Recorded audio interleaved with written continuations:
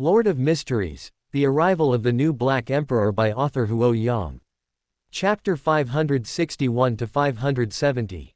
Rewind to around 4 p.m., Hobert and Furs returned to the real world together.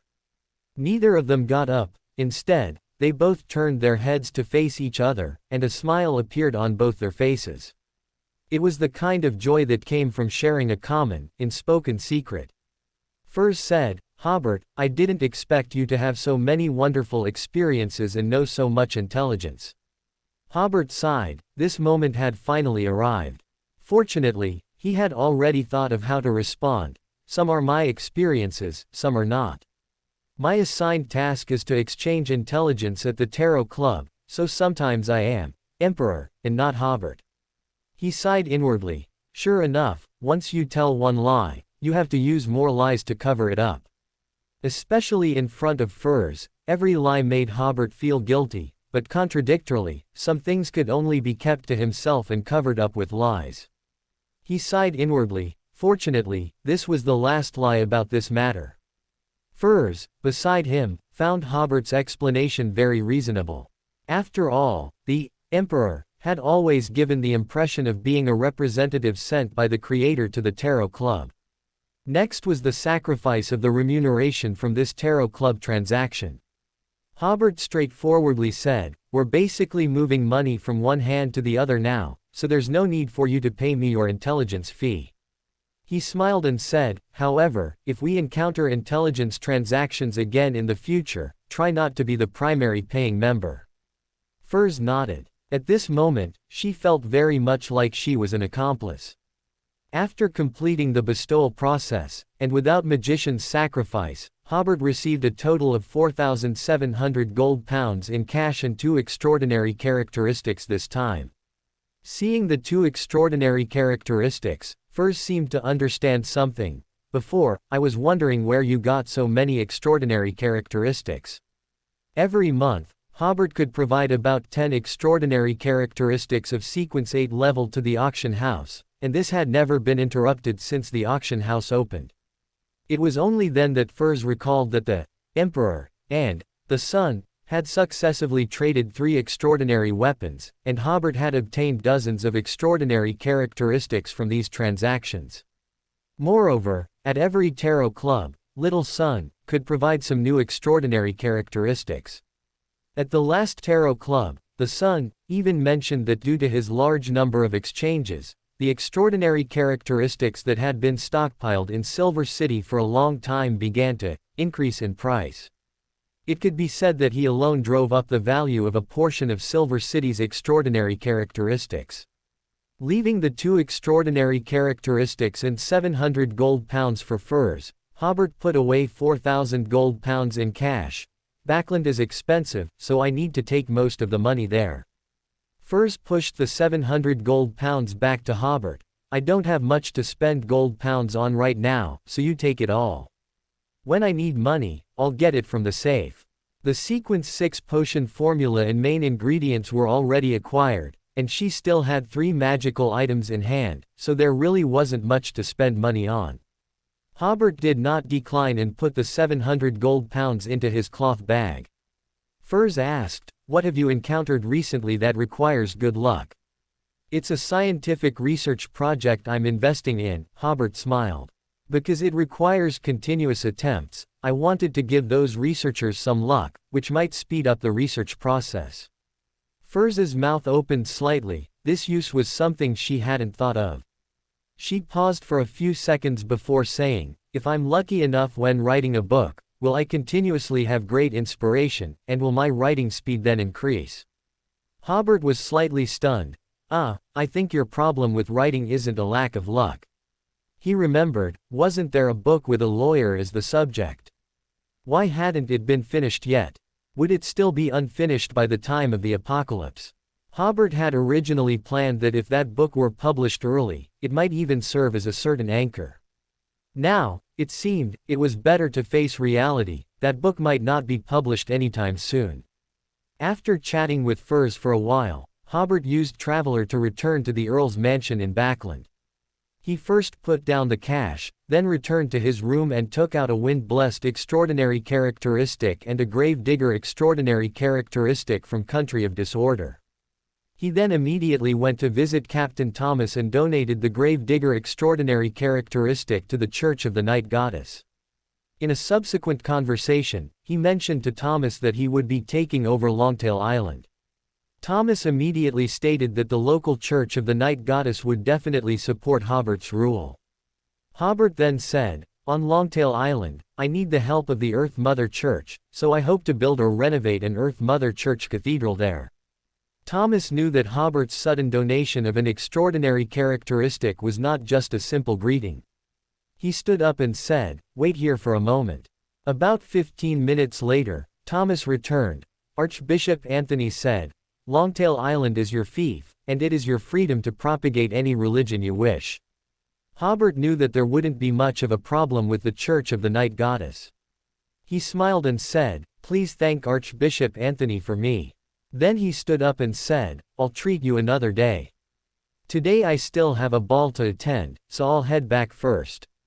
Hobert had only remembered that morning that he had forgotten to greet the Church of the Night Goddess and the Storm Church. Leaving Blackthorn Security Company, Hobert first returned to Military Intelligence Section 9 to clock out, then took a Military Intelligence Section 9 carriage to St. Wind Cathedral. After showing the wind-blessed extraordinary characteristic to the divine servant, he successfully met Bishop Graham, Earl Hobert. Graham, in his 30s with light blue hair and wearing a Storm Church bishop's robe, immediately recognized Hobert. Hobert smiled and shook hands with him. After a few pleasantries, Graham led Hobert to the back garden of the cathedral. In a small reception room, Hobert pushed the extraordinary characteristic, contained in a box, to Graham, stating that he was willing to donate this wind-blessed extraordinary characteristic to Graham. Graham opened the box and took a look, confirming that it was indeed a wind-blessed extraordinary characteristic. "Mr. Earl, you must explain where this sealed artifact came from." Hobert was well prepared. "When I was in Fenaport, 3 mercenary squads tried to assassinate me, and one of them was a wind-blessed." Graham nodded. As long as it wasn't a bishop of the Storm Church, it was fine. Hobert's explanation was plausible, as the military indeed had some extraordinaries of the sailor pathway, not only in the Navy but also in the colonial army on the South Continent. Many such retired officers, upon returning to the North Continent, joined the mercenary club. Then Graham looked at Hobert. He didn't remember Hobert being a follower of the Lord of Storms, and in fact, this Mr. Earl had always had little contact with the Storm Church. So why would he suddenly donate a Sequence 6 extraordinary characteristic? One should know that the wind-blessed extraordinary characteristic was very sought after in the raging sea. "I came here to get acquainted with you, Bishop," Hobert said. "Of course, I also have something to ask for your help with." Dealing with these hot-tempered individuals, Hobert chose to be direct, explaining that he would be taking over Longtail Island and planned to build an Earth Mother Church cathedral there. Graham nodded slightly. Hobert coming to inform him in advance and offering an extraordinary characteristic showed respect for the Storm Church. He didn't care whether that island in the raging sea, where most of the population were natives, had a third religion. Generally, the followers developed on such islands were not devout, and it was even difficult to develop followers at all, as it was hard to clearly explain the doctrines of the Storm Church to the natives. But he also knew very well that this was not something he could decide on his own. Similar to the encounter with Blackthorn Security Company, Graham asked Hobert to wait there. It wasn't until more than half an hour later, when it was almost dark, that Graham returned. He stood opposite Hobert and said sternly, "Earl Hobert, the Archbishop asked me to tell you that the Storm Church has felt your goodwill towards us, so we are also showing equivalent goodwill. First, there shall only be one Earth Mother Church cathedral on Longtail Island, and its size and specifications must not exceed those of the Storm Church Cathedral. The number of clergy sent by the Earth Mother Church must also not exceed the number of clergy in the Storm Church Cathedral on Longtail Island. Second, the Earth Mother Church is not allowed to preach to followers of the Storm Church, nor is it allowed to hinder the Storm Church's preaching, otherwise we will directly intervene in the affairs of Longtail Island. Hobert agreed immediately, no problem. After all, he wasn't familiar with the Storm Church before, so at this point, their willingness to compromise and not hinder the Earth Mother Church from going to Longtail Island was enough. As for these two regulations, Hobert considered them full of loopholes and believed they would not affect his endeavors at all. Leaving St. Wind Cathedral, Hobert realized it was too late to go back and change into formal wear, so he simply took a Military Intelligence Section 9 carriage to attend an Earl's ball. When the Military Intelligence Section 9 carriage stopped at the entrance of a certain Earl's mansion, it attracted many people's attention. This department was too special for nobles, even Georgina attended balls in an Earl-class carriage. Then Hobert, dressed rather informally, stepped out of the carriage and said to the Earl waiting at the door, whose name he had forgotten, "I apologize, an urgent case came up just before I left work, and I didn't have time to go back and change into formal wear. I hope I'm not late." The Earl, who was greeting guests at the door, was clearly stunned for a moment before saying, "Of course you're not late, please come in." When Audrey saw Hobert's rather casual attire, she shook her head helplessly. "Hobert, your attire is very ungentlemanly." Hobert also noticed the gazes of those around him, but he merely smiled slightly. "I actually hope that because of my attire, many gentlemen will not invite me to their gentlemanly balls." Viscount Relint, beside him, shook his head, thinking that way is a bit fanciful. Hobert was an earl, his father a duke. Now, both father and son were members of the House of Lords, and Hobert had also started working at Military Intelligence Section 9. For the nobles, even if they disliked them, there was no need to offend them. Tuesday morning, Longtail Island. Governor Janus of Longtail Island arrived at the governor's mansion as usual. As soon as he got out of the carriage, his secretary came up and said, "Governor, Earl Hobert's special envoy has arrived." Janus was slightly startled, and while quickening his pace, he asked, "When did the envoy arrive? Why wasn't I notified?" The secretary's expression was a bit strange. Just arrived." He had indeed just arrived, but no one had seen how he entered the governor's mansion. He seemed to have suddenly appeared in the hall of the governor's mansion. However, Janus didn't have time to ask for details at this moment. As the governor, he had already received a telegram that Longtail Island had been in theft to Earl Hobert. The royal family had given him a new appointment, but he had been delaying his departure. Because Janus's properties were all on Longtail Island, including a private iron mine, a rubber tree forest, and 2 manors. At the same time, he often colluded with the garrison to capture indigenous people from the mountains and secretly engage in slave trade. If possible, he hoped to continue managing Longtail Island for Earl Hobert. However, Earl Hobert had not sent anyone to Longtail Island, so Janus took the initiative to send people to Backland, but his people were still on the way. Upon arriving at the hall of the governor's mansion, Angus, a man in his 20s who looked very amiable, was standing with his arms crossed, admiring the murals with rusted archipelago style. "Mr. Envoy," Janus said respectfully. On Longtail Island, Janus seemed more authoritative than the emperor, but in Backland, he was completely a fringe figure of the royal family. If it weren't for a stroke of luck that promoted him to Sequence 5, he would not have been able to become the governor of a large island. In Backland, let alone an earl's envoy, he would have to be polite even to a lord's confidant. Angus smiled and said, "Hello, Governor." Seeing the other party's amiable demeanor, Janus first breathed a sigh of relief. "Please come to the office to discuss in detail." Angus nodded and followed him to the governor's office. Looking at the luxurious decoration of the office, Angus exclaimed, "It's even grander than the Earl's office." Janus was startled. This was prepared for you." Saying this, he quickly offered a cigar. Until this moment, he still thought that this envoy was simply here to understand the situation. Angus waved his hand. "Go and have someone prepare the information on Longtail Island. The Earl and a group of officials will be here shortly." Janus was stunned. They also came by ship. They didn't come by ship. Angus did not continue to explain. but instead said, "Prepare for the handover. Try to complete it this morning. In the afternoon, the Earl still needs to inspect the territory." Janice was a little surprised, so fast. After leaving the office, Janice didn't react for several minutes. Finally, he made up his mind and returned to the office. "Mr. Envoy." He saw that the envoy had set up a door in the center of the office, and the envoy was drawing some mystical symbols on the carpet by the door. "What is it?" Angus asked without turning his head. "I am willing to donate a rubber forest to the Earl. Can you help me say a few good words so that I can continue to be the governor of Longtail Island?" Janice smiled and said, "No one understands this island better than I do.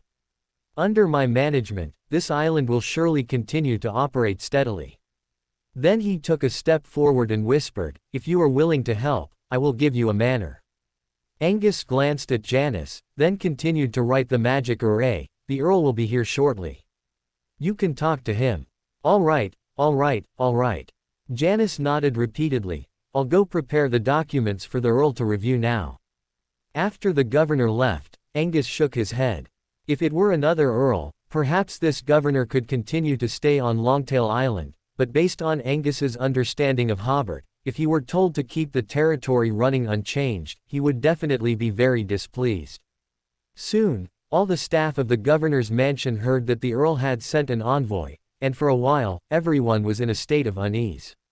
However, some staff members believed that it was just an envoy who had arrived. If the Earl wanted the territory to continue operating, he would need people to manage it, so they would not lose their jobs. But not long after, a team of soldiers emerged from the governor's office. The officer in charge, with a face as cold as frost, ordered, "Earl's command, all staff gather in the hall.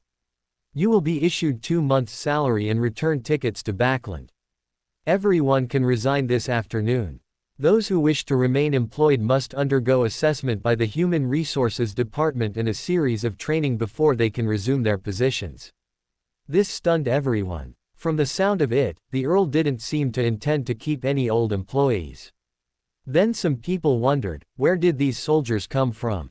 Their uniforms didn't seem to be ruined uniforms, did they? Everyone looked at Governor Janice, and at this moment, Janice was also completely bewildered. When did these people hide in the office? After a moment of thought, he realized that these people might have come using the Traveler's Gate. Just as everyone was feeling strange, several more teams of fully armed soldiers, shouting slogans, emerged from the offices of the governor's mansion. They were well trained, well equipped, and even had heavy machine guns. After assembling in the courtyard, there were about 300 people. Seeing the guns in the hands of these soldiers, everyone's complaints reached their throats only to be swallowed back down. Soon after, a group of people dressed as clerks emerged from the governor's office. The official leading them introduced himself. "My name is Conrad, the newly appointed mayor of Longtail Island. May I ask who are the staff members of the Land Resources Department?" 2 people stood out. Conrad waved his hand, and 3 of his subordinates stepped forward to take over from them. "May I ask who are the staff members of the Finance Department?" In just a moment, Mayor Conrad clarified the handover work of the governor's mansion. Those clerks who went to take over shook their heads repeatedly after seeing the archives and documents left by this governor's mansion. 2 weeks ago, Hobert had issued a Longtail Island introduction to everyone who came to work on Longtail Island. The introduction given by the Lord was more detailed than the information from the specific functional departments of the governor's mansion. In the governor's mansion office, Earl's envoy Angus led out 10 stern-faced members. Angus said to Janice, who was already stunned, "I am here to take over the secret archives and secret affairs. This refers to the extraordinary archives and extraordinary cases of the island." Janice was stunned for a moment before reacting, "Ah. Good, good." He hadn't expected that the Earl would have so many extraordinary subordinates. One must know that many Earls would only hire a few extraordinaries to protect themselves, but Earl Hobert sent 10 extraordinaries to Longtail Island. How much would that cost? Several extraordinaries from the governor's mansion also finally felt a sense of crisis when handing over their extraordinary work. They were once pirates or adventurers and had already established their own properties on Longtail Island, and none of them wanted to leave. At this moment, several soldiers carried out the leather chairs from the governor's mansion. Beside this luxurious chair, another chair was placed. A few minutes later, a man and a woman emerged from the governor's office again. The man was handsome and bright, and the woman was mature and languid. The soldiers in the hall immediately saluted the two of them. These two were, of course, Hobert and Furs. Hobert and Furs unhurriedly sat down on the chairs in the hall, and only then did the soldiers stop saluting. At this time, Seal, who had already made preparations in the courtyard, led 300 well-equipped soldiers to relieve the local ruined garrison, after notifying them in advance. Conrad also replied, "Lord, the work of the governor's mansion has basically been handed over." Angus also brought people out. "Lord, the secret archives and cases have also been handed over." Hobert nodded. "Proceed according to the original plan." "Yes." Angus went back to dismantle the Traveler's Gate, preparing to reinstall this door in the courtyard, and then another batch of soldiers and logistics personnel would arrive. This group of people will be stationed near the governor's mansion to protect the civilian staff in completing the asset registration and property rights confirmation work for the city. Because there had already been 2 experiences of occupying new territories, the government departments already had mature work procedures. After occupying a new territory, the first thing was to re-sort out the situation of property, population, and land. The colonies were quite crude in this regard. Of course, it cannot be entirely blamed on the colonies. The total population of Backland was estimated, so the colonies certainly wouldn't be much better. Janice stepped forward and said, "Mr. Earl." At this point, he no longer held any hope of continuing to serve as governor. The Earl's clean and decisive takeover of the entire territory clearly indicated a premeditated plan. Since the other party had never contacted him, he was certainly not part of the other party's premeditation. Hobert smiled and said, "Governor Janice, you've worked hard. It's no hardship." Janice also smiled and said, "The iron mine on Longtail Island." "I know." Hobert said, "On Longtail Island, only 1/3 of the iron and copper mines belong to the governor's mansion, the others are investments by Navy personnel or some nobles." Janice was first a little surprised, then he felt it was reasonable. Since they were already prepared to take over the officials of Longtail Island, how could they not understand the mining situation on Longtail Island? Hobert explained, "This is the fiefdom the king gave me. I don't care how it was before, from now on, all industries here must pay taxes to me uniformly. The specific tax standards will follow the tax law of the ruined kingdom." Janice was slightly startled. He was about to remind the Earl that such a tax collection method would definitely not work. This was the Rusted Archipelago after all, not Backland, and there was no such thing as a tax law here. There were only fees like port usage fees, land usage fees, and so on, because no one here would abide by the law. But then he thought, since he wasn't hired as governor anyway, he could do whatever he wanted. Hobert asked, "Does the governor have anything else?" "No." Janice smiled bitterly. "I'm just suddenly leaving here, and I feel a bit reluctant." He was actually considering whether to wait a little longer on Longtail Island. To wait until the Earl had offended all the powerful figures in the Rusted Archipelago, so he could come out, clean up the mess, and continue to be governor. In the governor's mansion on Longtail Island, the original staff of the governor's mansion were all annoyed by Earl Hobert's new arrangements. It wasn't that Hobert withheld their salaries, in fact, he paid them an extra 2 months.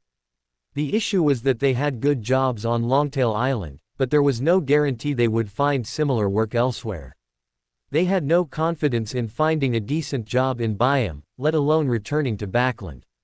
Most of them hoped to keep their positions, but their retention assessment was very strange. It was entirely focused on questions about crop cultivation or trivial matters concerning local natives, with grammar assessments placed last. In the end, only 3 people were retained, and it was said they would be sent back to Backland for a period of study. The staff couldn't understand, what was there to study about working in the governor's mansion? Everyone grew increasingly agitated and gathered at the governor's mansion, refusing to leave. At this moment, Countess Furs stood up, unhurriedly took a stack of documents from a bag handed to her by a servant, and said in a clear voice, "Guards of South Colson, I temporarily grant you law enforcement powers. Go arrest the villains whose names I am about to read." The guards in the hall and courtyard roared in response, "Yes." Officer Belai Siwetan, responsible for public order on Longtail Island.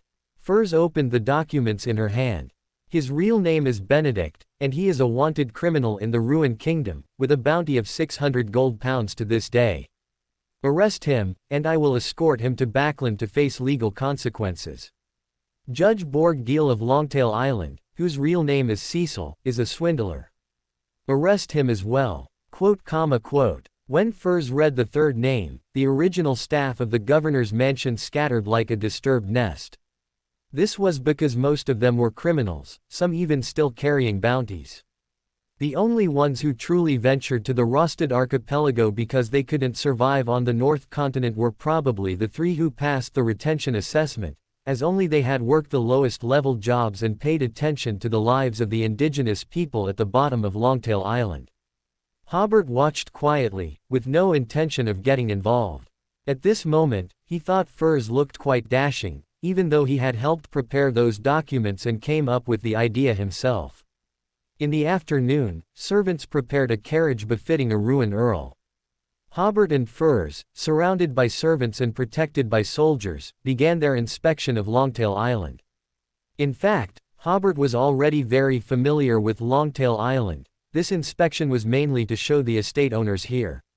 That's why he temporarily hired many servants and brought over 100 soldiers, determined to display the Earl's grandeur. Not long after leaving the city, Hobert opened the carriage window and pointed to the hills outside. There are many loose rocks around those hills.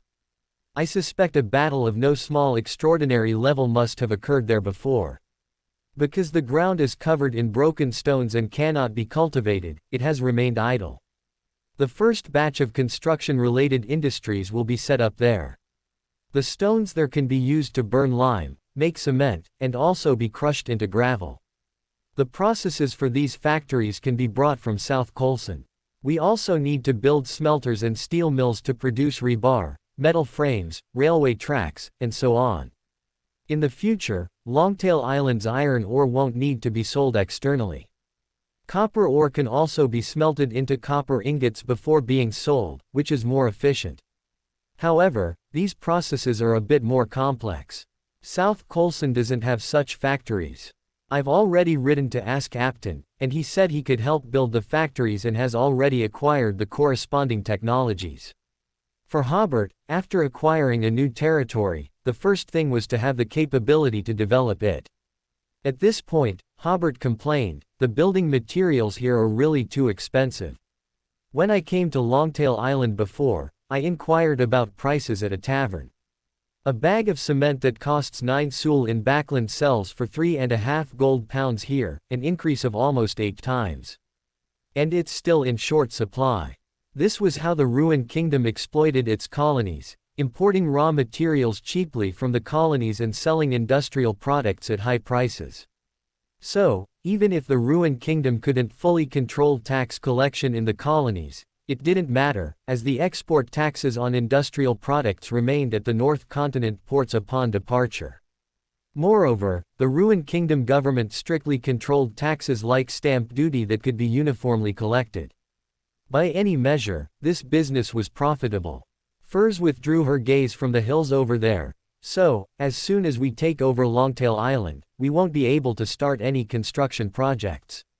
"Not necessarily." Hobert smiled. There was also, the Creator, Express Delivery. No, now it could be called, the Creator Logistics. Hobert added, "Some things I can only tell you. Keep them in mind and guide Conrad and the others at critical moments." Furs nodded, listening intently. "In the initial stages, our main obstacles will be the estate owners and mine owners." Hobert said, "I've seen how the estates operate. To establish effective rule here, we must break the estate economy. Regarding this, I've already thought of some methods, which we will begin implementing after our inspection. The problem we will face afterward is how to civilize the local natives. I haven't thought of a good solution for this yet. We can only set up more schools and compel them to build modern houses and wear modern clothing. At this point, Hobert pointed to the fields outside. Furs followed his gaze and saw local natives, clad only in 2 pieces of cloth, working in the fields. Furs couldn't help but frown. Even in the South Colson region, which had been almost isolated for half a century, people still spoke Fenaport and retained Fenaport customs. In such a state, it was easy to establish new rule because they still had a basic sense of cohesion. However, the indigenous people of Longtail Island held different values from rulers like Hobert, and consequently, different ways of thinking, making it difficult to establish effective rule in a short time. Previous colonizers never bothered to civilize the natives. For them, the time cost was too high. So, they chose to establish effective rule with advanced rifles and whips. There is a transitional plan, though. Hobert said, similar to the South Colson region, we could encourage immigration from Backland to Longtail Island, using Backland's population to meet the initial demand for workers, and then, over a generation, gradually accustom the natives to modern life. However, immigration presents a significant problem. It can easily lead to internal divisions and severe conflicts in the future. Whenever Hobert discussed such strategic issues, Furs would listen quietly, having long realized that her strategic thinking was far inferior to Hobert's. It was better to simply listen carefully to his thoughts. Of course, Furs also found it difficult to solve problems that Hobert hadn't.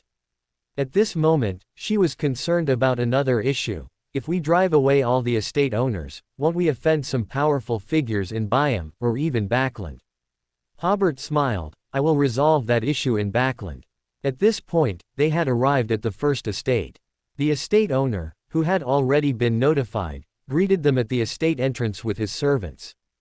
Hobert simply got out of the carriage and waved briefly to them. Then Freya, who was accompanying them, stepped forward to convey Hobert's order. The Earl invited them to a banquet at the Lord's Manor the day after tomorrow, which was Thursday morning. Continuing their inspection, Hobert and his party camped in the wilderness that night and resumed their tour the next day.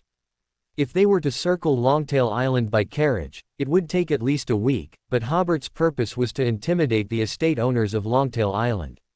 These estate owners primarily lived on the eastern plains, so by Wednesday morning, the planned inspection was concluded.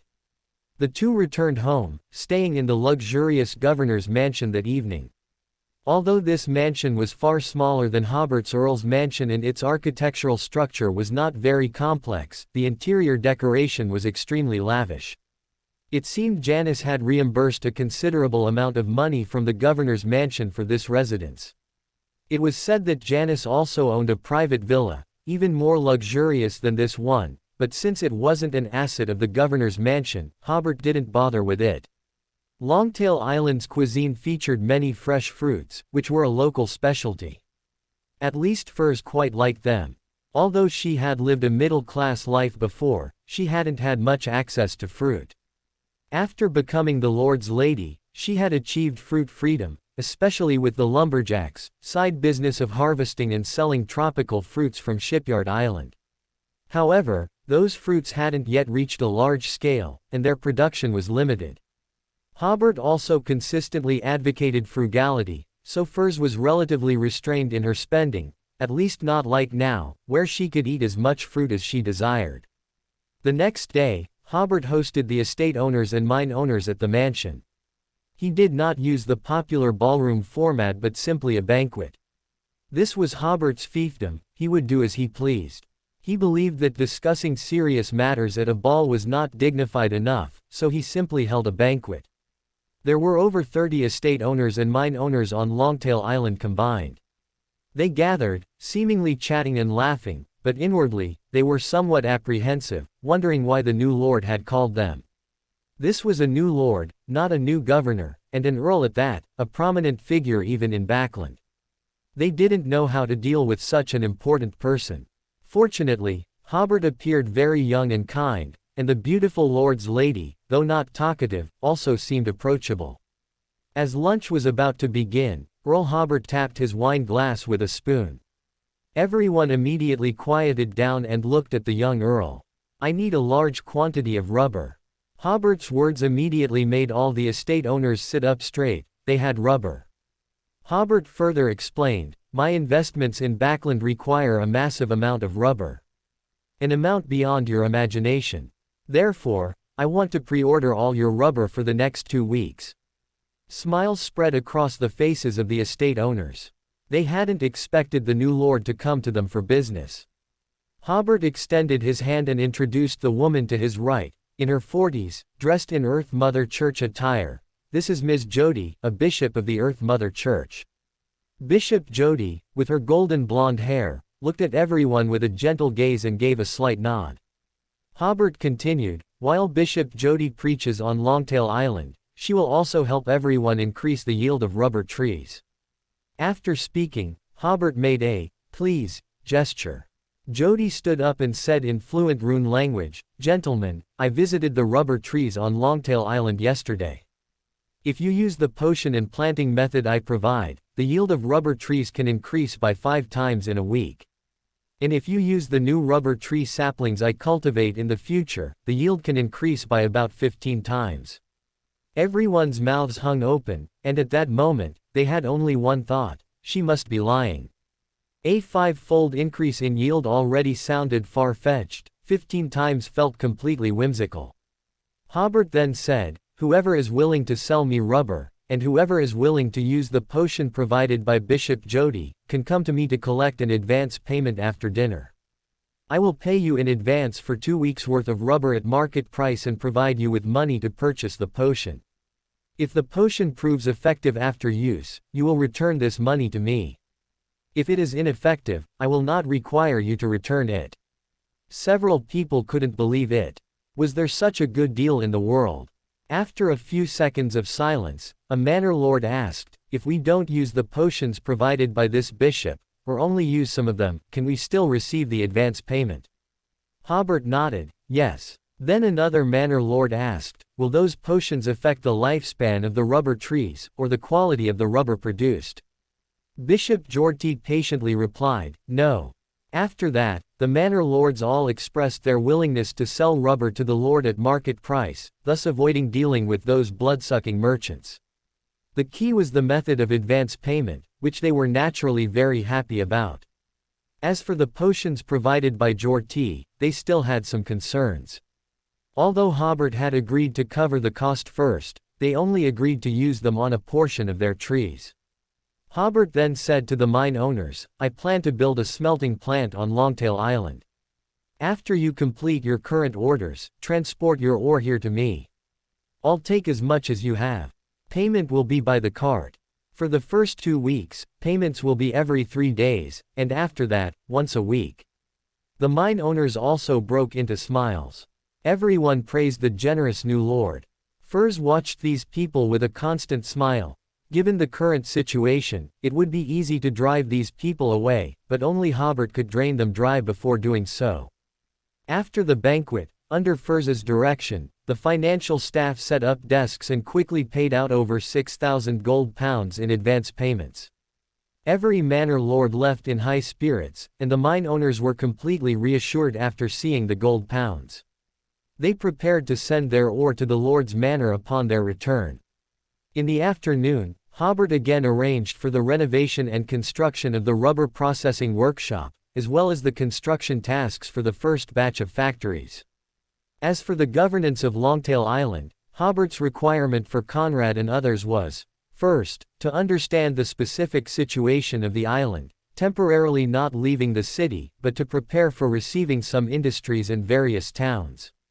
Since Freya had already been promoted to sheriff, Hobert temporarily entrusted her with the security of Longtail Island, or more precisely, Longtail Port. As for the materials for the first batch of construction work, Hobert said they would arrive tomorrow. He had already arranged for Todd in Backland to procure them, and they would be transported by the Creator Logistics tomorrow. The first batch of construction workers could be transferred from the South Colson area, with experienced workers, mainly recruited locally. Longtail Port did have quite a few ruined people, but most of them were unwilling to engage in such labor. However, many were willing to temporarily provide local indigenous people to Hobert like slaves, profiting from it. Having just arrived, Hobert naturally had to respect the local customs, and let these human traffickers, acting as intermediaries, provide the main labor force. After assigning tasks, Hobert returned to Backland. He still had a ball to attend that evening. For Hobert, balls were becoming increasingly boring. Endless dancing, endless drinking, endless small talk. In the end, the ball would finish, and he would feel like he had wasted an entire evening. Of course, this was Hobert's normal state. Many people could still achieve quite satisfactory results at balls. Many people had already heard that Hobert had rented a huge factory building, but what exactly he planned to do was still unknown, so most nobles were still watching. Audrey, standing nearby, smiled and said, "Hobert, you're becoming less and less inclined to hide your true thoughts now. Occasions like this remind me of school, when I really didn't want to listen, but had to attend class," Hobert said with a sigh. "Perhaps you should go to the dining table and have a piece of roast meat," Audrey suggested. "Tonight's Dixie-style roast meat is quite distinctive. Good food always heals the soul." Hobert nodded. "That roast meat is indeed good, but this wine doesn't quite go with it." Audrey gently swirled the wine glass in her hand, then looked at its color and said, "It's a very good wine." "That's not what I meant," Hobert laughed. "If I said how I'd eat it, you'd say I wasn't a gentleman." Audrey smiled. "Hobert is the most refined gentleman in Backland." "All right, then I'll tell you," Hobert said. "Roast meat should be paired with beer." Audrey thought for a moment. "I think I had beer once at a poetry salon." "Beer isn't usually served at formal banquets," Hobert said. "You probably haven't had much of it. Noble gentlemen often drank beer at private gatherings, but ladies or young ladies' gatherings tended to have more fruit wine." Audrey suggested, "You're holding a banquet the day after tomorrow. You could consider serving beer with roast meat at your banquet." Hobert was about to agree, but then he smiled helplessly. "If I really did that, I'm afraid my butler would hang himself in front of me." Although he knew that even if Mr. Doffus hung from a beam for a whole day, he probably wouldn't die. Audrey chuckled softly, and everyone's eyes were drawn to her, as if they were seeing a blooming flower. "Mr. Doffus must work very hard," she said. Everyone around sighed a little. It was a pity that this beautiful flower was blooming for someone else. Audrey seemed to suddenly remember something and whispered, "Do you know where they sell barbecue and beer? We could go try it together." "Their barbecue isn't authentic," Hobert swallowed. "Let's find a time next week. I'll treat you to an authentic barbecue one evening." Audrey immediately nodded. "Sounds good." The next 2 days, Hobert was very busy.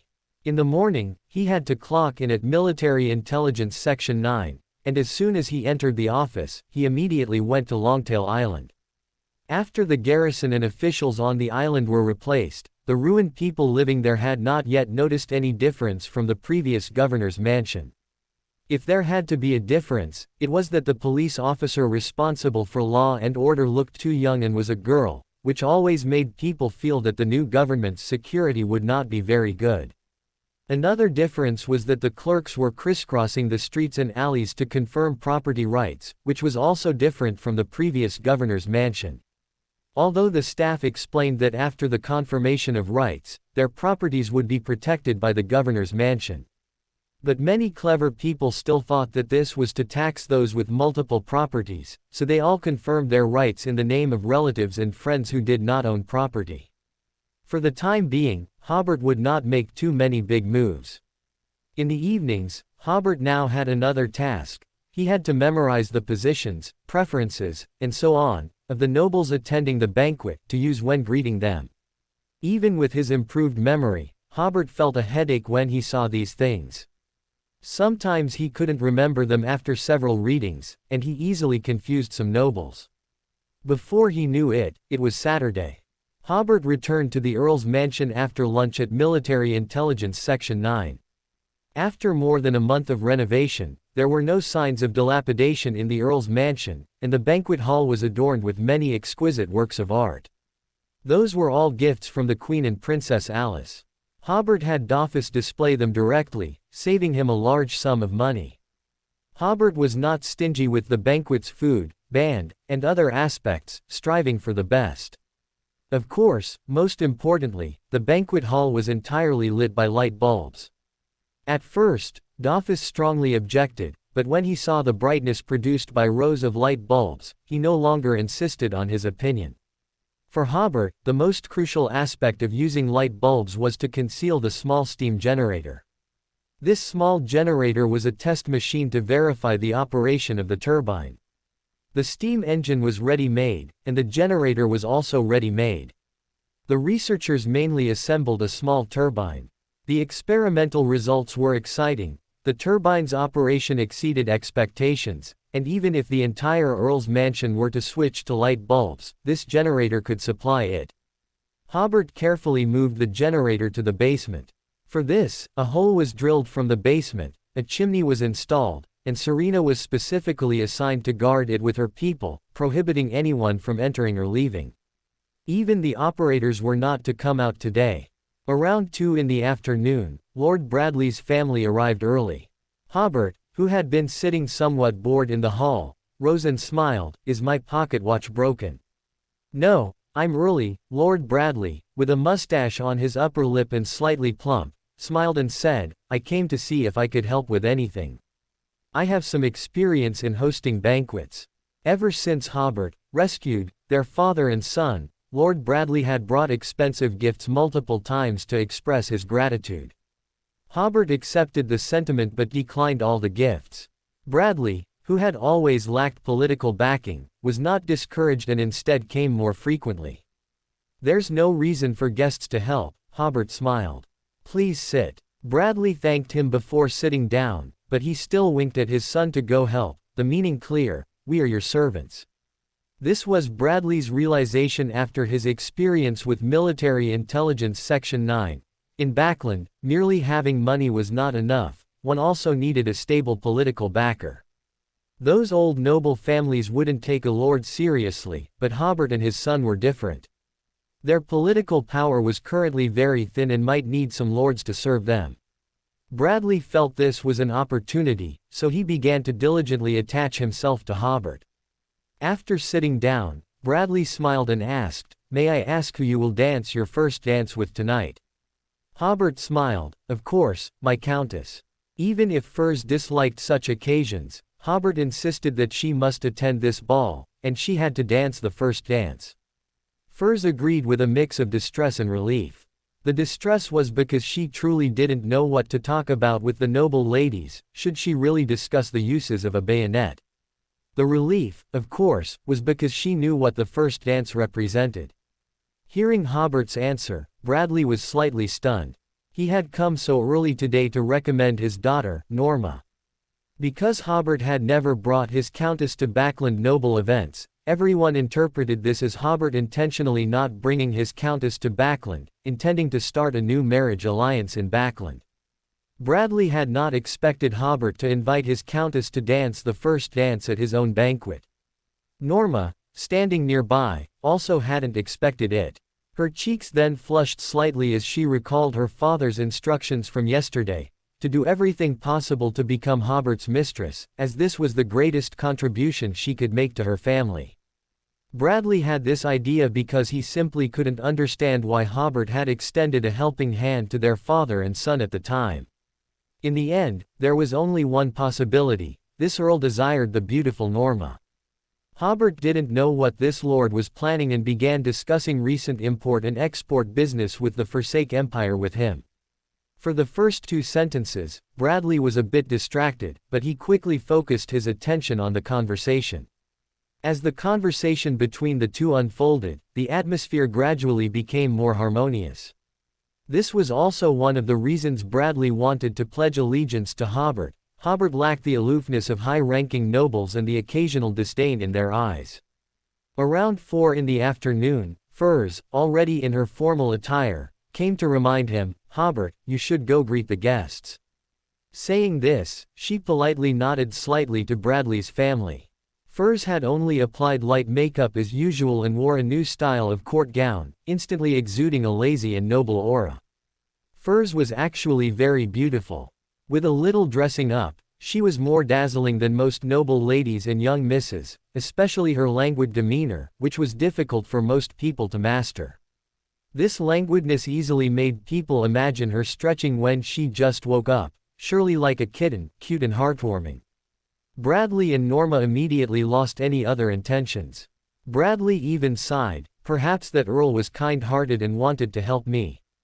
Hobert sighed after hearing Furz's reminder, we were having such a good chat, and suddenly I have to go to work. Furz smiled helplessly, speaking in a coaxing tone, go welcome the guests first, then we can talk when you come back.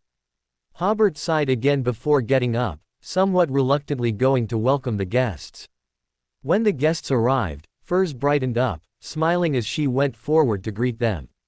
Her smile only became truly genuine when she saw Christine and Monlis's family.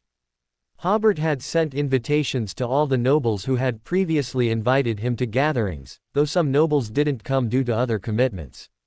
Additionally, there were nobles he had chatted with at the banquet, such as Viscount Relint, and many lords like Lord Bradley who were eager to curry favor. All in all, dozens of nobles were expected today. What surprised everyone was that Hobert actually managed to invite Princess Alice, which seemed to prove that his father and he were deeply trusted by the royal family. Actually, at a ball, Alice asked Hobert, I heard you're holding a ball on the 22nd. Hobert immediately realized that he had to quickly send an invitation to this royal ancestor tomorrow. As more and more guests arrived, it grew late, and the hall gradually darkened, but the servants never turned on the lights. At first, the nobles didn't pay much attention, but later the light became too dim, and they couldn't help but discuss it. Even Monliza went to remind Furz, quickly tell the servants to turn on the lights. Otherwise, they would be ridiculed by the nobles again. Furz smiled, Mother, Hobert said he wanted to give everyone a surprise. Monliza was slightly taken aback, then smiled, you're also messing around with Hobert.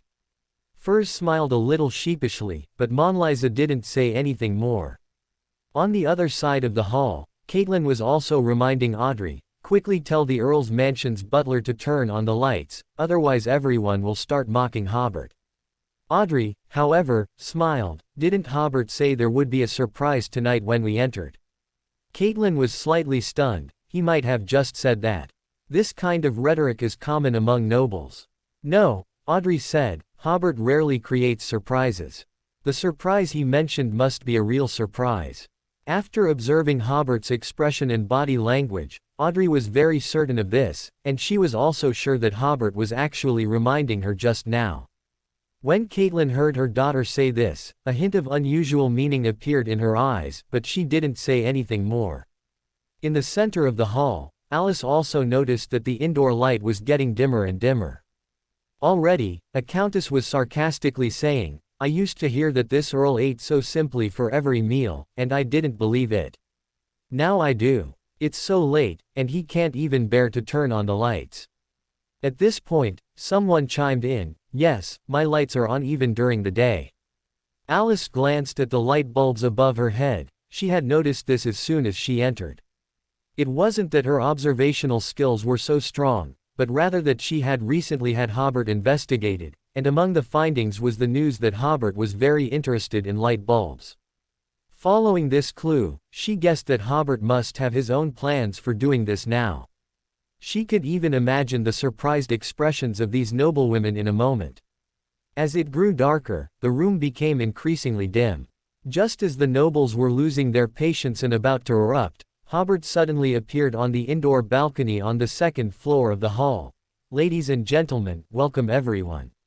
Hobert bowed slightly, and after straightening up, continued, I imagine everyone is very curious why I haven't turned on the lights. The reason is simple, I want everyone to remember this moment. Many nobles were already inwardly mocking Hobert for being pretentious or trying to explain away the mistake of forgetting to turn on the lights. The hall was so dark that no one's face could be clearly seen, so everyone didn't even bother to manage their expressions. The demigod Hobert took in everyone's expressions, get ready. I'll show everyone the light of technology. Take a look at the Earl's light. After speaking, he closed the circuit breaker beside him. The hall instantly became as bright as day. Clang! Several nobles couldn't hold their wine glasses steady, and they fell to the floor. Even in noble homes, gas lamps were still used at this time. They were exquisite, but their brightness simply couldn't compare to these tungsten filament light bulbs. Alice in the center of the hall pursed her lips and smiled. This is the Hobert I know.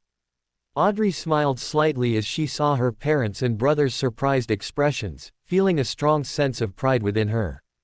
Furs looked at Hobert's triumphant smile on the balcony. I can already imagine this guy toying with the nobles of Backland in the palm of his hand in the future. The Earl of Light will bring infinite light to Backland in the future. Hobert said emotionally from the balcony. History will begin to be rewritten from this moment on. Ladies and gentlemen, you will all be witnesses to this history. Alice led the applause, and everyone followed suit. Even nobles who had seen light bulbs before applauded Hobert sincerely at this moment. Because Hobert chose the timing so perfectly, giving everyone a huge shock. As the band's music began, Hobert bowed slightly, descended from the balcony via the back stairs, then took Furz's hand and danced the first dance on the stage. In the elegant music, the two danced and twirled. Furz smiled and whispered, "This feeling of attracting everyone's attention is actually quite nice." Hobert smiled, "That's because you're beautiful enough, and your dancing is graceful enough. I think, after tonight, another goddess will be added to the hearts of Backland's nobles." Furz sighed softly, "But I still don't like such occasions." Audrey saw the intimate conversation between the two while they danced, turned her head, and started talking about Backland University with Elizabeth. Alice scrutinized Furz. Is this his wife? Her looks are nothing special. She continued to look her over. Her waistline is nothing special, her chest. Alice couldn't help but look down at her own. Perhaps, I can still develop a bit more. After the first song finished, the ball officially began. Hobert only danced this one dance at today's ball, because after he came down from the stage, people kept coming over to chat and ask questions about the light bulbs. Because they noticed that after more than 10 minutes, not a single light bulb above their heads had gone out. These nobles had very keen senses. They immediately saw the business opportunity in this new invention. Even those in the know wondered how Hobert was providing such stable electricity. Everyone had too many questions to ask, but Hobert remained tight-lipped, only talking about interesting stories and jokes from Backland, which made some impatient nobles itch with curiosity. After Earl Hobert's ball ended, Earl Hall was in his returning carriage. Earl Hall asked Audrey, "Is this the research project Hobert invested in?" Audrey smiled. "Yes, he said he wanted to bring light to Backland, and I didn't expect it to be true light." "Hobert is very good at creating atmosphere," Hobert commented. "Did he also invest in large-capacity battery technology?" The lights didn't dim throughout the entire ball, and not a single light bulb went out. "Exactly, that's the key," Earl Hall said seriously. "Not a single light bulb went out. If I remember correctly, the light bulbs on the market now don't last very long." He asked, "Audrey, is Hobert's funding sufficient? Has he sought investment?" Audrey recalled Hobert's financial situation. "As far as I know, no. He will definitely seek investment," Earl Hall smiled. "When that happens, remember to tell me." Seeing his daughter's puzzled expression, he continued with a smile, "He is a clever young man, and of course he knows that sometimes the profits of a monopoly can bring trouble and danger. Of course, he needs to find a few partners to share these dangers and troubles." Audrey slowly nodded. She remembered Hobert expressing such intentions. In Duke Christine's carriage, Tyrone was still excited. "Sister-in-law said it's called an electric light. I didn't expect it to be so bright. It's like daytime." Christine nodded slightly. "This is indeed a fresh novelty." Monliza said, "Furs mentioned that Hobert has invested quite a bit in electric lights and plans to primarily make such products in the future." This was something the nobles might not have expected. Hobert kept quiet about the light bulbs, but Furs, who also knew some of the inside story, gave a simple explanation to Monliza in a corner of the ball. Tyrone said happily, then Backland will be as bright as day at night from now on. At this time, in Hobert's mansion, Hobert poured himself a glass of wine, found some untouched food, and ate a few bites. He hadn't had time to eat anything earlier and was parched from talking so much. However, his goal had been achieved, sparking considerable enthusiasm among the nobles for electric lights, which would undoubtedly trigger a series of new topics in noble circles. At the same time, he also took the opportunity to chat with Lord Atwood, who is currently the Minister of Education, about Elizabeth's application to Backland University. The other party promised to help in this regard, and Hobert planned to bring gifts to thank him in a few days. After celebrating with 2 sips of wine, Hobert noticed Furs was a bit distracted. He put his arm around her waist. "Did you eat enough tonight?" "I did," Furs smiled. At the ball, she had noticed the way Audrey and Princess Alice looked at Hobert. Although she wasn't a spectator, she still trusted her intuition in many situations. Furs returned to South Coulson early the next morning. Walking through the city streets and responding to everyone's greetings, Furs's mood finally improved. Just then, a middle-aged tourist of about 50 years old on the street stepped forward and asked, "Hello." Furs brightened up and smiled, "Hello, can I help you?" The person introduced himself, "My name is Spike, and I have a question I'd like to discuss with you." Spike. Furs was startled, that name sounded so familiar. Furs saw the increasingly prosperous streets, and the people in this city, which seemed to have witnessed Hobert's growth, regarded her as the Countess. In the future, on Longtail Island, she would still be the lady of the manor. As long as Hobert was not present, she would be like the head of state.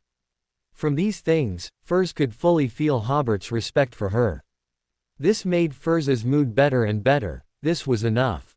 As soon as she adjusted her mindset, she encountered a man around 50 years old, with decent features, dark black eyes, who introduced himself as Spike. Furs smiled and asked, "Did you encounter any problems in the scenic area?" Spike scrutinized Furs. "I just feel like you look familiar." Furs originally thought the other party was joking, but suddenly she remembered that the corrupted angel of the Antigonus family was named Spike Antigonus. It couldn't be such a coincidence that she met him. Although Miss Justice had helped everyone forget the memories above the gods, at the time, all other memories were preserved. Furs still remembered that corrupted pathway angel, she just didn't remember who corrupted him.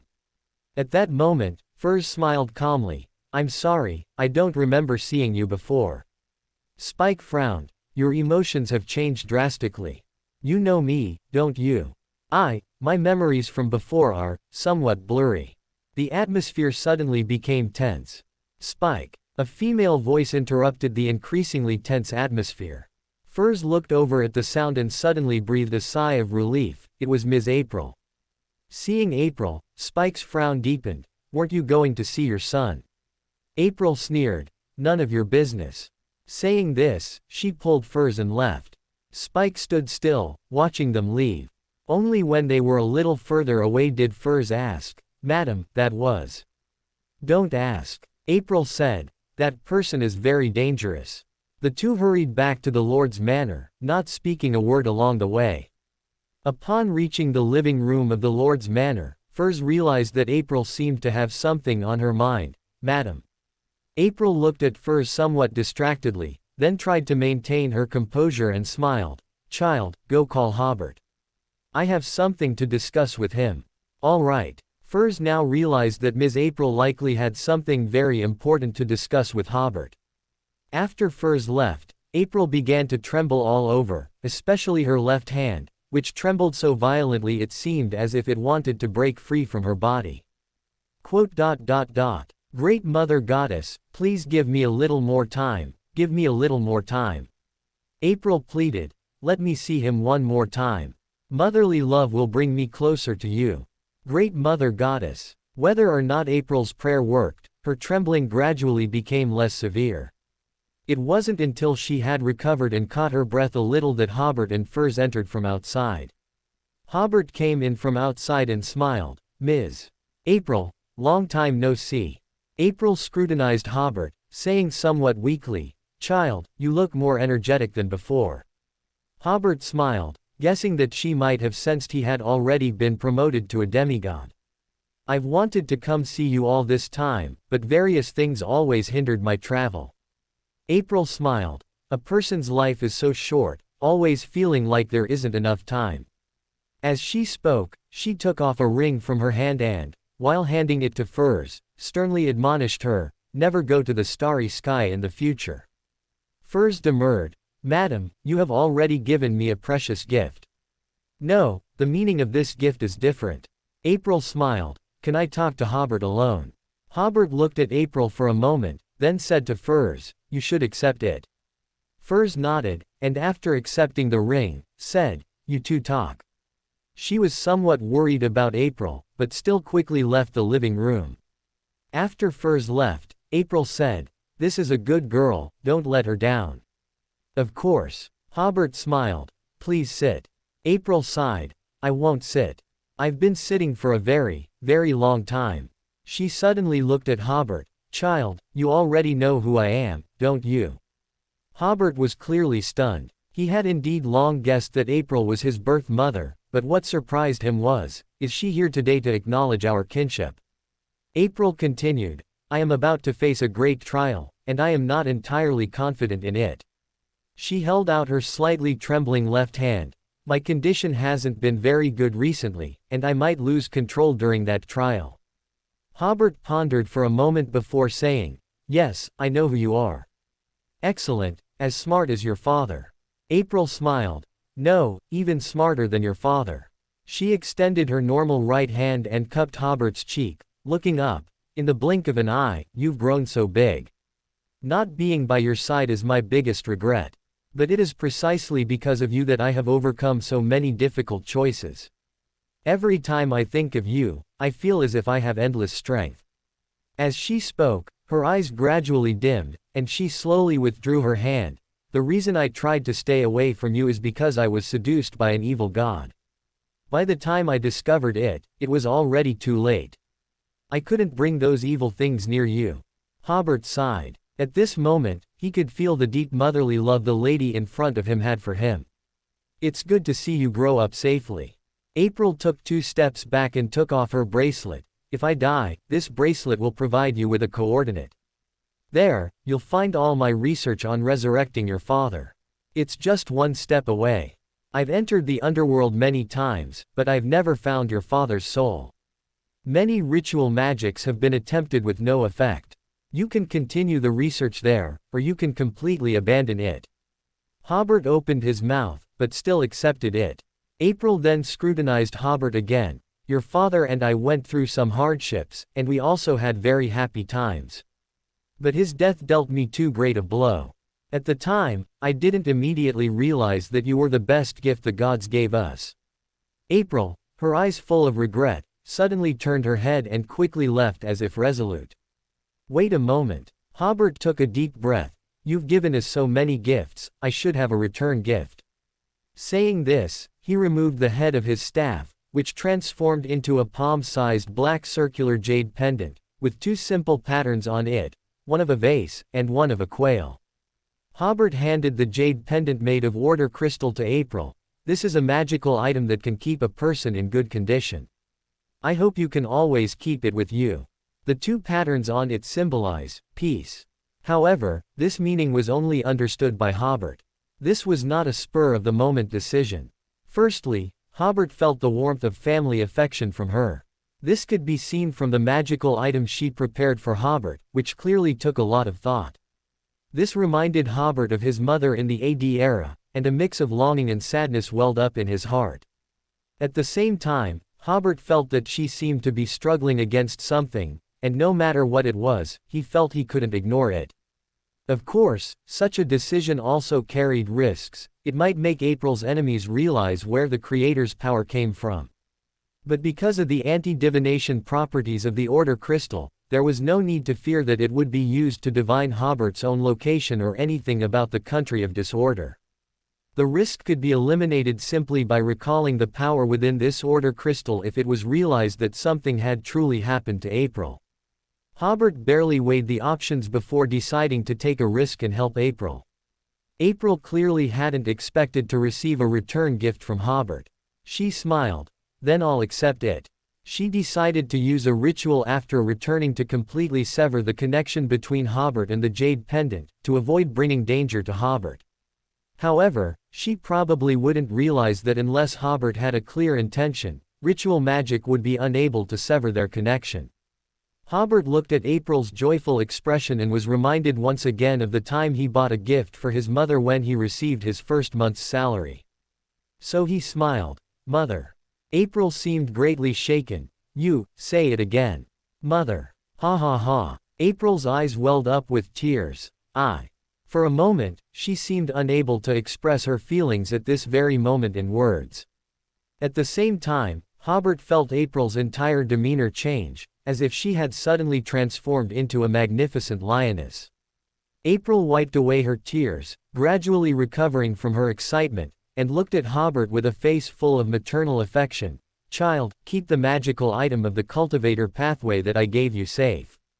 Just as Hobert was about to ask what was special about that magical item, April added, don't worry about Spike. He is monitoring me. As soon as I leave, he will follow. With that, she too disappeared. Hobert stood rooted to the spot for more than 10 seconds, dumbfounded. Just calling her, mother, had caused such a drastic change in her state. After a long while, Hobert went out to find Furs. Furs asked, Ms. April left. Hobert nodded. The ring she gave me has the ability to regenerate, Furs said, as long as it's not immediate death, no matter how severe the injury, it can recover quickly. This is too valuable. Hobert smiled slightly, and seeing no one around, he whispered into Furs's ear, that's my birth mother. Furs didn't seem surprised by this, that's still too valuable. For the next few days, Hobert was still somewhat worried about April's safety. But he never received a signal from the Order Crystal, and coupled with his own busy schedule, these worries gradually faded into the background for the time being. Order on Longtail Island was very stable, and life in Backland returned to its original dull and tasteless routine, with even the new Tarot Club having no fresh transactions or gains. Hobert also made a trip to the South Continent, bringing the extraordinary team assembled by the Bach family to Jeffrey City, where Captain Dunn would provide them with official extraordinary training. After arranging these matters, Hobert finally had time to call Helen, who had already been promoted to Pain Witch. Tell Jonathan, I have something to discuss with him. It was time to discuss splitting the Gnostic Society. Helen's eyes flickered as she asked Hobert, don't you notice anything different about me compared to before? Hobert smiled, I know, you are a Pain Witch now. The smile on Helen's face vanished, I'll go tell President Jonathan right away. In fact, her dressing style had undergone a huge change. Previously, her style was mainly seductive, but now she didn't need to dress that way at all. Even when dressed very conservatively, her every move carried a captivating charm. Dressing conservatively, on the contrary, made people even more imaginative. However, Hobert, who also possessed a certain charm ability, seemed to have isolated all of her attractiveness. Instead, Hobert wondered, she's already advanced to sequence 5, so even if she's not happy, why is she still angry? Hobert waited for Jonathan in the study of the newly rebuilt Lord's Manor. After more than an hour, the space in the study suddenly became illusory, and Jonathan seemed to step out from another world. I heard you were looking for me. Hobert gestured, please sit. He paused and then said, please use the secrecy ability. Jonathan seemed to realize something and nodded, no problem. The entire study suddenly became illusory, as if an independent space had been opened up. After Jonathan sat down, Hobert personally poured him a cup of tea. The Creator has agreed to accept you. Jonathan smiled, that's wonderful. But before that, some things need to be clarified in advance. Speak. Hobert looked at Jonathan. The Creator promises to provide you with shelter during the full moon and blood moon, blocking the erosion of the curse. The Creator will also protect you from attacks by the witch church, but will not protect you from other troubles you stir up. Of course, such protection also comes with conditions. If needed, you must fight for the Creator, and you can be assured that you will not be given combat missions beyond your strength. And there must be an extraordinary team of 20 people, consisting of at least 1 Sequence 5, 4 Sequence 6, and 6 Sequence 7 members, to obey my commands. If anyone dies in the line of duty, you must replenish the ranks, and the compensation standards will be the current compensation standards, but you will no longer have the right to interfere in any matters concerning this team. Other than when the Creator issues combat missions, you are otherwise completely free. Jonathan was somewhat incredulous. These conditions were very generous. At least better than the current situation where the entire Gnostic society had to obey the witch church. There is one more requirement, Hobert said. You need to nominate a young person to help me manage the Creator's divine kingdom. There are no requirements for sequence or gender, only loyalty to the Creator. Jonathan paused slightly. He wondered if the Creator would like a witch. He cleared his throat before saying, "These conditions are all acceptable." Hobert smiled. "The following are my personal requirements, because in battles below the angel level against the witch church, I will primarily organize the relevant personnel to participate. I need you to agree that in all battles against the witch church, you will not have the right to share in the spoils of war. However, you can exchange for corresponding spoils by completing certain tasks or making appropriate contributions." Jonathan asked, "If any of our personnel die in the line of duty, can we retrieve their extraordinary characteristic?" "Yes, I will also ask an angel to help you shatter their extraordinary characteristic." Jonathan nodded. "That's also not a problem." Hobert smiled. "Then how about we agree to act during the next blood moon? At that time, you will all pray to the Creator, and the Creator will help you block the ravings of the blood moon. At this point, the original witch will definitely notice something is amiss, but while the witch church hasn't reacted yet, you must immediately take action." "I need some time to prepare," Jonathan said. "After I'm ready, I'll contact you." "No problem." After discussing official business, the two had no time for small talk, and Jonathan immediately left. Hobert, after re-evaluating the matter, returned to Backland and dutifully attended the ball. It was already late April, and balls were no longer as frequent, but they still occurred at a rate of 2 every 3 days. This ball was still monotonous. As it was nearing its end, Hobert winked at Audrey several times. This was their pre-arranged signal, indicating that their plan from last week to go out for barbecue together that evening was on. So, after the ball, Audrey returned home with her parents and rested as usual, showing no abnormalities. When the servants had all left, Audrey suddenly sat up. Susie on the carpet yawned. "Audrey, are you going out again?" "Yes." Audrey smiled, went to her cloakroom, and pulled out the long dress and hat she had prepared in advance. She had used psychological suggestion to have her personal maid, Annie, buy them. Annie hadn't noticed anything amiss. In her opinion, she had simply received a reward from Miss Audrey, so she took some time to go out and buy a dress, a hat, and shoes. However, she had bought 2 of each item, a detail she later couldn't quite remember. Having changed into the long dress, Audrey, learning from Annie, styled a seemingly ordinary bun. Just as she finished her hair, she heard a knock on the door. Audrey smiled. "Audience." "What audience?" Audrey opened her mouth. It was her mother. She had been so focused on styling her hair that she hadn't had time to distinguish the footsteps. Audrey quickly ran to the bed, casually tossing her hat onto the carpet, and letting her hair down as she ran. Caitlin outside asked, "Audrey. Come in, Mama." Audrey sighed inwardly, realizing she had run rather unladylike just now. Fortunately, her etiquette teacher wasn't present. Caitlin pushed open the door. "My dear, are you asleep?" "I was just about to fall asleep," Audrey smiled. "Were you just saying, audience?" "Was I?" Audrey, while using psychological suggestion to make her mother not notice her dress, smiled and said, "Perhaps I was talking in my sleep. Just now, I was half asleep, watching a performance." Caitlin didn't think much of it. I suddenly remembered something very important. Audrey listened to her mother's very important matter with extreme nervousness, fearing that she would hear another knock on the door at that moment. Finally, her mother finished speaking. Audrey indicated she was very sleepy, and Caitlin kissed Audrey's forehead and said goodnight before leaving. Audrey's palms were sweating with tension. She couldn't imagine what the consequences would have been if Hobert had knocked on the door and said the secret signal during her conversation with her mother. I suddenly realized that taking you out to play is a very dangerous thing.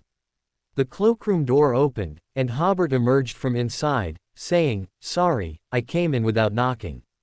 It really wasn't a good time to knock just now, and standing in the hallway for too long would also make me easily discovered." Audrey breathed a sigh of relief. "Hobert, thank goodness you didn't knock just now." Hobert joked, "Don't underestimate an intelligence officer's perception. Actually, it was, don't underestimate a demigod's perception." Audrey realized she was lying on the bed, and such a posture in front of a gentleman was a bit unladylike. She quickly got up, straightened her dress, and began to restyle her hair. Hobert turned his head away, trying hard to pretend he hadn't seen Audrey's alluring appearance with her disheveled hair and messy clothes. "That dress suits you very well." "Thank you," Audrey smiled. "Should we go out after midnight from now on?" Hobert smiled. "If it's after midnight, the night markets will have closed." How about we find an opportunity to go out during the day?" "Let me think, what if we say we're going to visit my investment research? After the carriage leaves the city, we, with changed appearances, will use travel to return to Backland, and we can take a rented carriage to explore more places." Audrey's eyes lit up. Good idea.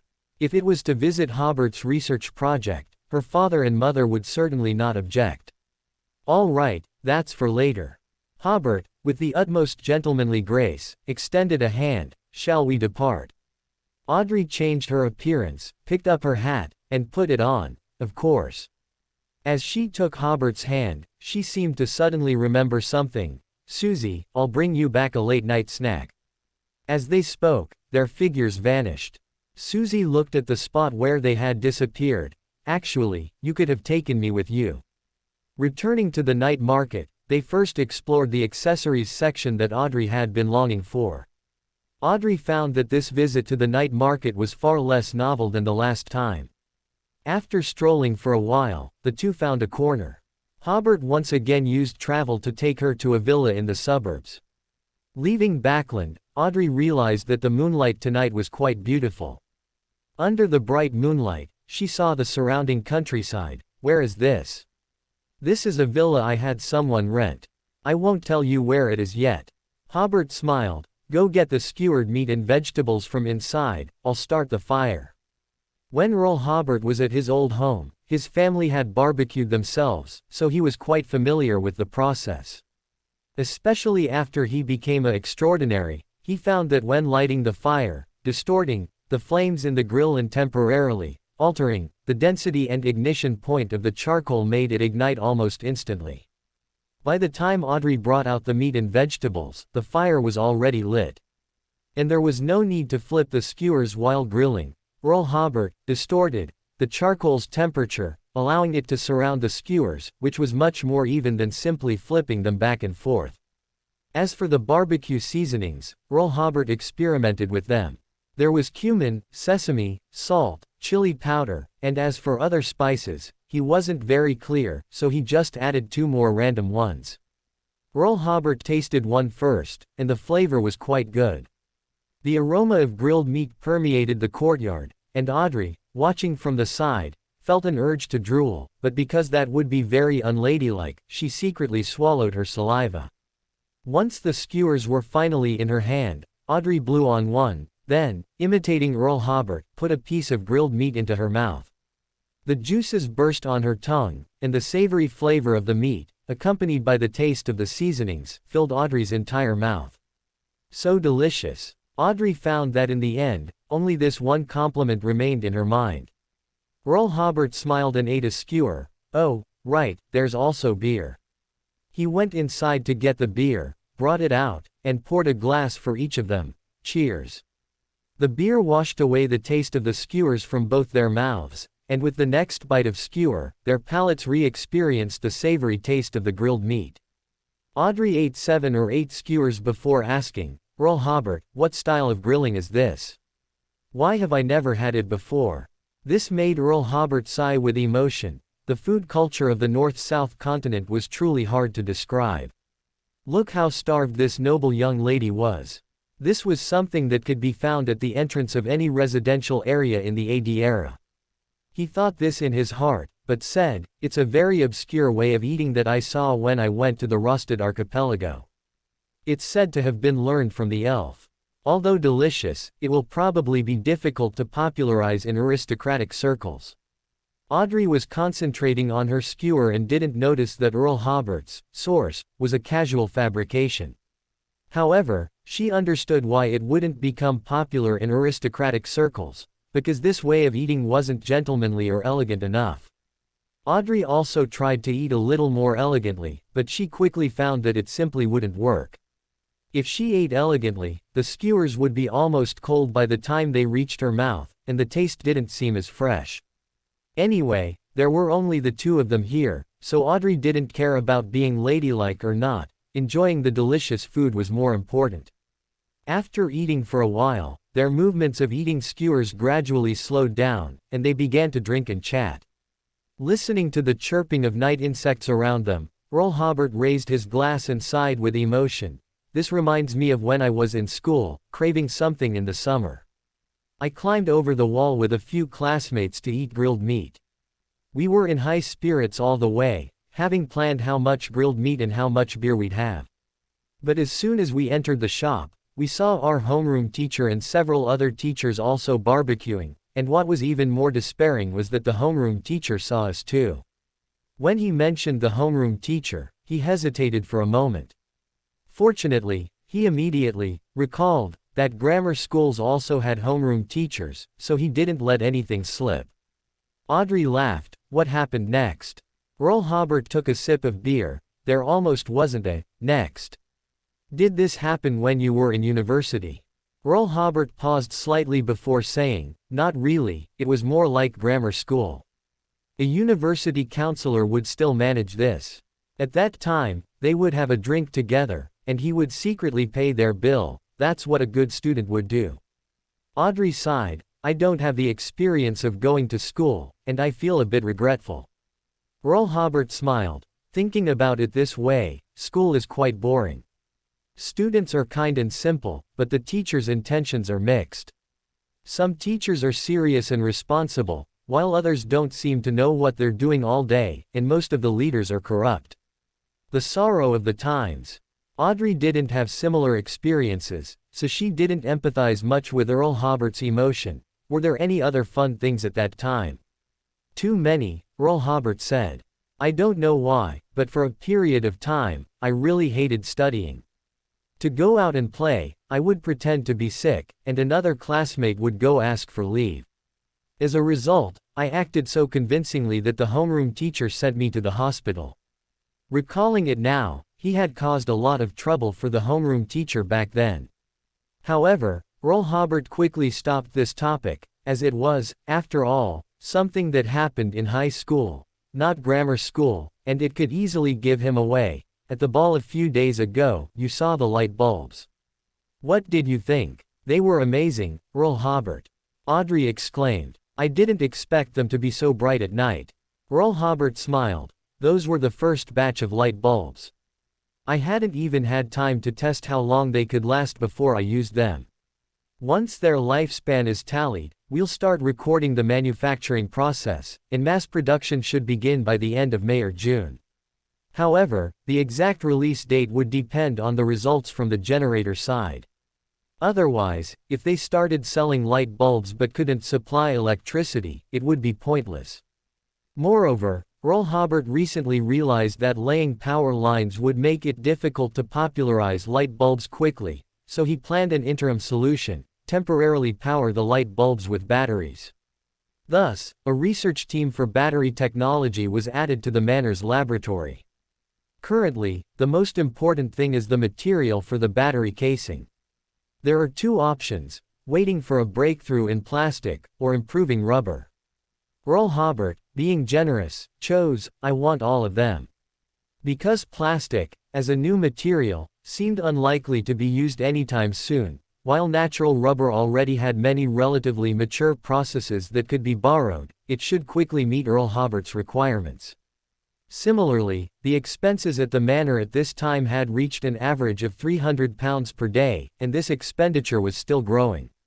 Of course, this also included the newly built large laboratory and the salaries of the researchers. Earl Hobert had no immediate plans to announce these matters publicly. Audrey saw the candles on a nearby table. It's hard to imagine what it would be like if Backland all started using electric lights. Very few people would be interested in the starry sky and the moon, Earl Hobert said, seemingly recalling something before smiling.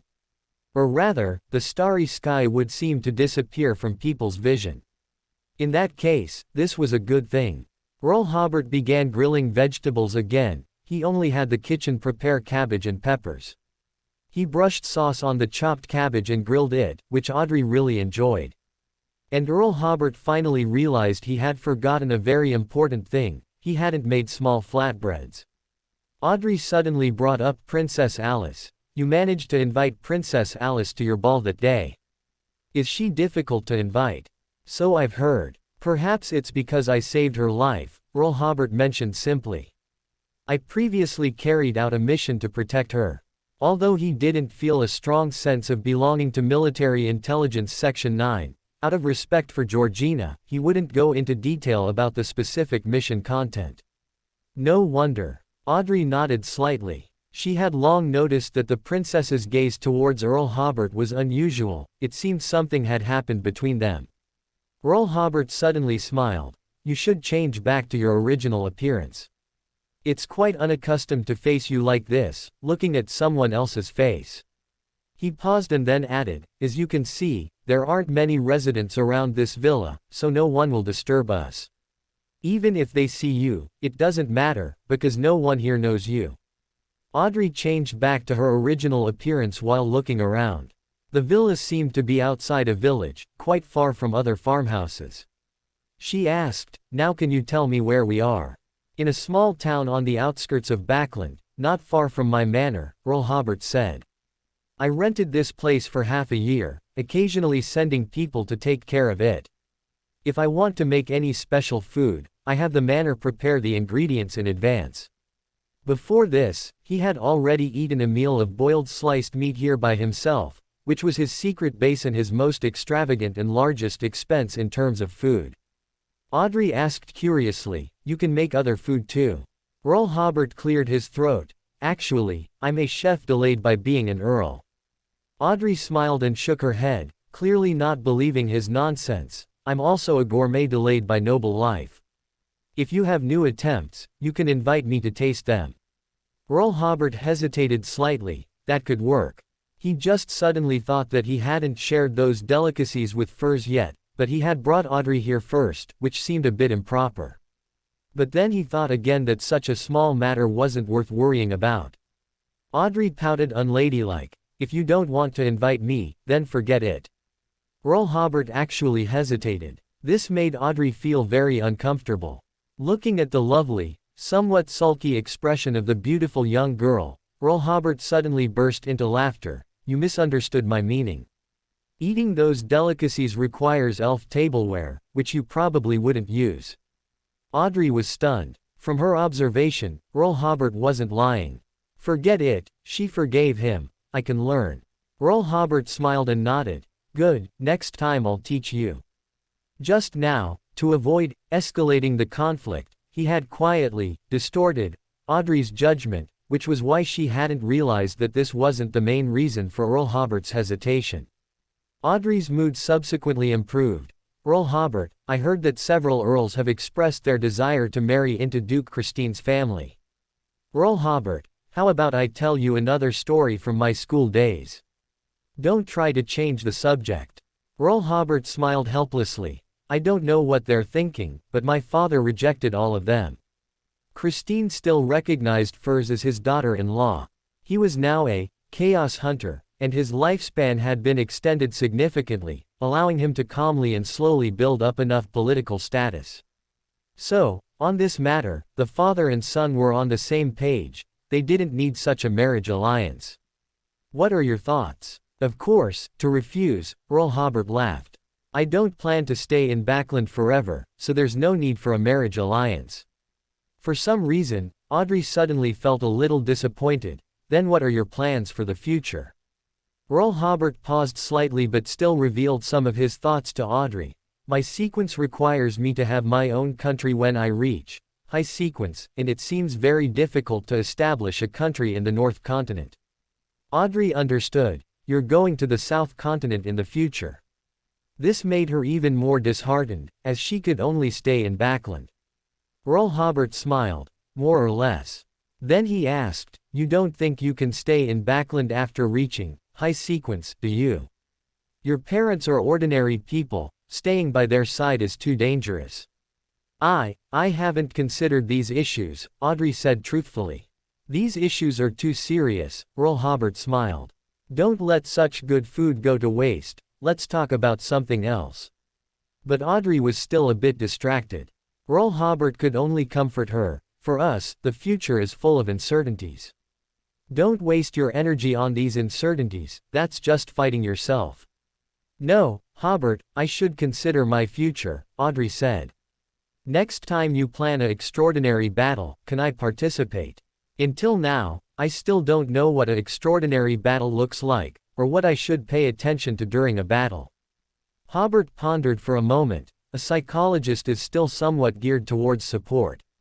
It would be too dangerous for you to participate directly in combat. He looked at Audrey's expectant eyes and couldn't bear to refuse. How about this, you can participate as a psychologist after the battle. For now, don't join the fight, just observe from a distance. Once you reach sequence 6, I'll see if there are any battles suitable for your participation. Audrey's charming smile returned. That's wonderful. Thank you, Hobert. Your current weakness is a temporary lack of ability to quickly eliminate enemies, Hobert continued. I'll help you find a sealed artifact from the hunter or warrior pathway to see if it can help you overcome this shortcoming. The so-called finding actually meant going to the country of disorder to search for suitable sealed artifacts. Hobert, most of the time you're a reliable friend. Hobert was startled. And the rest of the time? Audrey smiled without speaking. The rest of the time you're an annoying pest. It was late into the night before the two of them finished their barbecue evening. When Susie saw the skewers in Hobert's hand, her eyes lit up. At the same time, she also noticed, why was the shredded pork from last time also brought by Hobert? But the smell of the barbecue made her stop thinking about that question. Hobert thoughtfully removed all the meat from the skewers before leaving, which allowed Susie to quickly devour an entire plate of barbecue. She licked the sauce from her lips. Audrey, what are you thinking about now? Just like last time she returned, Audrey was once again sitting by the window, lost in thought. Susie, I just suddenly realized that compared to Hobert, I really am like a baby. Susie didn't quite understand her meaning. You two look about the same size, and besides, you're not as fragile as a baby. That's not what I mean, Audrey expressed her concern. Compared to Hobert, I've thought too little about my future, and too little about my life. She didn't want to always appear as an immature young girl in Hobert's eyes. May 1st should have been a holiday for Hobert, but in Rouen, and throughout the North-South continent, people still had to work. And upon arriving at the office, he received an invitation from the Ministry of Foreign Affairs, inviting him as a young talent among the Rouen nobility to participate in the upcoming royal family meeting in Masick. This was Hobert's public identity for joining the Rouen royal delegation. Along with the invitation, there was also the specific departure time, a rough itinerary, and some preparations that needed to be made. They were to depart on May 3rd, planning to take a special train for 2 days to reach Masick, which was both the name of a country and its capital. There was a railway connecting Rouen to Masick, serving as the main trade link between the two countries. In the Kingdom of Masick, the princes and princesses would engage in a series of exchange activities, including balls, banquets, informal talks, as well as hunting and masquerade parties, among others. It was publicly announced that this was a meeting to promote exchanges between the two countries and to escalate the increasingly tense relations. Hobert was not entirely clear about the specific purpose. Because if it were merely to ease tensions between the two countries, it would be impossible to involve a sensitive person like Hobert. After all, he had previously played a trick on the Finapot royal family, so sending him would only be an annoyance to the other side. Hobert didn't dwell on this question and continued to look at the next part of the itinerary. The princes and princesses of the two countries would exchange for a week in Masick, then return to Backland by train. The entire meeting was scheduled to conclude in 11 days, with possible extensions for special circumstances. After receiving the invitation, Georgina's secretary came to invite Hobert. Upon arriving at Georgina's office, the Director General got straight to the point. This is a royal exchange event, and also one of the most prestigious noble exchange events in the world today, extremely important. As one of the accompanying protectors, you must prevent other countries from sabotaging this event. If this goes well, there will be more similar events in the future. Hobert seemed to understand somewhat. Was this an action by the ruined kingdom to lull the various countries of the North Continent into a false sense of security? As for the degree of danger, Georgina said, according to some intelligence we've received, the Forsake Empire seems to have dispatched a demigod, intending to disrupt this exchange event. The Intis Republic also seems to be taking action, but the specific situation is unclear. Additionally, you should receive a sealed artifact and a charm. There might be danger, but no threat to life. Hobert nodded. That's good. Georgina then said, you have today and tomorrow off. Go back and prepare. During these 11 days, you must remain vigilant at all times and not leave the royal delegation. The implication was that he couldn't slack off as usual. Back in his own office, Hobert was still a bit dazed by the sudden 2 days of paid leave. He first went to the suburban manor for a tour, then returned to the Earl's mansion study and sat for half a day, actually feeling a sense of idleness. Hobert sighed. Suddenly not slacking off, life seems to have lost its purpose. After pondering for a while, Hobert went to Longtail Island. Since he was idle in Backland, he decided to find something to do. Although the 2-week deadline agreed upon with the Manor Lords had not yet arrived, the Manor Lords had already sent Hobert a batch of rubber. They had tried Bishop Jody's potion, and indeed, the rubber trees had increased their yield several times over. The potion was a bit expensive, costing £10 a bottle, but it still made them more money than before. With the first payment settled, the Manor Lords were completely reassured and eagerly asked Furs if she still needed rubber. Because they discovered that the Earl had built a very large rubber processing plant. Although not yet completed, that processing plant was large enough to process several times the current output of rubber on Longtail Island. So, Hobert took advantage of his holiday to host another banquet. Again, before the banquet began, Hobert said, the demand for rubber has exceeded expectations. You can send all your rubber from the next 2 weeks to me. I'll pay 1.5 times the market price, but this time it's not an advance order, payment will be made upon delivery. Both parties had already established basic mutual trust, so both advance orders and cash on delivery were fine. Additionally, some people were already wondering if they should collect rubber from surrounding islands and sell it to the Earl. However, after a quick calculation, they soon realized that unless it was a large volume transaction, they wouldn't make much profit after deducting acquisition and transportation costs. It was better to honestly trade with the rubber they grew themselves. Unlike last time, during this banquet, people began to try to get close to Bishop Jody, asking about the new rubber tree varieties she had mentioned cultivating earlier. Upon learning that those rubber trees could produce latex in 1 month and grow into mature rubber trees in 2 months when watered with another agent, many people were tempted. However, the new varieties were expensive, and the agent was also expensive. Hobert, of course, saw their hesitation. He smiled and thought, I'll help you make up your minds in a while. The next day, Hobert first toured the factory under construction on Longtail Island. Currently, all building materials were plentiful, and construction was proceeding as quickly as possible. Thus, under the allocation of Roy, who already had extensive construction experience, nearly 20,000 natives were involved in the construction on the site. This delighted the human traffickers in Longtail Port. Since the beginning of immigration to Longtail Island, there had never been such a large project. Although Roy paid these natives very low wages, citing their lack of experience as construction workers, the sheer number of workers provided them with substantial daily income. It was only because Roy uniformly arranged the food and lodging for these workers. Otherwise, the traffickers would surely have severely cut corners, because the food the Earl prepared for the workers was too good.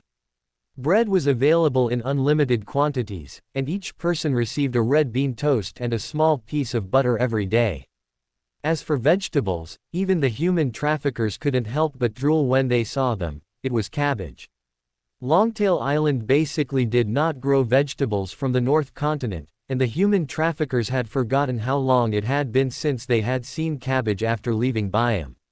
The large and fresh cabbage on the construction site was used as if it cost nothing, making the human traffickers' hearts ache. Giving such good things to the natives to eat was a waste. Even the food here attracted some natives. Since it wasn't the busy farming season, they were willing to sell their labor just to eat their fill. For Hobert, the situation on Longtail Island had opened up. The rest was up to time. When the time was ripe, he would make a big move and completely take over the governance of Longtail Island. In fact, Hobert was not entirely against market economy. It was just that, given the current situation on Longtail Island, this economic model was not very applicable. The economic system had to be reorganized first, and then the issue of market economy could be considered. Otherwise, the economic pillars of Longtail Island would always be minerals, crops, and population. After touring Longtail Island, Hobert then went to South Colson. At this point, immigration from Backland to this area had basically concluded. After a month of being well-fed and well-rested, the first batch of immigrants no longer looked like the vagrants they once were. Occasionally, they also had opportunities to help out at construction sites, especially the ongoing bridge construction, industrial park construction, and the hardened road construction between the industrial park and the town government, all of which required a large amount of labor. After receiving their pay, some saved it, planning to borrow a portion from the city government to build a house for themselves. Others spent it all on food, drink, and entertainment. Their vagrant life had left them without the habit of saving money. The city government, of course, would not interfere with these matters. As Hobert had said before, opportunities here would only be given to those who loved life. And those who, after experiencing a vagrant life, were still willing to build their own homes and had beautiful aspirations for the future, were the people Hobert was most willing to help. In addition, the probation period for the more than 30 noble children from Backland had ended. Hobert looked at Corwin's evaluations. Aside from a few who were not promising, most of them performed quite well. So Hobert arranged 3 destinations for them. First, to work in the town government in the South Colson area, as a large number of cadres had just been transferred to Longtail Island, creating many vacancies here. Second, to Longtail Island, to first understand the situation, and then become the town mayor in at most a month. Third, to return to Backland and become Todd's assistant. Although life on Longtail Island was a bit difficult, its potential was great. After a month of testing, they were very much looking forward to the position of town mayor, so most of them were willing to go to Longtail Island. Hobert gave them 3 days off. They were to report to Longtail Island after 3 days. The backbone cadre in charge of work in the South Colson area was Corwin. Currently, this official who previously managed personnel was the mayor, and Donna was the deputy mayor. Hobert planned to train his sister, so that she could hold an important position in the future. With Hobert's help, Donna was now extraordinary. She chose the same pathway as her father, becoming an arbitrator. In the Lord's manor, she still liked to act mischievously in front of her brother, but at work, she had shown a remarkably mature side.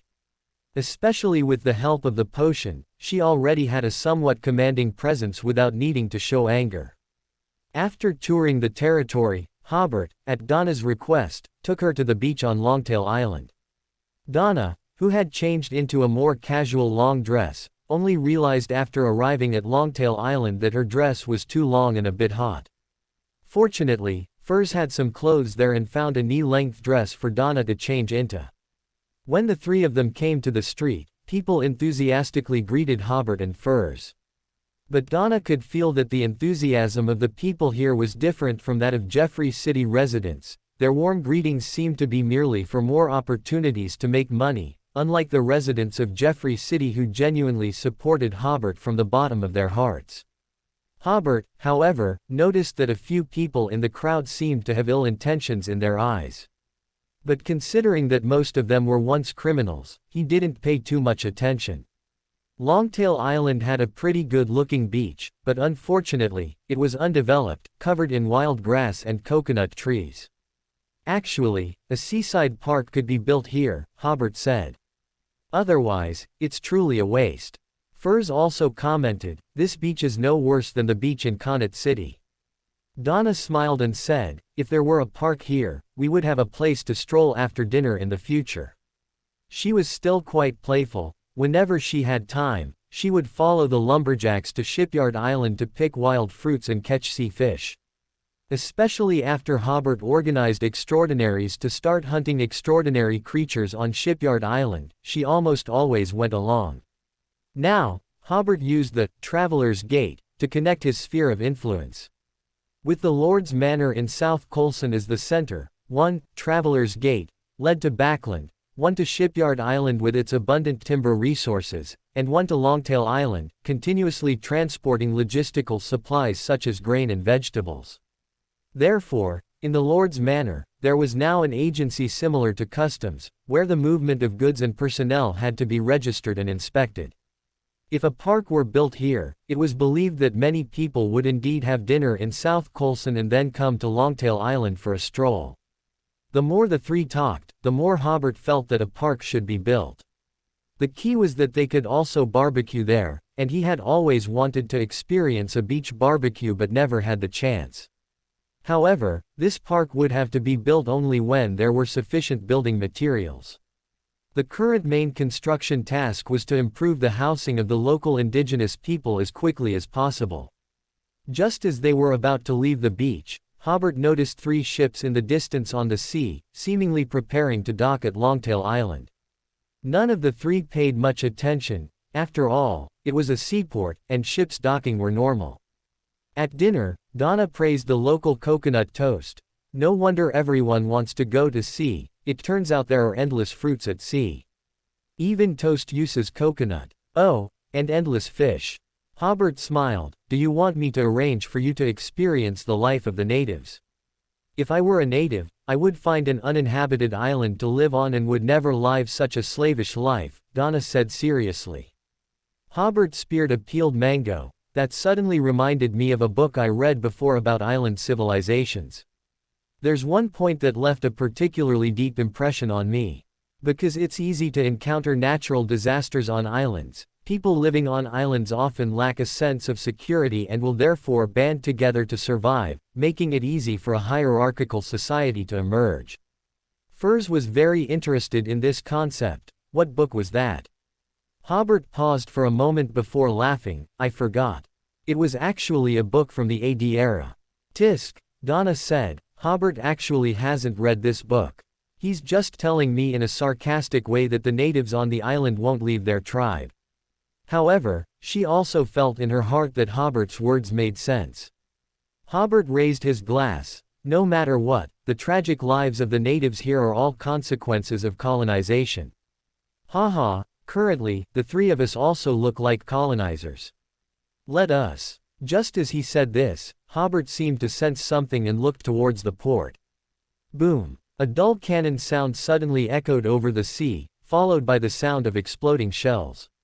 This was like a heavy blow to Longtail Island, making the previously somewhat noisy city suddenly quiet. Someone shouted, the pirates are here. Run. In an instant, the entire long-tail port became very chaotic. Hobert put down his wine glass and said unhurriedly, "I was wondering why I felt like I had forgotten something important. We don't have a navy yet. How can this be?" Donna reminded him, "Brother, there are cannons firing outside." She wasn't nervous, although she wasn't sure how powerful Hobert was. He looked very formidable, and as long as Hobert was there, she wouldn't be in any danger. "I'm not deaf." Hobert came to the window, first glancing at the chaotic street, then, by the moonlight, saw 3 ships lined up in a row, shelling the coast. It was then that he finally remembered. No wonder when he walked on the street that afternoon, there were a few ill-intentioned gazes. Those must have been scouts sent ahead by the pirates. Because they posed no danger at all, there was no spiritual pre-warning response. And the 3 ships they saw on the sea when they returned were these 3 pirate ships now. Hobert smiled. "Speak of the devil, I was just worrying about where to order warships, and now someone has delivered them to my doorstep." At this moment, the shells from the second round of bombardment scattered into the city, and the resulting explosions immediately caused screams. However, the power of the shells seemed to be small. At least, very few buildings were blown down. Hobert seemed oblivious to the scene outside, still staring at the pirate ships. "Let me see, the one at the front should be the flagship, with more than 20 gunports on one side, quite impressive. Although the 2 ships behind are a bit old, they can still be used, but they need a good overhaul. There's no problem using them as training ships." Finally, Hobert sighed, "The future of the sea belongs to steel behemoths." By this time, Seal and Freya had already reacted. They began to maintain order on the streets and had already noticed that someone seemed to be inciting fear among the people. Conrad had also begun to organize people to evacuate the city, planning to strike the pirates hard after they landed. Longtail Port did have shore defense positions, but the shore defense cannons inside had, at some point, been replaced with rusty old cannons that no one dared to use, as there was always a risk of them exploding. So Hobert went to Mr. Ulysses and ordered 50 shore defense cannons in one go, but they hadn't been deployed yet due to a lack of artillerymen. The artillery unit currently under Hobert's command was still on Shipyard Island receiving training from Archibald. Hobert was quite satisfied with the reaction speed of Seal and the others. He said to Furs, "Tell Seal to prepare to receive our warships, and tell Angus to prepare for interrogation." Having said that, Hobert disappeared from his spot. Furs and Donna went separately to convey Hobert's orders. The shelling continued for 2 more rounds before suddenly stopping, and then the 3 pirate ships began to dock. The residents of Longtail Island thought the pirates were about to land. Without Conrad needing to organize them, many residents who had once been sailors, pirates, or adventurers spontaneously took up arms to meet the enemy. For them, when you encounter pirates, you have to fight. Only this way could they protect their property. The gentlemen in distant Backland believed this showed their rebellious spirit, but in Hobert's view, it was a manifestation of them never having relied on the governor's mansion. When the 3 ships docked at the pier one after another, and the residents were ready to fight the pirates, a dark object suddenly flew down from a ship and landed on the pier. A resident, by the light of a lantern, saw that it was a corpse. Its face still held an expression of shock. Whoosh! Before everyone understood what was happening, another corpse flew down. And the pirate ship remained silent throughout, the atmosphere on the pier gradually becoming eerie. However, what was even more bizarre was yet to come. After the pirate ship's gangplank was lowered, the pirates disembarked one by one, hands raised, without a sound. This once again left the residents stunned in place. "Please make way." Seal led his men forward to arrest them. One pirate seemed to think this was an opportunity, dropped his hands, and crouched to run, but was knocked back by a soldier with a rifle butt. "He's a devil." The pirate screamed heartbreakingly, "He's definitely a devil." But he was still led away after the soldiers tied his hands. The residents also wondered, how much fright must one have experienced to scream like that? Cough. A cough attracted everyone's attention. The residents saw a familiar figure on the ship's rail. It was Earl Hobert. The Earl was wiping bloodstains from his hands with a handkerchief as he said, After these pirates are interrogated, take them to the construction site and deal with them according to the old precedent. The so-called old precedent meant working until death unless one made significant contributions. In South Colson, there were still many former bandits performing unpaid labor on construction sites. The soldiers roared, yes. The residents involuntarily took a step back, their weapons lowered. It was their first time seeing such a military presence. Hobert then said to the residents, "These dead men are the captains, first mates, and so on of the pirate ships. I think they must have bounties on their heads. After I claim the bounty, I will repair the houses damaged by the shelling for everyone and provide certain compensation to families with casualties. If there is any surplus, it will be used to modify warships and maintain the shore defense positions." Everyone began to discuss animatedly. In this raging sea that believed in the law of the jungle, they never expected to receive compensation from the governor's mansion. Only a few seconds later did cheers and shouts erupt. Hobert's strength and fairness displayed that night made everyone strongly support the new lord. Even if the compensation for them was just words, they would still support him. At the governor's mansion, Angus's judgment quickly yielded results. This group of pirates had heard that a wealthy noble had arrived at Longtail Island, so they wanted to plunder it. Hobert strongly suspected that the informant had a grudge against the pirate captain. Didn't they make it clear that this noble was Earl Hobert? However, thinking that the captain was a Sequence 6, Hobert again felt that perhaps they knew this, but the captain thought Hobert would not be his opponent. The next morning, Hobert, having dealt with the pirates, had already returned to Backland and embarked on his journey to Masick. As soon as Hobert got on the train, he discovered that Princess Alice was also in the Rune royal family's delegation. Welcome to Fanfic Audiobook, your go-to place for immersive audiobooks. If you enjoy the content, don't forget to like the video and subscribe to our channel for more amazing stories. And please support the author by link in description. Alice looked out the car window and said, "I'm suddenly full of anticipation for this trip. I hope it's an exciting and thrilling journey." Hobert, sitting opposite her, also looked out the window. "Exciting is acceptable, but goddess above, I hope it's not thrilling." Then he smiled and said, "Within Ruin, we should be safe." Besides Hobert, there was also a demigod protecting the safety of the royal family delegation, the kind old gentleman Rakemont whom Hobert had met before. The two of them roughly divided their duties. Rakemont protected Prince Bertram, and Hobert protected Princess Alice. There were also 4 Sequence 5 extraordinaries protecting the other 4 royal family members.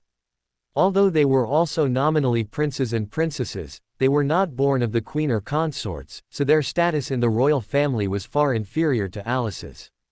Besides these 6 individuals, there were also several middle sequence security personnel, but they did not have fixed protection targets and were considered mobile forces. Additionally, there was a guard contingent of 50 guards, including a few extraordinaries. The rest of the delegation consisted of servants and Ministry of Foreign Affairs staff. At this moment, in the luxurious dining car of the first-class carriage, Alice and Hobert were chatting face to face. Alice withdrew her gaze from the car window. "The light bulb you invented is quite astonishing." Prince Bertram, sitting nearby, smiled at this point and said, "Alice described the effect of the electric light to me, but it's truly hard to imagine." Hobert also withdrew his gaze. "Your Royal Highness should see it very soon, as many nobles have already placed orders for light bulbs with my newly established company. Queen's District will be the first to have electricity and the first to use electric lights." Hobert had already rented another large factory building not far from Queen's District and was preparing to convert it into a small power plant to solve the electricity problem in Queen's District. Since it was a small power plant, there was no need for such large boilers and chimneys, so converting the factory building and assembling a large boiler would suffice. The most crucial point was that at this time, electricity was only used for lighting, with no industrial electricity, so a small power plant should be able to temporarily supply electricity to Queen's District. Prince Bertram smiled with anticipation after hearing Hobert's words. Nobles should naturally lead the trend. After giving a polite smile, Hobert said to Alice, The light bulb wasn't invented by me, but I can promote this product to thousands of households. Alice said, "That's already quite remarkable." Prince Bertram, standing by, was clearly not interested in this topic. "Count, I heard you've met Princess Ethel of the Finapot royal family before. She even attended your wedding." Hobert nodded. "We've indeed crossed paths a few times." Then he explained, "The reason she attended my wedding was because our father and son's disguise fooled everyone, and the Finapot royal family at the time was trying to win us over." Bertram was more interested in, "I've heard that Princess always kept her hair short and was even more courageous than men in battle." Hobert paused slightly. She did keep her hair short. Then what's her personality like? Is she really as decisive as the rumors say?" Before Hobert could answer, Alice on the opposite side said unhappily, "Bertram, watch your words and actions. We are going to an diplomatic event. We can't be as casual as we are in the palace." Bertram immediately smiled and, as if apologizing, said, "It is indeed not very prudent to inquire about another country's princess." Hobert thought to himself, "It seems Alice is the real leader of this exchange. And this Prince Bertram looks a bit like a good-for-nothing, only caring about the princess of the Finapot royal family at such an important event. Or is this what royal family nobles are like? Is this prince just more straightforward?" Alice gradually recovered her smile and continued to say to Hobert, "I heard through some channels that Ethel also took you to her manor in the suburbs. It's said that only her trusted confidants are qualified to go there." Hobert suddenly felt a bit exasperated. "Aren't you two siblings the same? It's just that your points of focus are different." He said, "She really did want to win me over and consolidate her political position." Fortunately, Hobert played a decisive role in the Battle of Fenaport City, otherwise the matter of having visited Ethel's private manor would certainly have been thoroughly investigated.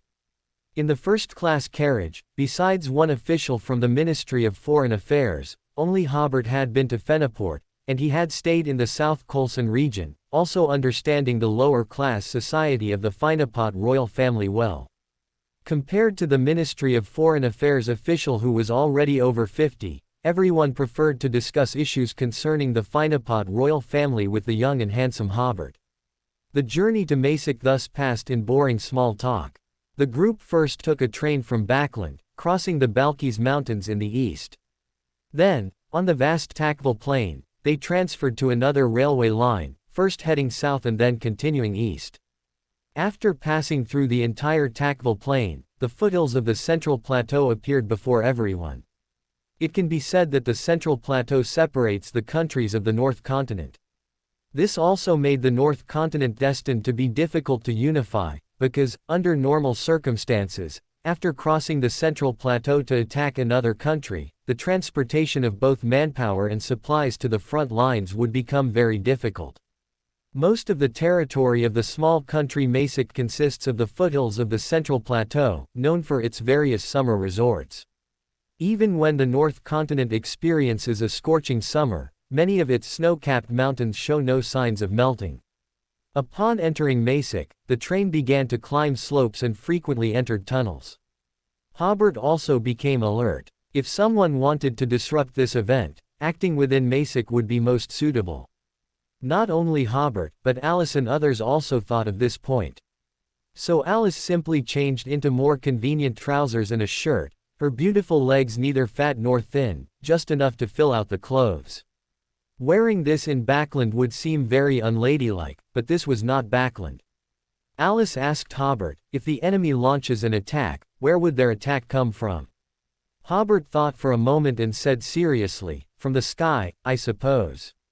Bertram, beside them, smiled and said, you really know how to joke.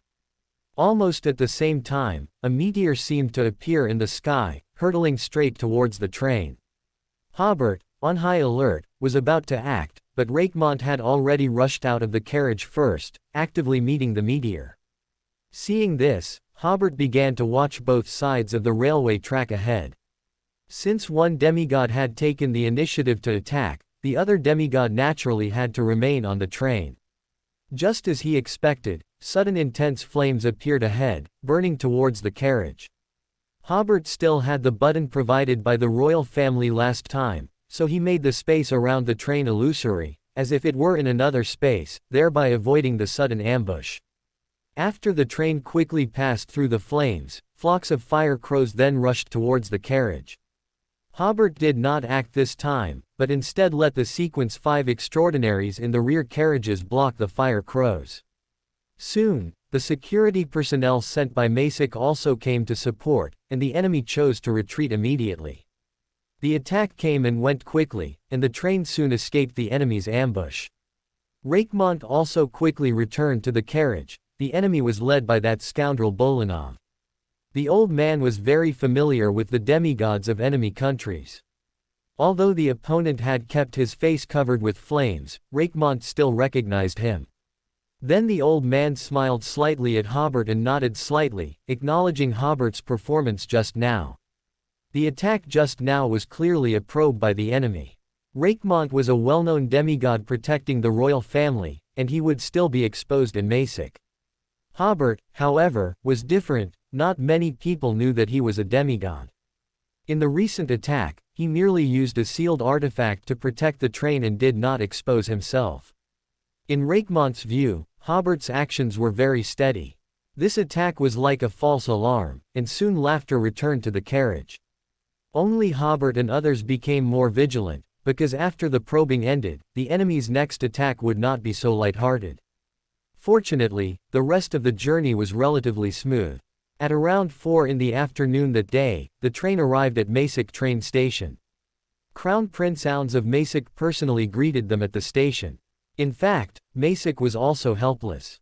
The exchange event between the two royal families was chosen to be held here, and besides having to entertain them wholeheartedly, they also had to carefully protect the royal family members of both countries, fearing any danger to them. This was the helplessness of small countries in the North Continent. Although they had the protection of the knowledge and wisdom God Church, they sometimes inevitably got caught in the vortex of conflicts between powerful nations. The group arrived at the manor where they were staying, and that evening, the Mysic royal family hosted a grand welcome banquet. Meanwhile, the princes and princesses of the Finapot royal family were in another manor, where a similarly grand welcome banquet was also held. Taking advantage of a break during the banquet, Hobert walked around the area. The Mysic royal family had sent a large number of security personnel, seemingly led by a demigod. They were helpers, but they could also be enemies. That night, the two demigods, who didn't get much sleep, took turns on duty, one in the first half of the night and one in the second half. The next day, social interactions between members of the two royal families began, starting with a meeting introduced by Prince Ounds of Mysic. Ethel was one of the members of the Finapot royal family delegation. Her court gown could not hide her heroic spirit, and according to Hobert's observation, the opposing royal family delegation was also led by this princess. Besides his mission for Military Intelligence Section 9, Hobert was also one of the noble members of the Ruin delegation, which was to facilitate close-range protection of the royal family members. Therefore, during the handshake and greeting segment, Hobert was ranked behind the Ruin royal family members. Ethel had already seen Hobert. When the two shook hands, Ethel smiled and said, "Geoffrey, Baron. We meet again." Hobert smiled and said, "Hello, Princess." He knew that in such a diplomatic setting, as a princess of the Finapot royal family who had suffered a loss before, she would definitely mock him a bit. So Hobert did not respond, only giving a polite greeting. At the same time, Hobert felt a note in his hand as he shook Ethel's hand. This made him a little helpless, but in such a situation, he could only accept it for now. After the greeting procedure ended, with the translation of the interpreter, both sides began friendly talks face to face. At least on the surface, it seemed very friendly. Occasionally, both sides would even communicate in ancient Forsac language, a mandatory course for nobles in various North Continent countries, allowing for completely unhindered communication. However, since this was a diplomatic event, having a translator present looked more proper. Taking the opportunity to go to the washroom, Hobert took out the note Ethel had given him, which simply read, 3 a.m., meet at Turboni Square. As soon as he finished reading, the words on the note disappeared, and the note turned into a plain white piece of paper. Hobert even wondered if this was a diversion tactic from the Fenaport side.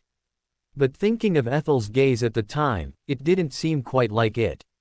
After some thought, Hobert decided to meet her that night. Otherwise, with Ethel's personality, if he didn't go, such notes might be handed to him continuously. Both parties had dinner together at noon, followed by a ball in the afternoon. On the Rune royal family's side, Princess Alice danced the first dance with Hobert, and halfway through, they drew applause from the crowd. The reason Alice said Hobert was a good dancer was actually due to the charm of a demigod, which he didn't actively use but naturally emanated as part of his aura. Thus, Hobert became especially captivating when he was the center of attention. Combined with his good looks, his coordination with Princess Alice, and their splendid attire, he drew applause from everyone. Then, both sides began inviting royal family members from the other side as dance partners. Hobert rested for one song and soon received an invitation from Princess Ethel. Such balls were inherently about mutual invitations, so Ethel's invitation was not impolite. Moreover, it would follow the principle of ladies first, giving priority to ladies' invitations. As the music started again, the two danced gracefully. Ethel smiled and said, "I didn't expect you to dance so well." Hobert also smiled and replied, "This is a gentleman's battlefield. I've discovered something very interesting." Ethel whispered into Hobert's ear, "Your princess has feelings for you." "I know that." Originally, Hobert hadn't noticed this, but after 2 days of constant companionship, if he still hadn't noticed, he would have been too blunt. Ethel was slightly taken aback. "You know. Then why do you still seem so indifferent to her?" Hobert said seriously, "I am already married." Ethel chuckled, "All right, pretend I didn't say anything." As soon as Hobert left the dance floor, he immediately received another invitation from Alice. Upon entering the dance floor, Alice whispered, "What were you two talking about so mysteriously just now?" "Just asking about each other's recent situation." "Liar, I clearly saw her looking at me with ill intent." Hobert smiled, "She did just now praise Princess Alice's elegant dancing." "Liar." As soon as this dance ended, Hobert received another invitation from Princess Ethel, again. Refusing would obviously be impolite, so Hobert had no choice but to step onto the dance floor again. As a new song began, Ethel asked, "Did Alice just say bad things about me?" Hobert smiled helplessly, "No, she just praised the princess's heroic and dashing demeanor."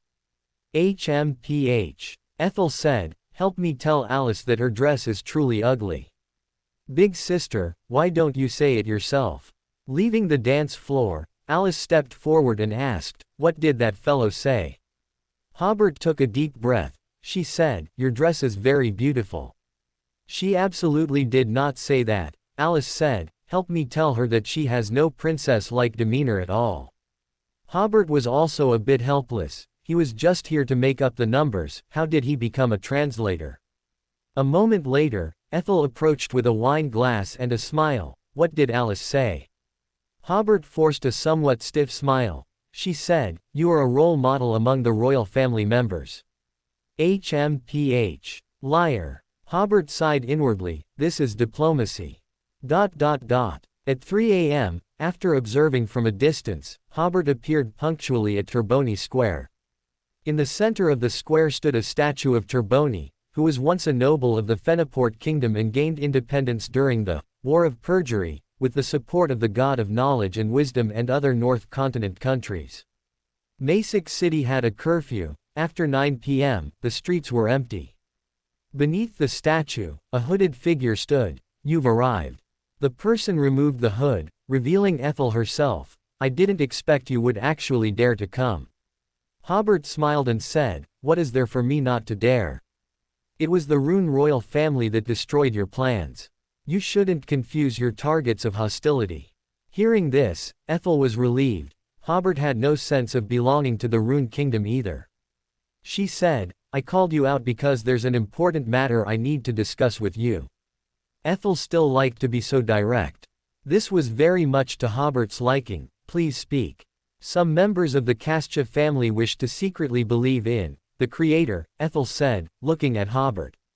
This somewhat surprised Hobert. It was well known that members of the Fenaport royal family were all followers of the Earth Mother Church, or rather, they could only believe in the Earth Mother Church. Hobert considered for a moment before asking, why? Just because the Creator eliminated the corruption within them. Don't you know that those corruptions were also caused by the Creator? Ethel, however, retorted, is that not enough? Hobert considered again before saying, I cannot make decisions on this matter, but I will relay your request. However, I must remind you that believing in the Creator is not merely about praying and making sacrifices to Him, you must also be loyal to Him. Can you do that? He realized that this was either a test of the Creator by the Fenaport royal family, or a submissive choice they made, awed by the Creator's power. After all, when the ancient death god's corpse descended in Alhambra Palace, it once left the Kastcha family's angels and the Earth Mother Church's Pope feeling helpless. The extent of despair felt by the extraordinaries present, even those below demigod level, was unimaginable. Ethel said, as long as we don't have to work with the Augustus family, everything else is negotiable. Hobert frowned. The other party was clearly very sincere. He asked, what is the true purpose of this exchange event? To discuss the ownership of Lindbergh's territory, Ethel did not hide, both sides believed they should occupy most of that country's territory. However, this discussion is about how to divide Lindbergh given the current disruption of the North Continent's situation. Both sides do not wish to expend too many troops fighting over this small country. Hobert smiled and thought, how ironic, discussing how to carve up another small country in a small country. Lindbergh was also sandwiched between the Rune Kingdom and the Fenaport Kingdom. Due to the country's hilly terrain, it was easy to get into a war of attrition over these territories, which was clearly a situation both sides wanted to avoid. Additionally, Hobert realized that the North Continent's situation was about to be broken, which was a consensus among the high-ranking officials of various countries. Overproduction was like a giant sword hanging over people's heads. At this time, many men of insight must have reached a consensus to launch a war to consume the excess production, and at the same time, let the children of farmers, workers, and merchants die on the battlefield to reduce population pressure in major cities. These were considerations at the elite level. In this extraordinary world, if only they thought this way, whether this war would be fought was still uncertain. However, the extraordinary world behind the ordinary world was also brewing a war, which made this war inevitable.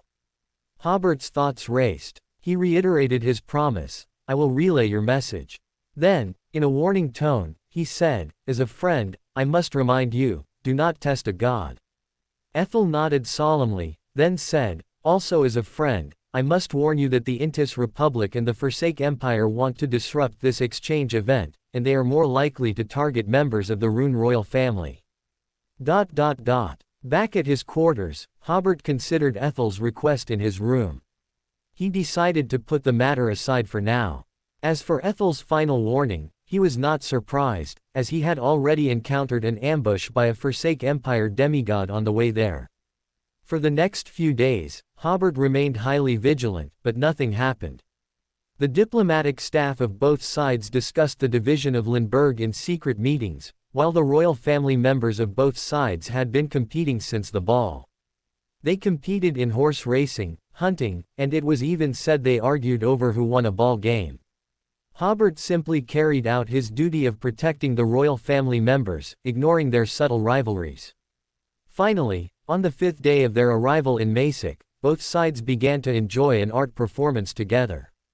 Hobert initially thought they would finally settle down, but to his slight dismay, they immediately started competing to express their opinions on the art performance.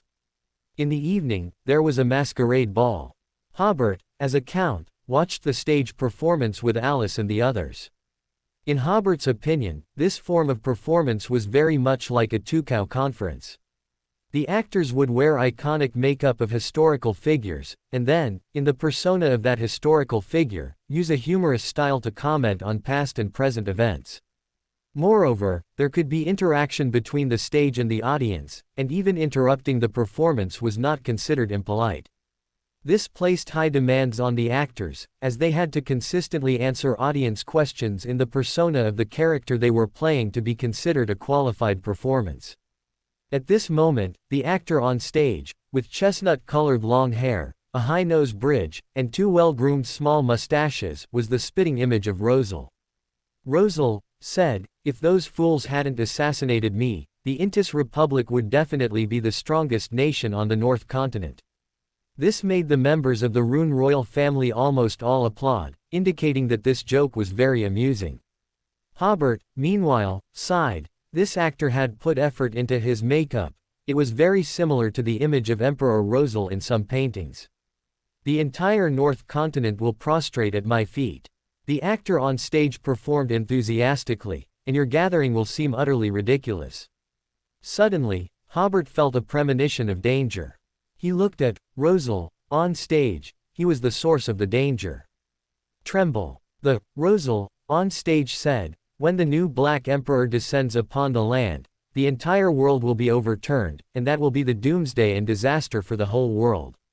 There was no surprise, no applause. The audience in the theater became extremely focused, so focused that their expressions were somewhat stiff. In Hobert's view, the atmosphere gradually became eerie, and the sense of danger grew stronger and stronger. The Rosal on stage had a problem. Hobert immediately made a judgment: stop the performance. Whoosh! Everyone either turned around or twisted their heads to look at Hobert. "That idiot Bolanov," Rosal said. He actually didn't realize there was a demigod among the Rune royal family delegation. Hobert grabbed Alice and Bertram by their collars, dragging them backward. As the princess and prince moved, they returned to their normal state, showing surprised expressions. Rakemont, who had been providing protection in the back row, also seemed to snap out of it and quickly came to assist, helping Bertram run out. Feneport's side also reacted, quickly covering Princess Ethel and the prince as they exited through another door. The others remained motionless, sitting there as if still enjoying the performance. For Hobert and Rakemont, leaving there immediately was the best choice, because no one knew if Feneport's demigod was an ally or an enemy. It wasn't until they left the theater that Alice asked Hobert, "What just happened?" "That actor has a problem," Hobert answered simply. He couldn't be certain what the exact problem was, but there was definitely something wrong. No sooner had he spoken than Hobert, who was walking in front, suddenly stopped. The path ahead was not the way out of the theater. Hobert was about to turn back to discuss with Rakemont, but found that Rakemont and Bertram behind him were gone. Alice also noticed this, and she said with certainty, "Just a few seconds ago, I could still hear Bertram's heavy breathing." The prince was far less composed than Alice, possibly due to nervousness, which made his breathing very loud. Hobert hadn't even felt when they disappeared. Looking at the corridor they were in, the sides were dark and seemed endless. A thin layer of mist floated on the soft carpet, as if they were no longer in the real world. Hobert held out his arm. "Link your arm with mine." Alice immediately stepped forward and linked her arm with Hobert's. Hobert injected his spirituality into the traveler's blade. Fortunately, the travel ability was still usable. He cautiously observed, and seeing that the spirit world seemed to be fine, he and Alice entered the spirit world together. Soon, Hobert noticed that there wasn't a single spirit world creature in the spirit world. Something was wrong. Hobert immediately left the spirit world, only to see Rosal on the stage again. However, the other audience members were nowhere to be seen. In the empty theater, there were only the three of them. The Rosal on stage smiled and said, "It seems you have a sealed artifact with a travel ability on you, but it's useless. My sealed artifact has already marked both of you. Within 3 days, if you traverse the spirit world or the underworld in any form, you will return here." Hobert stared at the other party. "Are you a saint of the Intis Republic?" And it was highly likely to be a saint from the diviner pathway. "The little fellow reacts quite quickly," the other party smiled, "but I cannot admit to that." Hobert's mouth twitched. Didn't that practically mean he admitted it? The other party continued, how about we play a game? If you can get out of here, I'll send you back to ruin. However, I must inform you that I will also tell the other two demigods your whereabouts. If you can return to Backland under our pursuit, then you win. Hobert tried to bargain with the other party. Why don't you just let us out? The game should start from the most exciting part. Ha ha, ha ha ha ha. The Rosal on stage suddenly burst into laughter, laughing so hard that he was out of breath. Hobert waited for the other party to laugh for a while, then, while guarding against a surprise attack, asked, "Is it that funny?" "Sorry." The other party laughed until tears streamed down his face. "I just thought of a past event." "All right, the game can begin." "Wait," Hobert asked, "where are the others?" "They were let out at the time," the other party smiled, "just trapping Princess Alice is enough." "What would I do with the others in here? If you hadn't noticed something was wrong, I would have only trapped the princess behind you just now." Alice gripped Hobert's arm tightly. The thought of such a situation was terrifying. "All right, the game begins." The other party made a gesture to leave. "Please." Hobert, pulling Alice, prepared to exit through another door to investigate. But after only a few steps, he seemed to suddenly think of something and looked towards the door where the actors entered and exited the stage. Hobert looked at the Rosal on stage for a few seconds, then smiled and said, "How about we go on stage and interact with you?" Rosal was slightly taken aback. Before Hobert could say anything else, he had already led Alice onto the small stage. Hobert cautiously watched the other party, gradually moving with Alice to the entrance-exit used by the actors. The Rosal on stage smiled. "I didn't expect you to discover it so quickly." He suddenly raised his hand and added, "But don't try to be clever. Once you've joined this game, you cannot break the rules." Hobert realized that the other party had done something when he raised his hand. However, he didn't feel any sense of danger, and there was no time for a detailed check at that moment. Hobert opened the door, and outside was a bustling bar. Compared to the eerie theater, this place was like another world. When he looked back, behind him was already a room filled with miscellaneous items. The two people emerging from the door shocked the bar patrons, and the entire bar fell silent. First, their attire, formal wear and court gowns, clearly indicated their high value, and with the man's handsomeness and the woman's noble beauty, they were stunned. What surprised the bartender was that behind that door was a storage room. When did these two go in? After coming out, Hobert immediately reached for the talisman that could summon Duke Nanwell, but only pulled out a paper figure. Hobert finally understood that when the other party raised his hand just now, he had replaced the talisman with a paper figure. Theoretically, even if the other party was a sequence 3, he wouldn't be able to swap the talisman so easily. It must have been the sealed artifact he mentioned that allowed him to do it with such ease. But another question arose. Hobert was a bit confused as to why the other party had simply let him and Alice go. Did he really just want to play a game? But now was not the time to ponder this question. Hobert had to face reality. His previous elaborate plan had fallen through. He had originally intended to summon Duke Nanwell immediately upon exiting and declare the game over. Now, the angel couldn't be summoned, and travel couldn't be used. He could only walk back to Backland himself. Fortunately, Hobert had his wallet with him. He pulled out a 1 Sul banknote, squeezed over to the bar, and gave it to the bartender. "Where is this?" Everyone was slightly taken aback again. The bartender pocketed the tip. "Ludwig Town." "What county?" "East Tucker County." Hobert nodded. It was indeed within ruined territory, and just east of the Balkis Mountains. If they could find the train station smoothly, they could return to Backland in half a day. Are there clothing stores in town? Are there rental carriages? Turn left out the door and walk a bit for the clothing store. Rental carriages are at the crossroads. Hobert adjusted his top hat, nodded in thanks, and pulled Alice to walk out. "We must first change into clothes suitable for movement, and we need to be quick. The other party could pursue us at any moment." It was just past 7 in the evening. Although it was completely dark, there were still many people on the town streets. But Hobert didn't go to the clothing store first. Instead, he went to the rental carriage stand, gave the driver a £10 banknote, and asked him to pick up a Mr. Orwell at the nearby train station. If he hadn't picked up the person by midnight, he was to return.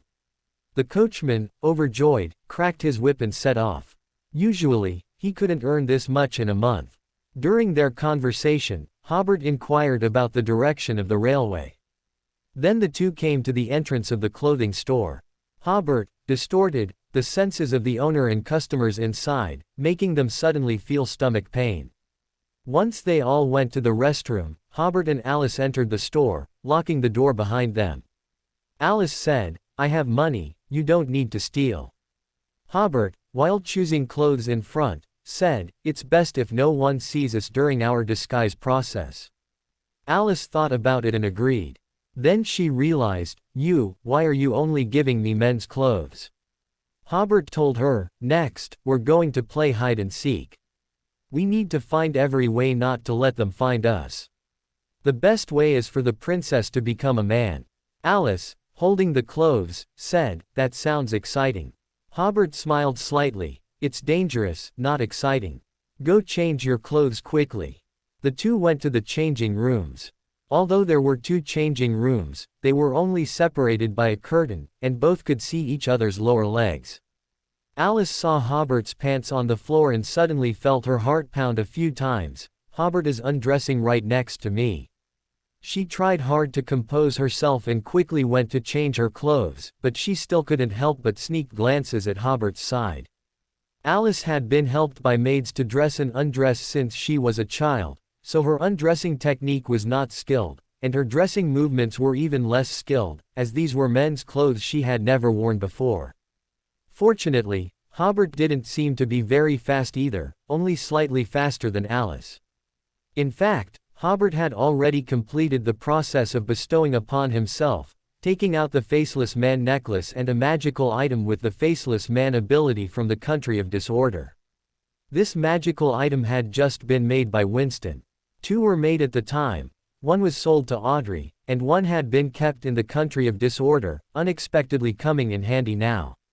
Hobert briefly explained the magical item's ability and handed Alice a mask made of order crystal. "Always keep it with you, so even if we get separated, the other party won't be able to divine your location."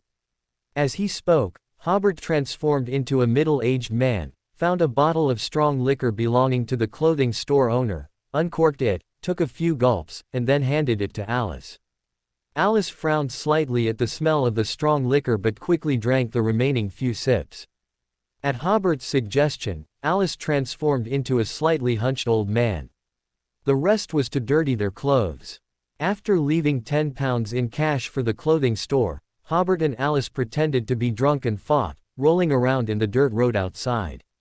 After several rolls, the two looked even more like drunkards. When all these preparations were complete, Hobert said, "Back to the bar." At this moment, Alice, whose appearance had transformed into an old drunkard, was slightly stunned.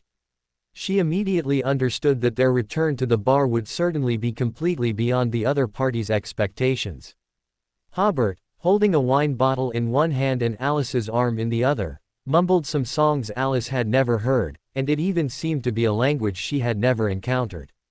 He swayed and sang as he walked, as if he could fall at any moment. This allowed Alice to fully commit to the act, also singing songs no one understood, swaying forward with Hobert. When they were still some distance from the bar, they saw two tall men emerge from inside. The older one had a slightly narrow nose bridge, a round face, and thin lips, a typical Forsac appearance. The two looked a bit displeased, glancing at the two drunkards outside. One went to the tailor's shop, and the other headed to the town's only crossroads. These were definitely the pursuers, and one of them was certainly a demigod. It wasn't that they were careless and didn't notice Alice, who was so close. Rather, if Hobert, disguised as a drunkard, had no intention of ambushing them, their spirituality wouldn't have given a clear warning. At most, they would have just taken another look at the two drunkards, finding them quite interesting. Hobert, of course, wouldn't get into a conflict with them at this time. While he was confident he could defeat the opposing demigod, who knew if that was the only demigod pursuing them. Hobert loudly entered the tavern, finding the drunkards inside relatively quiet, while the bartender cautiously checked the storeroom to see if anyone was still there. Under Hobert's loud curses, the bartender had no choice but to return and pour them drinks. Soon, the tavern's lively atmosphere returned. Hobert quickly learned from the slurring drunkards that 2 more people had come out of the storeroom entrance earlier. After asking some questions, they left without even leaving a tip. As for the questions they asked, they were naturally related to Hobert and Alice, who had appeared earlier. That's why one went to the tailor's shop, and the other went to the crossroads. After a drink, Hobert felt it was time and left the bar with Alice. It was already past 8 o'clock, and in a small town like this, there weren't many lights anymore. After the 2 staggered and disappeared into the darkness, Hobert grabbed Alice and ran quickly forward. There was no one else on the road at this time, so Hobert simply carried Alice on his back and advanced using distortion. Alice, clinging to Hobert's back, felt like they were flying, much faster than any carriage or train.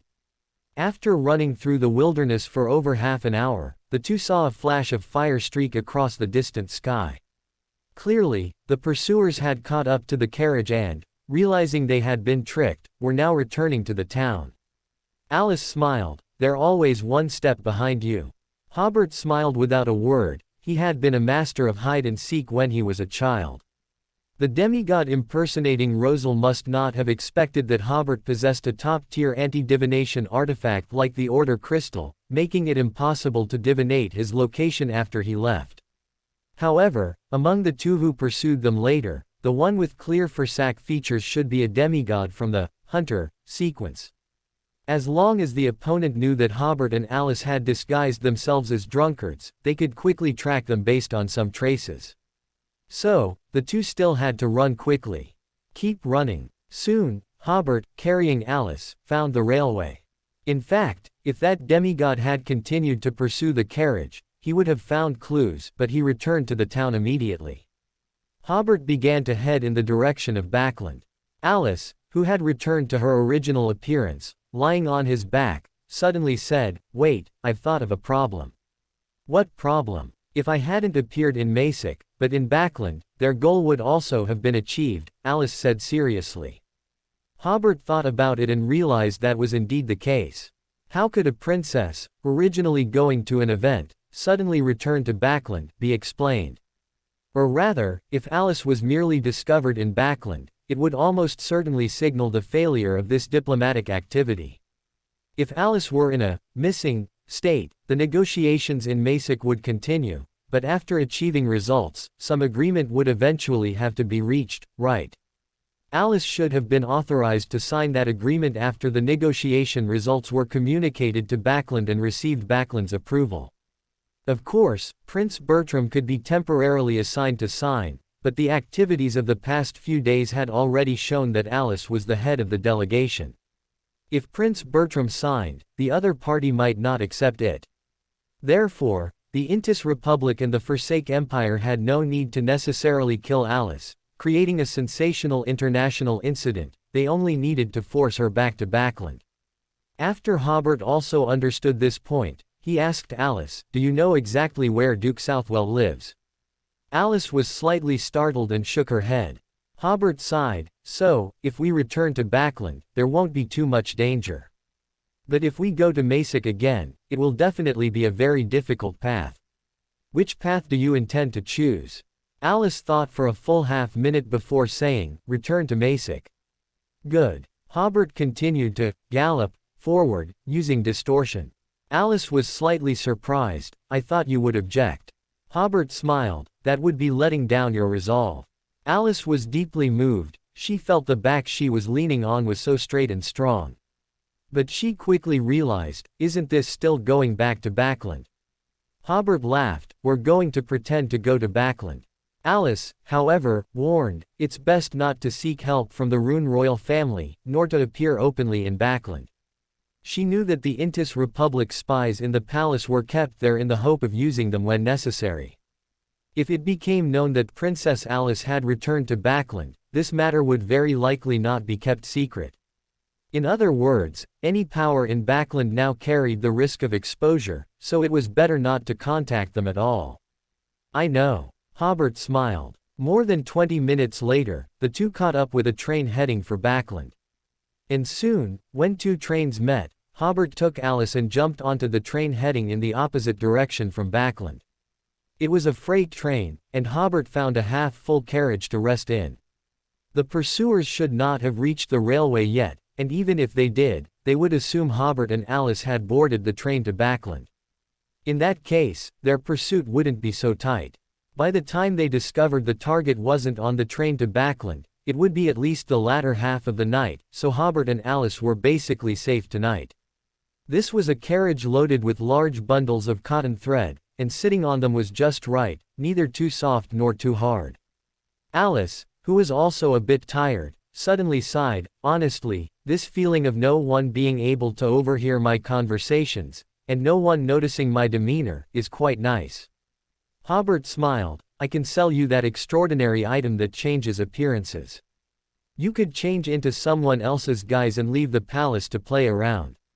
Alice rubbed her arms. That's a good idea. She said, I'm a bit cold. Hobert realized he was also wearing only a single layer of clothing. As a gentleman, shouldn't you open your arms to me now? Alice smiled. Haha. Now no one will say I'm not ladylike for doing this. As she spoke, she simply got up and sat next to Hobert. Hobert caught a whiff of alcohol from her breath and then remembered, could those few sips of strong liquor and the later glass of cheap wine have made her a bit drunk? Without thinking further, Hobert opened his arms. He wasn't a saint either, secretly embracing a princess. Just thinking about it was quite thrilling. Alice snuggled into Hobert's embrace, hugging his waist, and then smiled triumphantly. Hobert, do you have any thoughts of becoming a Rune royal family member? Hobert, of course, understood her meaning. I apologize, princess, I know your intentions, but I cannot give you too much, nor can I become too deeply entangled with the Rune royal family. He had wanted to clarify this for a long time. It wasn't that he was such a noble gentleman, but he felt it would be quite a scoundrel not to make some things clear. I understand. Alice leaned against Hobert's chest, enjoying this moment of tenderness. Future matters, for the future. Soon, Alice, who had drunk some strong liquor and relaxed from the earlier escape, actually fell asleep in Hobert's arms. Hobert, who had been on alert, suddenly felt that his extraordinary potion had digested quite a bit. He pondered for a moment before seeming to understand. Firstly, to prevent himself from being corrupted by the extraordinary potion, he had set many bottom lines for himself, including strict principles regarding romantic relationships.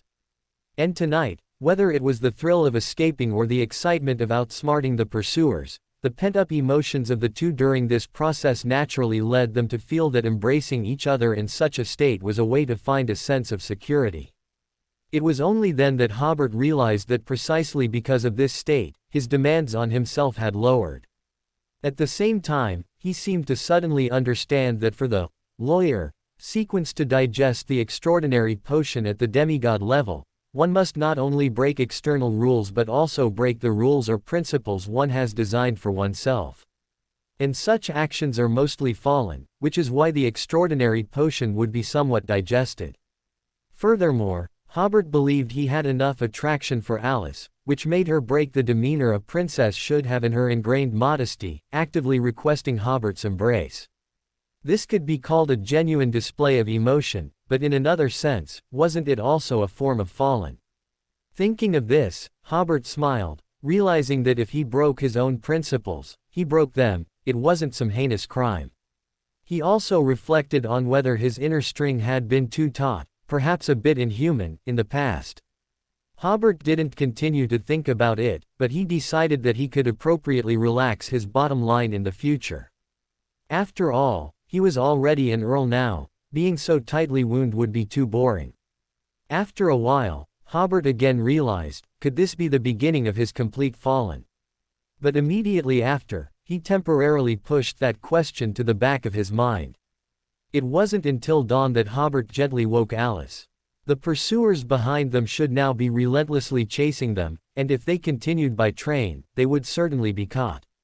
When the train entered a small city, Hobert and Alice changed their appearances again and once more, graced a tailor's shop.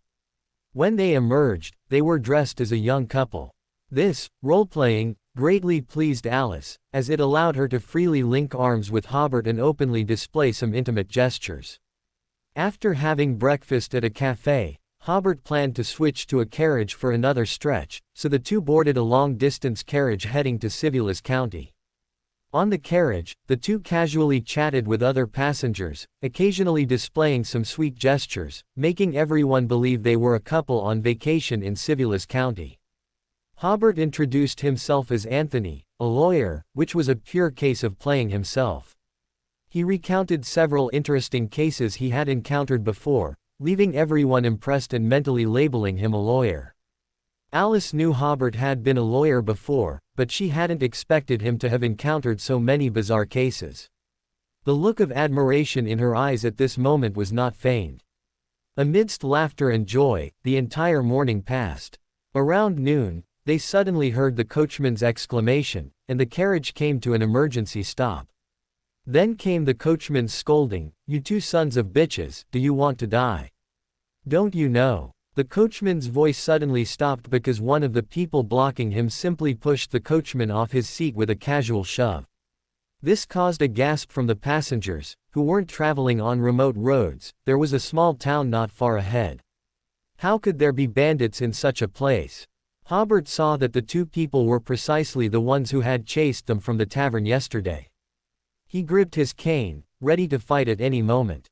The two men opened the carriage doors, one on each side, terrifying the passengers, especially the Fursac man, who had a huge psychological impact on them. Alice also clutched Hobert's arm, leaning tightly against him. Her fright wasn't entirely feigned. Hobert made an effort to appear calm. "Gentlemen, if you want to rob us, we will give you our money, but please do not harm us." As he spoke, he took off his gentleman's hat and placed his wallet inside it. The others also reacted, with someone saying, "Anthony the lawyer is right, please don't hurt us." Luckily, there's a brave young man like Anthony the lawyer, otherwise, I wouldn't have realized this. Everyone spoke while putting their money into the hat to avoid harm. The two people, one on each side, stared at the people in the carriage for several rounds, but only glanced over Hobert and Alice. When Hobert handed the money to the other party, the big man even snorted coldly, spineless. With that, they closed the carriage doors. The passengers in the carriage were stunned, not expecting the other party to just leave like that. Hobert also smiled, wondering if the other party had cheated when digesting the hunter potion. They didn't even notice. He then realized that the other party only thought the target might be in a carriage on this road, and they weren't sure which carriage it was. Of course, the most likely reason was that everyone's recognition of Anthony the lawyer made the other party drop their guard. Moreover, if the other party had caught the gentleman's hat Hobert handed over, they might have noticed some clues, but the other party had no suspicion whatsoever of this young, seemingly intimate couple. After all, one of the two targets was a princess who had always acted very noble, especially a ruined princess known for her reserve. In their concept, it was impossible for her to make such intimate gestures with a gentleman protecting her. Hobert returned the money and wallet from the gentleman's hat without a single soul missing, and the passengers cursed, asking if those two people were crazy. Hobert got out of the carriage and helped the coachman, who had fallen to the ground. After confirming he was all right, Hobert slipped £5 into his hand as compensation for implicating him. The coachman seemed to understand something and returned to the driver's seat without a word, continuing the journey. The atmosphere in the carriage gradually became lively. While everyone was distracted, Alice quietly whispered in Hobert's ear, "That was so thrilling just now." Hobert smiled. That's what makes it interesting. He found that he seemed to be enjoying this game after all. Around 3 p.m., Hobert and Alice arrived at their planned stop, got off, and then boarded a boat heading south. On the boat to Dissy County, Hobert and Alice changed their disguises again. Since the two had purchased tickets as a married couple, they naturally requested a cabin on the boat. However, because they were playing ordinary spouses, they only requested a medium-sized cabin to fit their persona, which meant there was no servant's room, making changing clothes difficult for them. Alice chuckled, when one person changes, the other just needs to close their eyes, right? Hobert, however, said, how about I go out first? That would be very strange. Alice said sternly, do normal spouses avoid each other when changing clothes? That would put us at risk of exposure. Hobert smiled, if you're not afraid, why should I be? I'll change first. And while he was changing, Alice did not close her eyes. Fortunately, it was just changing clothes, not full nudity, otherwise Hobert would have felt somewhat embarrassed. In return, when Alice changed clothes, Hobert also didn't close his eyes. Seeing those two well-proportioned beautiful legs, he once again sighed inwardly, these two legs are truly amazing. Hobert's slightly aggressive gaze made Alice very satisfied. At the same time, Hobert felt his potion had digested a little more. At this moment, the digestion of the potion was like a scale. As soon as it digested, it seemed to prove that the hearts of the two had let go of some things they had originally held onto. After changing clothes and resting for a bit, the two went to the restaurant for dinner. Looking at the beautiful evening scenery on both sides of the river, Hobert and Alice, now transformed into a middle-aged couple, looked at each other with much softer eyes. After dinner, Hobert still kept watch, while Alice rested. Around midnight, Hobert carried Alice in his arms, using the distortion of his own weight and temporarily altering gravity to jump onto a bridge spanning the river. And soon they climbed onto a passenger train. This railway was the same one they had taken to Mysic before, and the only railway to Mysic. Hobert guessed that the other party would most likely intercept them within Mysic, but this part of the journey in the ruined kingdom should still be relatively safe. There weren't many people on this train. They found two side-by-side seats and sat down. Alice slept again, curled up in Hobert's arms, and even Hobert dozed off. They both knew that tomorrow's journey would definitely be very difficult. After resting until dawn, they were about to enter Mysic territory. The two washed their faces to wake up, then went to the restaurant for a meal. Opening the restaurant car door, Hobert didn't immediately go in, but observed for a while. In the restaurant, there was an early rising old woman, a disciplined officer, a couple seemingly in a Cold War, a middle-aged man with a refined beard, and several attendants who were quickly enjoying breakfast while there weren't many guests yet. Seeing that they all seemed fine, Hobert then led Alice into the car. Eat more. Hobert ordered a large plate of food. They might not have a chance to eat lunch today, and whether they would have a chance for dinner depended on the outcome of today's actions. Alice also obediently wolfed down a lot of food, finally letting out a very unladylike burp. Hobert drained his cup of black tea and asked with a smile, "Are you ready?" Alice replied, "I'm ready.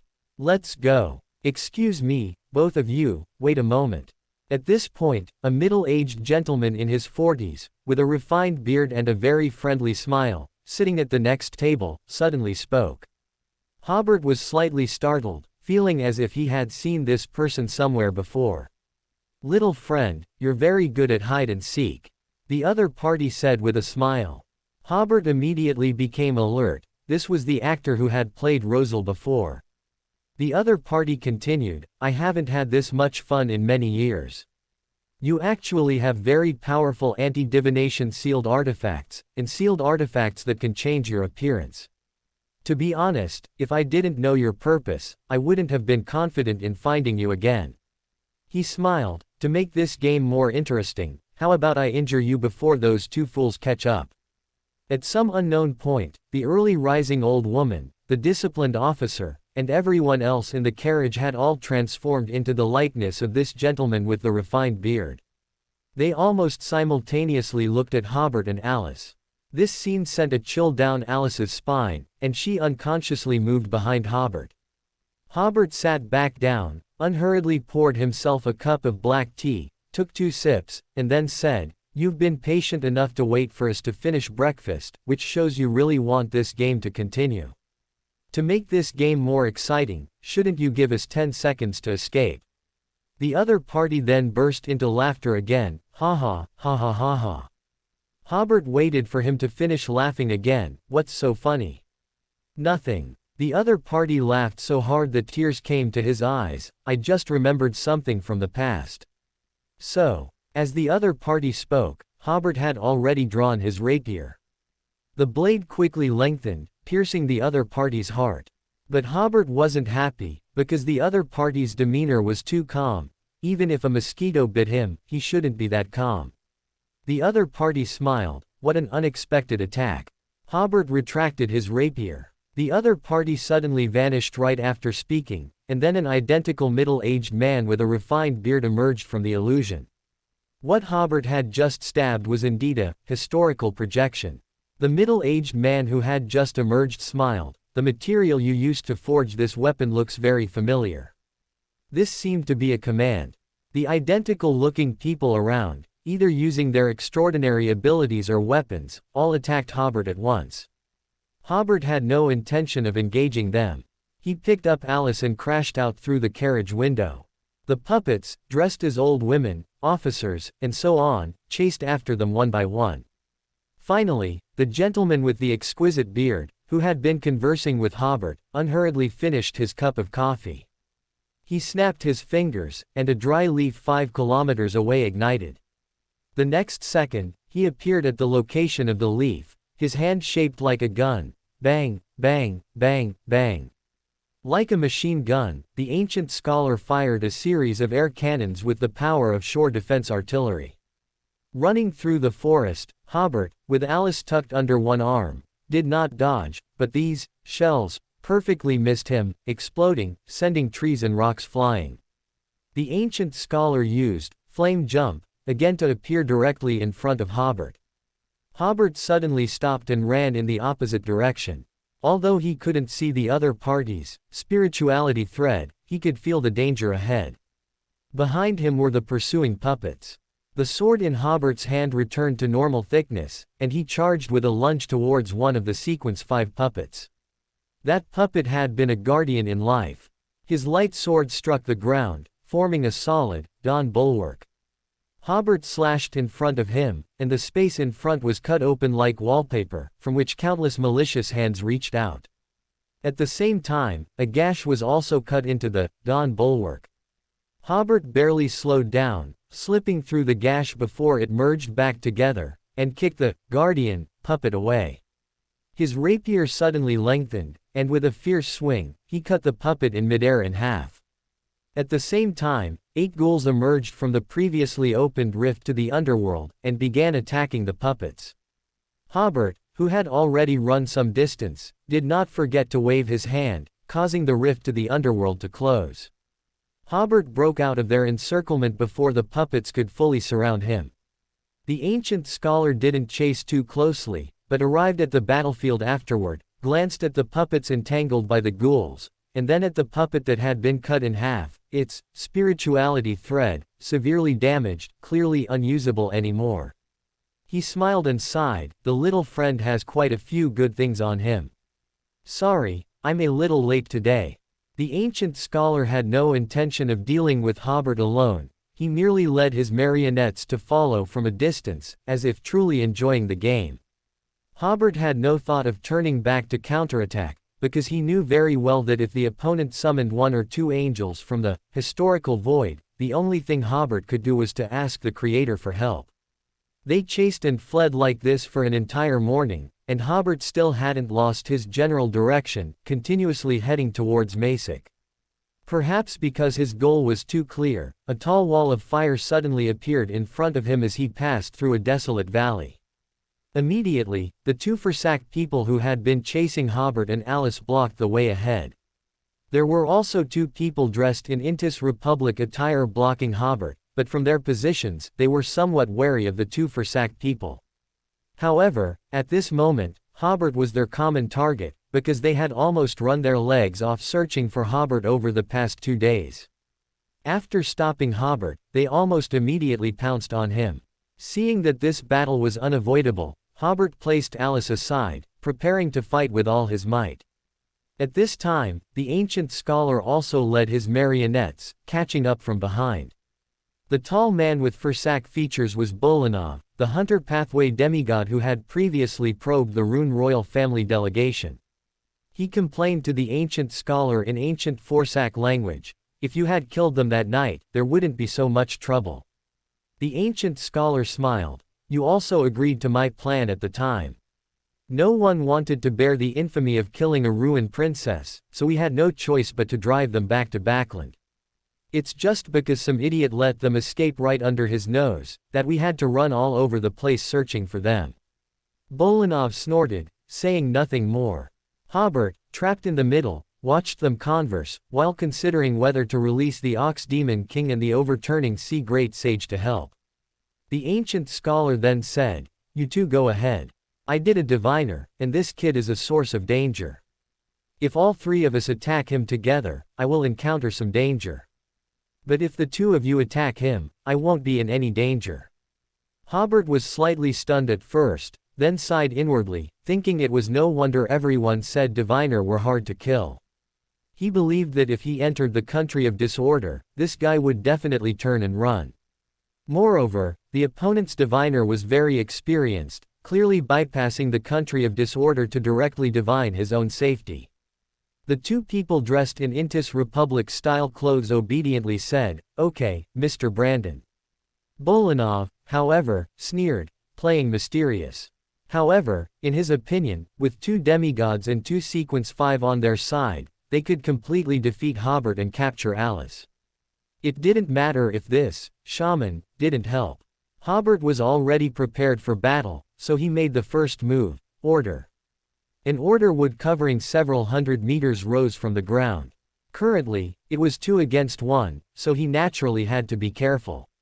He decided to first try how long he could last with his full power under the attacks of two demigods. Was there a possibility of a counter-kill? If the ancient scholar made a move or tried to escape later, he would simply invite the creator to act and eliminate them all. The order would give Bolanov and the other 4 a certain psychological impact, but the two demigods from different countries quickly composed themselves and launched a pincer attack on Hobert from different directions. Bolanov's body was suddenly covered in a layer of flames from the inside out, and he slammed a punch towards Hobert. This was a fatal attack. The Intis Republic's demigod was named Cornell, also an iron-blooded knight. He used a fiercely burning wall to block Hobert's retreat. The two Sequence 5s, knowing their limitations, did not participate in the battle between demigods. They were waiting for an opportunity to bypass the battlefield and prepare to capture Alice. Hobert waved his hand, and Bolanov's fist struck Cornell. Under the blessing of the Order Wood, Hobert's distortion intensity and duration were significantly increased. Cornell quickly dodged, and dozens of fire crows flew from his back, smashing towards Hobert. As a result, these fire crows changed direction mid-flight and charged towards Bolanov. The flames on Bolanov's body suddenly burned fiercely, blocking the fire crows. "Offensive, don't make things worse." Cornell frowned, took a step back, and decided to watch the two fight for a while. Hobert on the other side had already charged over, stabbing a sword towards Bolanov. A blazing white spear appeared in Bolanov's hand, blocking Hobert's attack. Then, the flames on his body suddenly expanded, almost engulfing Hobert. Hobert slightly retracted his sword, then slashed it through the air, once again creating a netherworld gap as if cutting through wallpaper, sucking away most of the flames from Bolanov's body, leaving only a faint flicker. Brandon, the ancient scholar, who was sitting on a rock on the outskirts of the battlefield watching, clapped his hands, expressing his appreciation for Hobert's handling of the situation. Alice, also on the edge of the battlefield, held her breath for Hobert. At the same time, she dared not relax her vigilance, following Hobert's instructions to pay attention to the movements of the two Sequence 5s. On the battlefield, the netherworld gap quickly disappeared. Bolanov wanted to trap Hobert with a burning wall, but his burning wall twisted and turned under Hobert's distortion, eventually encircling Cornell, who was ready to ambush at any moment. Bolanov had fought many fallen earls, but this was the first time he had seen such a distortion that seemed like cheating and could be used continuously. Without the blessing of the Order Hobert's distortion would not be as freely controlled as it was now. He could only distort the direction of a burning wall, but he could not continuously distort the directions of these skills. Generally, an iron-blooded knight's fatal attack could only distort the fatal aspect of the opponent, but it could not distort the entire attack. After some probing, Bolanov understood which of the opponent's abilities were enhanced under the tree canopy. His counter-strategy was to dodge Hobert's attacks while quickly retreating, not making any active attacks. Flames erupted from his body, and he moved very agilely. Even if Hobert amplified his speed, he couldn't catch up to him. Now Hobert finally knew that the opponent hadn't cheated when digesting the Hunter potion, because the opponent had clearly discovered that the Order had a time limit, so he could stall for time and look for an opportunity. Hobert played along, seemingly trying his best to pursue. Finally, when the position and timing were right, the rapier in his hand suddenly lengthened, stabbing Bolanov. This greatly shocked Bolanov. Fortunately, he had a magical item that could generate a small range dawn armor in response to stress. Although the range was small, it was enough to block most demigod-level attacks. After realizing that he hadn't pierced Bolanov's skin, Hobert immediately withdrew his sword, then leapt backward. His sword lengthened again, stabbing a Sequence 5 who was attempting to bypass the battlefield. The moment that Sequence 5 was stabbed, his entire body was covered in flames to prevent the spread of the injury. But very quickly, the flames disappeared, leaving only the Sequence 5 trembling on the ground. His spiritual body had been injured, and the power of the underworld had invaded his body along with the rapier, instantly making him lose his combat ability. Brandon, sitting on the rock watching the show, then said, "Oh, right, I forgot to tell you earlier, the sword in his hand can change its form at will." Bolanov gritted his teeth at this, because the one who had just been stabbed was the Fursak Empire's Sequence 5. But at this moment, he had no time to care about his subordinate, or even to curse, because he found his body becoming stiff, and the flames on him were almost gone. This was the effect of the undead language attached to Hobert's rapier. Although the effect was not that obvious, it could stack. The longer the battle lasted, the greater the opponent's influence. Hobert had been using the mark Azek gave him since earlier, altering the surrounding environment to make it more conducive to the power of the underworld. Amplify. Hobert's next attack amplified the undead language attached to the rapier. Bolanov seemed to hear a terrifying babble. He felt as if he had fallen into an ice cave, his whole body frozen stiff, and his limbs seemed to stop obeying him. Chaos. Hobert's counterattack began. Taking advantage of the opponent falling into a state of chaos, he punched the opponent towards the tree trunk. Since the rapier couldn't hit the opponent for a while, he might as well use his fists. At the same time, his attack was also to prevent the opponent from escaping the range of the tree canopy. Bolanov was actually very cautious, always staying away from the center of the tree canopy, but at this moment, Hobert punched him back.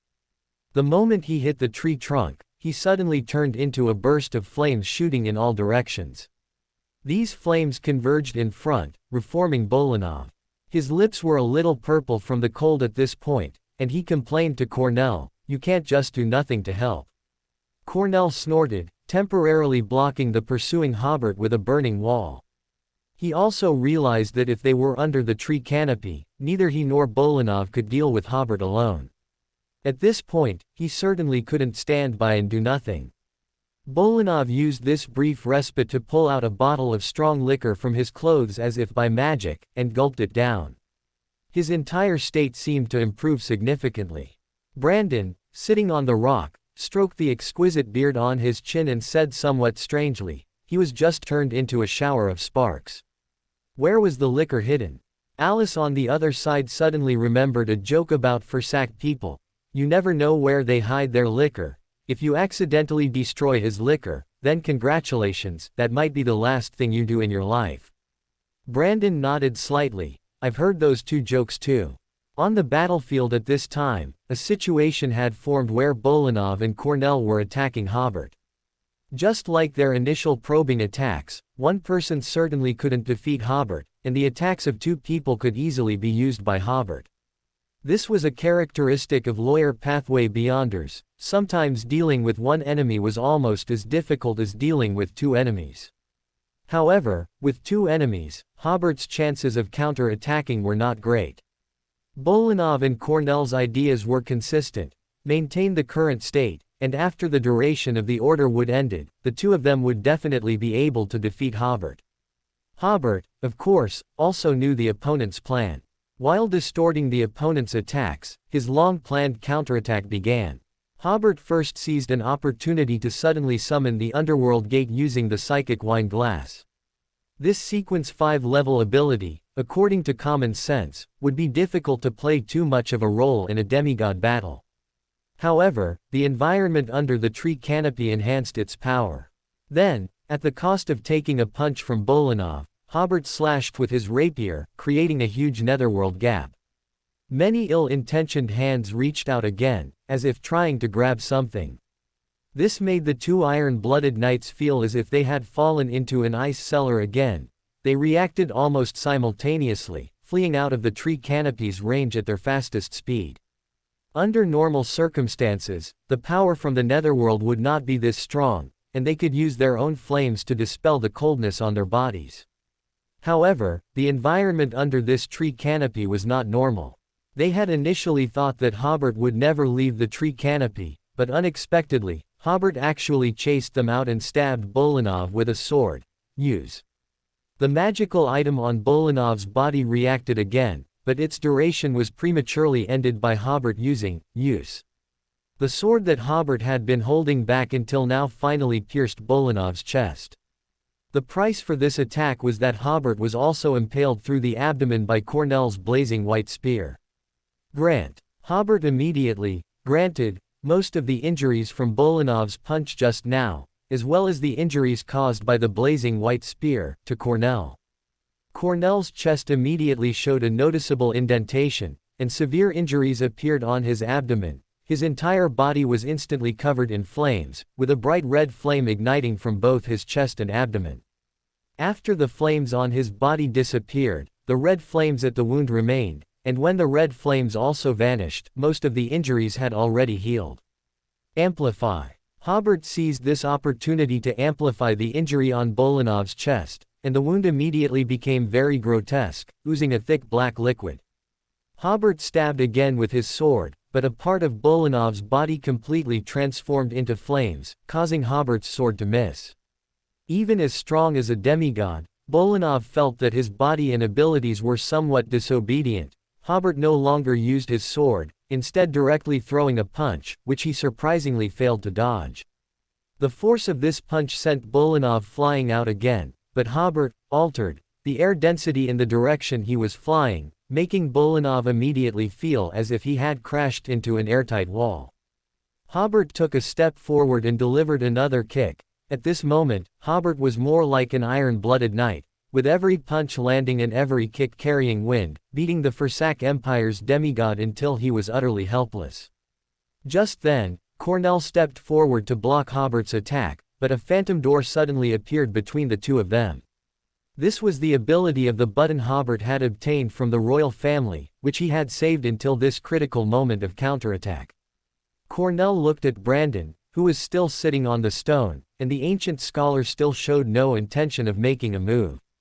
Cornell pondered for a moment, but still decided to attack Hobert, hoping to take this opportunity to gravely injure him. At this point, Bolanov was already covered in blood, which reminded him of fighting older students when he was in school. Only at that time had he been beaten so badly. Hobert threw another punch, but this one only pressed against the opponent's chest. At this moment, Bolanov's entire body violently shook. His internal organs were currently undergoing a series of continuous explosions, which was the ability of 1-109, obtained from the Aurora Order's Black Knight, Flesh Bomb. It could be detonated as long as the enemy was injured and started bleeding. When Hobert fought the Black Knight previously, he was blown away twice, and he was very familiar with the bomb's power. After continuous detonations, Bolanov's internal organs were now shattered, and although he could turn part of his body into flames to evade fatal damage, the explosions within his own chest and abdominal cavities were difficult to completely avoid. Bolanov seemed to be completely hollowed out, rolling his eyes as he fell to the ground. Hobert's counterattack was as smooth as flowing water. Just over 10 seconds ago, he was at a disadvantage, but now he had severely wounded a demigod. This was also Hobert's current combat style. Once he seized an opportunity, few demigods could withstand his counterattack. Cornell's attack finally arrived at this moment. He transformed into a ball of flame, bypassed the phantom door, and at the instant Bolanov fell, a fiery punch struck Hobert. By this time, they had left the area under the tree canopy, and Hobert merely distorted the extraordinary damage accompanying the punch, but he himself was still sent flying. Cornell appeared in midair like a streak of light, kicking Hobert in the abdomen. Hobert spat out a mouthful of blood. This was not an ordinary strike, but a slaughter, where even if each blow didn't hit Hobert's weak points, the areas hit would become weak points, thus causing severe injury. This ability consumed a large amount of spirituality, but it was the best way to attack when an opportunity to approach the enemy was seized. Chaos. Hobert used his extraordinary ability to evade Cornell's next attack. After he landed on the ground, he spat out another mouthful of blood. Cornell continued his offensive, this time using fatal attack. In a direct confrontation, an iron-blooded knight's attacks were quite formidable, but he had no opportunity to unleash them while under the canopy of the Order wood. Weakening. Hobert had used most of his hidden strength to severely wound Bolanov in one go, which gave Cornell a certain advantage.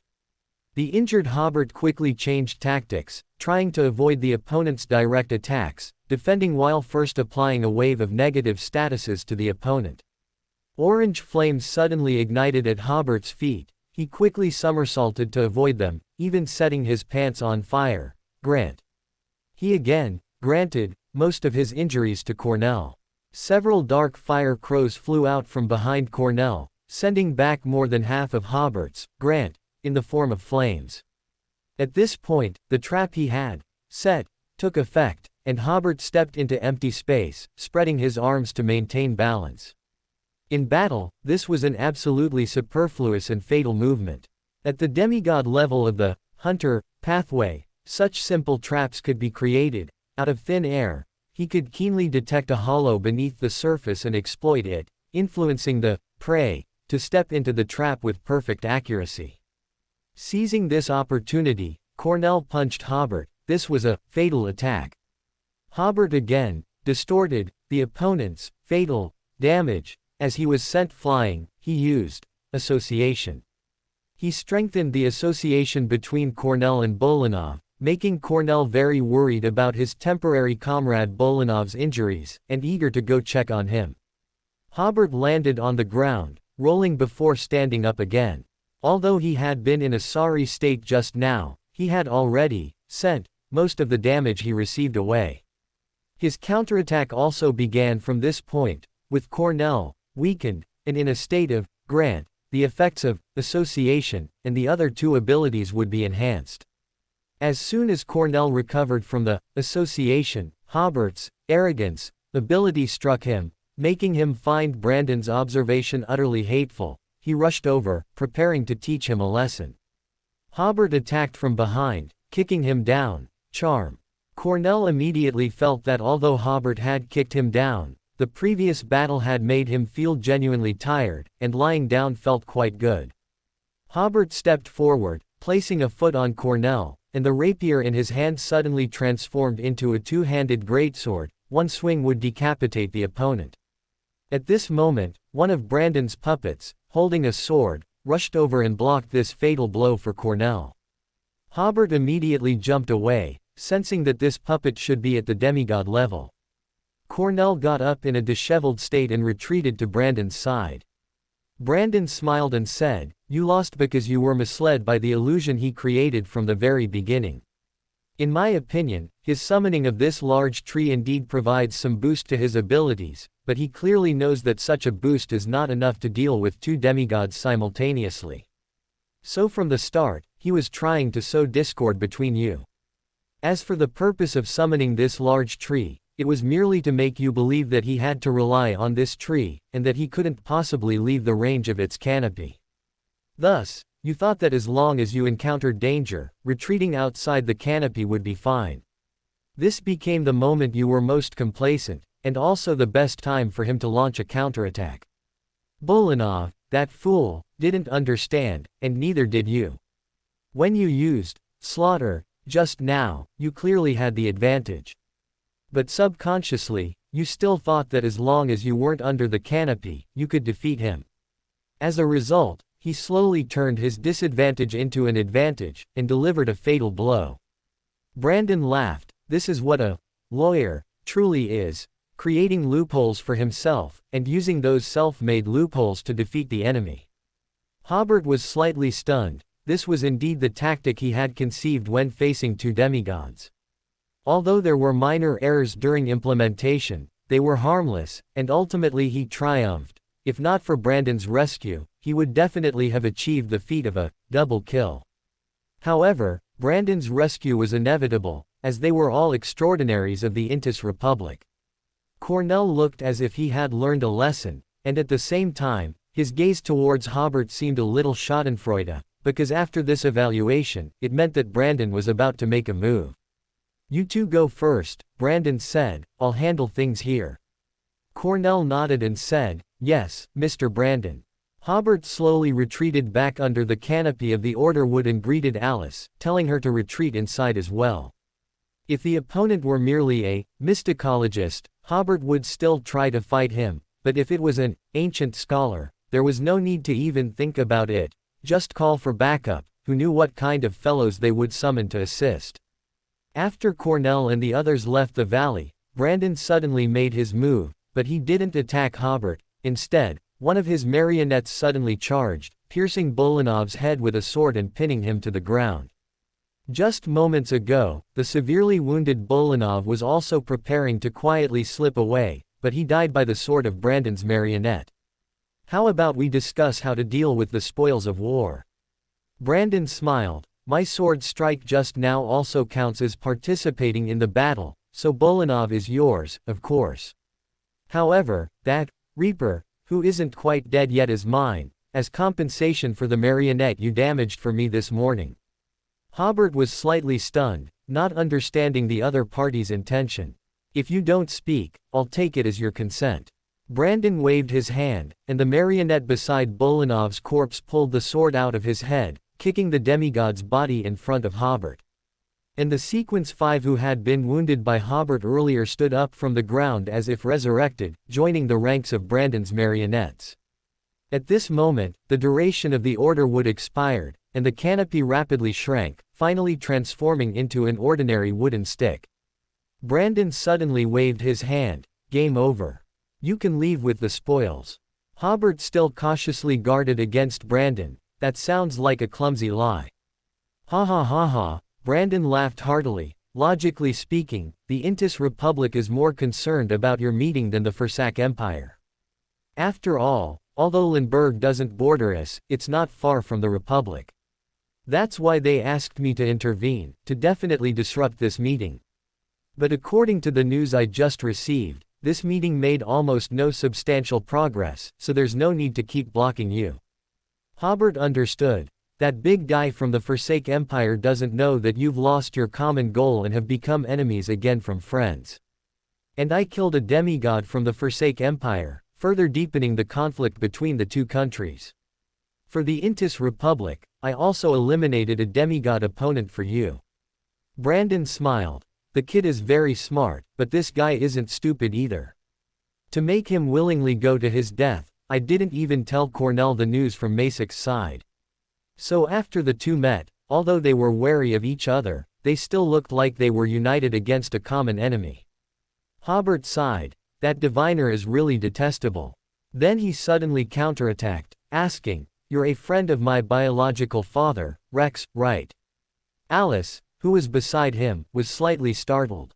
After all, Rex was the legendary colonel from over 20 years ago, and she had heard some of his deeds even in the palace. The smile on Brandon's face disappeared.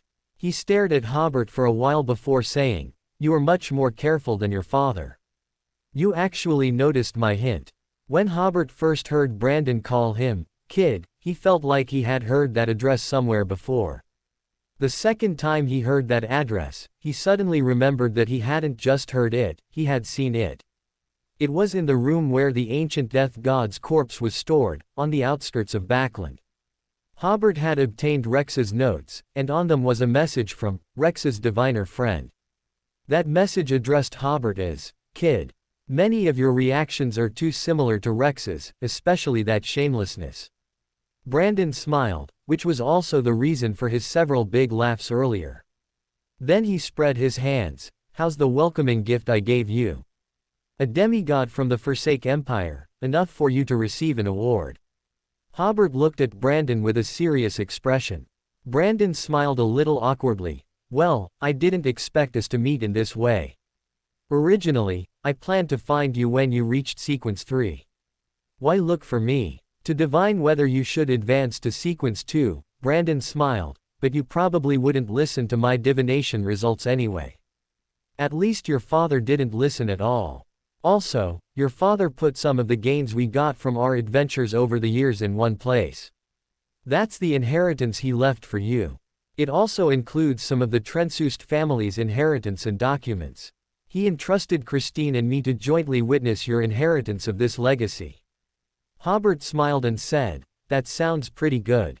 Brandon spread his hands. "But I heard that you seem to be quite wealthy, at least wealthier and more powerful than I was when I was young."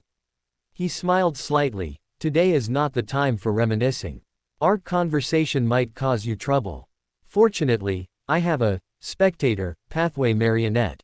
How about I ask him to help you forget our conversation just now?" Alice slightly raised her hand and said, "Hello, Mr. Brandon, I have a way to avoid interrogation." "A polite good child." Brandon smiled. Hobert said, "I also have a way to avoid it." "Ah, you brat, you haven't even called me uncle yet, not even Mr. like this princess." As he spoke, Brandon stood up and left.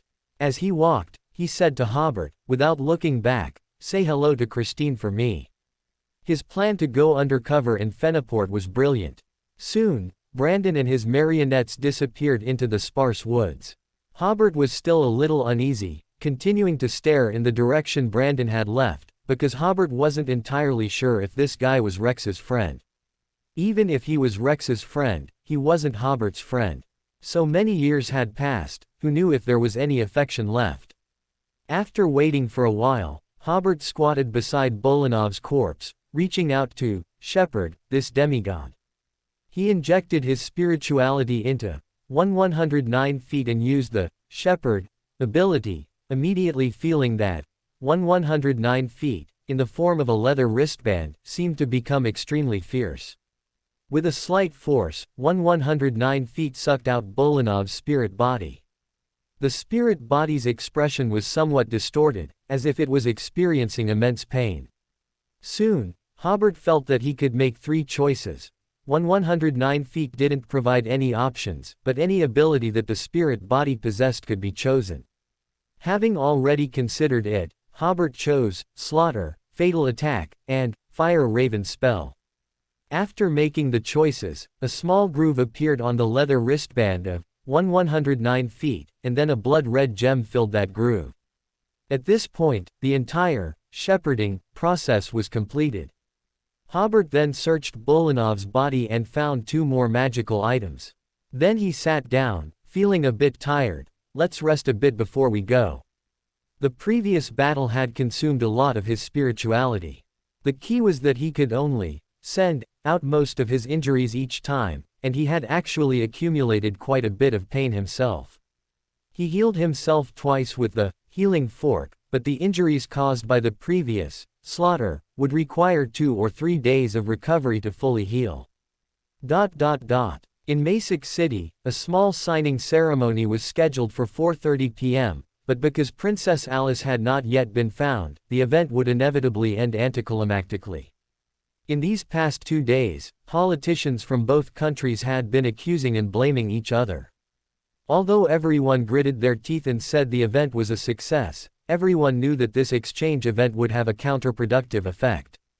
Even if Princess Alice returned safely later, politicians from both countries would definitely use this to attack each other. But to everyone's surprise, just as the signing ceremony was about to begin, Princess Alice appeared. She was wearing a noble court gown, without makeup, with only a very simple bun. Following her was Earl Hobert, who also hadn't appeared in the past few days. Before anyone could inquire, the signing ceremony began. On behalf of the Rune Kingdom royal family delegation, Princess Alice still signed the agreement. She briefly looked at the negotiation results from the past week. As Brandon said, there was no substantial progress at all. However, with Alice's signature on the agreement, it marked a perfect conclusion to the event. In the evening, members of the royal families of both countries attended the farewell ball together. Ethel spent a great deal of effort to find Hobert, who didn't want to dance even one dance, in a corner of the ballroom. She smiled. Your return exceeded everyone's expectations. After our review, we should have encountered an ancient scholar and an attack from a sealed artifact of grade 0 that night. However, the other party didn't seem to intend to harm us. In the end, only you and Alice disappeared. Obviously, you were trapped somewhere, and the other party intended to use this to disrupt this exchange event. Hobert yawned. The escape process was indeed quite arduous. Anyway, welcome back. Ethel smiled and raised her glass. I'm really fed up with those foolish politicians. The successful conclusion of this exchange event at least deprived them of a reason to argue. The two clinked glasses, took a sip of wine together, and Ethel said meaningfully, "Remember to write to me." Hobert nodded, knowing that the other party was reminding him to write to him once there was a lead on the Kastcha family secretly believing in the creator. The next morning, both sides departed Masic by train. This finally allowed the Masic royal family to breathe a long sigh of relief. During the next 2 days of the journey, neither Alice nor Hobert showed up much, and no one openly discussed the princess's disappearance. It wasn't until they returned to Backland that Hobert and Alice were separately interrogated. Hobert was interrogated by Georgina, the Director General of Military Intelligence Section 9. The Duchess asked very politely, like a casual chat between colleagues. After all, Hobert's contribution to this incident was not small. Most of the experiences of those 2 days could be told truthfully. As for how Bolanov's extraordinary characteristic was handled, Hobert glossed over it, and Georgina didn't press for details. They had already tacitly agreed that it was Hobert's spoils of war. The parts that couldn't be told mainly involved intimate contact with the princess and their mutual admiration for each other's physiques.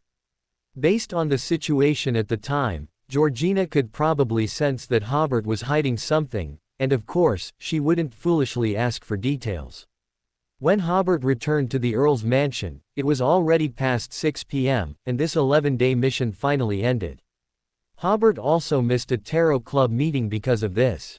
At this tarot club meeting, the World and the Hanged Man agreed to explore the island mentioned earlier in the near future.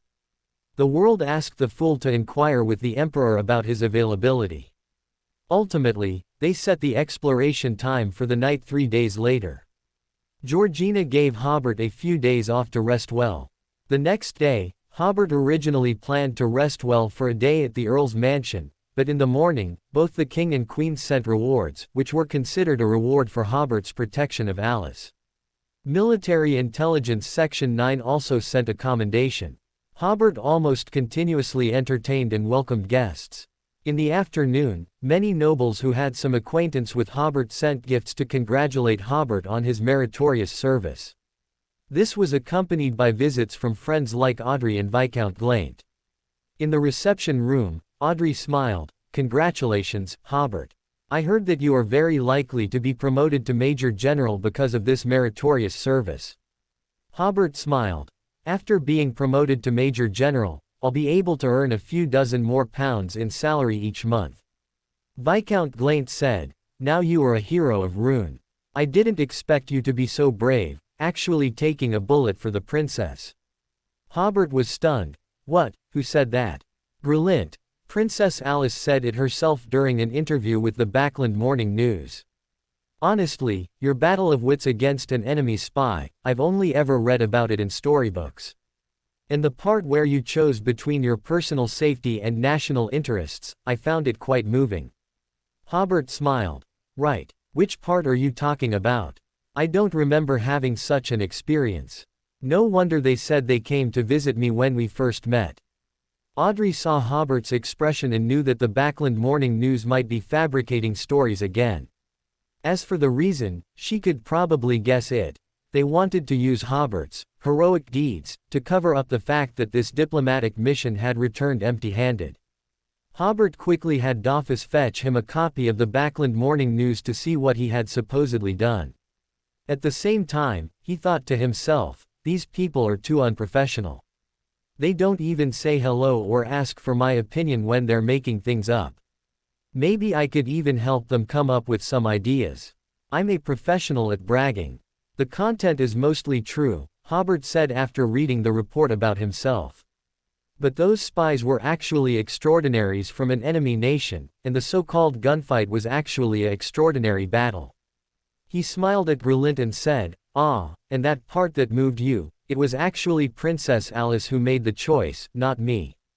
At the time, Hobert was quite surprised himself, not expecting that someone who was almost assassinated by the royal family and the witch church combined could still choose to risk maintaining national interests in such a situation. So, Hobert didn't even try to persuade her then, nor did he use his power as a demigod to act arbitrarily and disregard Alice's choice. Instead, he chose to help her. Brulint was slightly stunned when he heard Hobert's words, and finally smiled helplessly. Then Hobert chatted with Brulint about rehiring a group of noble children. Last night, Hobert had already reviewed a batch of briefings sent by Furs regarding Longtail Island and the South Colson region during this period, which included Corwin's report. In his report, he mentioned that the reformed, noble children could enter work more quickly, had high work enthusiasm, and could apply what they learned to new situations. With a little experience, they could flexibly handle the tasks they encountered in their work. Hobert, of course, understood that these people had received a very good education, and their ability to accept new things was very strong. Moreover, having been influenced since childhood, they were naturally better at dealing with people. This was almost an inevitable outcome, and in Hobert's future power structure, there would certainly be many such noble children. Therefore, Hobert had an important requirement for their screening: they must fully accept the core idea of people-oriented. In previous assessments, noble children who refused to accept this idea, no matter how capable they were dismissed by Hobert with a salary of £1 a day.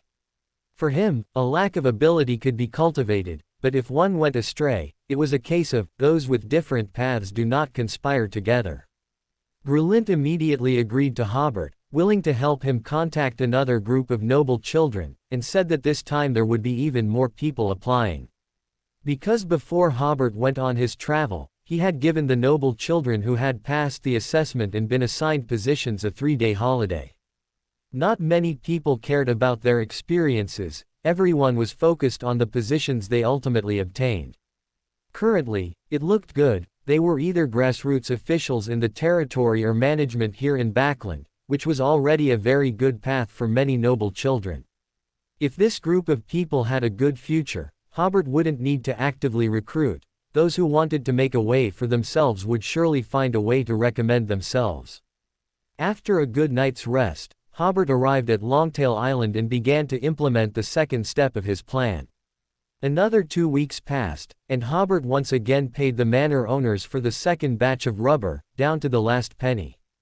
As per the previous agreement, this time it was paid at 1.5 times the market price. This completely mobilized the enthusiasm of all the manor owners.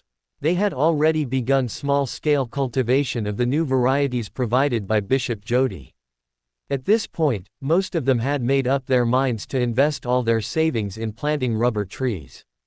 Although these saplings and potions were expensive, it would only take 4 or 5 months to recover the cost. And even if Earl Hobert no longer had such a great demand for rubber, and the purchase price returned to the market price, it would at most take an extra 2 or 3 months to recover the cost. For the manor owners, this perennial cash crop could recover its cost so quickly, making it a very profitable crop. The most crucial thing was that after recovering the cost, they could get more than 10 times the income of ordinary rubber trees. For them, this was an investment with exorbitant profits. But at the third banquet he hosted, Hobert gave everyone another shot of adrenaline. Hobert said very seriously, "The rubber you provide is still too little. For a long time to come, I will need a large amount of rubber. If you cannot meet my demand, I will have to send people to other islands to purchase it." At the same time, he also stated, "Before my huge demand for rubber is met, the price I purchase it will be 1.5 times the market price." As Hobert expected, the manor owners began to complain, saying that they only had so many rubber trees, and the new rubber tree varieties were too expensive, and so on. At this point, Bishop Jody explained that those potions and new varieties used many expensive materials, and it was only because of good cooperation with Earl Hobert that they were given this price. There were no such saplings anywhere else, and the Earth Mother Church was practically not making any profit. Because the manor owners were not clear about the mystical logic behind this, they didn't know how to refute Bishop Jody's explanation. Hobert pondered for a moment before saying, "I will issue you a loan to plant rubber trees, and you can repay it once they start producing latex." Because this earl had previously advanced a payment for goods, everyone was not very surprised by this proposal. Moreover, manor owners with connections had already inquired and found out that this earl was producing a large number of electric wires in Backland, almost acquiring all the rubber in Backland, which had led to a certain premium in Backland's rubber prices. So everyone had discussed before coming to see if they could ask the earl to advance some money to buy saplings again, even if they had to pay some interest. They didn't expect the earl to proactively offer to provide loans, and he didn't even mention interest. Hobert continued, "The maximum loan amount for each person is £3,000, and this loan can be collected from the governor's mansion tomorrow." He said, "My requirement is that this money must be spent on planting rubber trees. This must be written into the loan contract, and in case of a breach of contract, I will reclaim the loan in advance." £3,000. They didn't expect the earl to lend them such a huge sum. In their astonishment, everyone loudly guaranteed that they would abide by the agreement.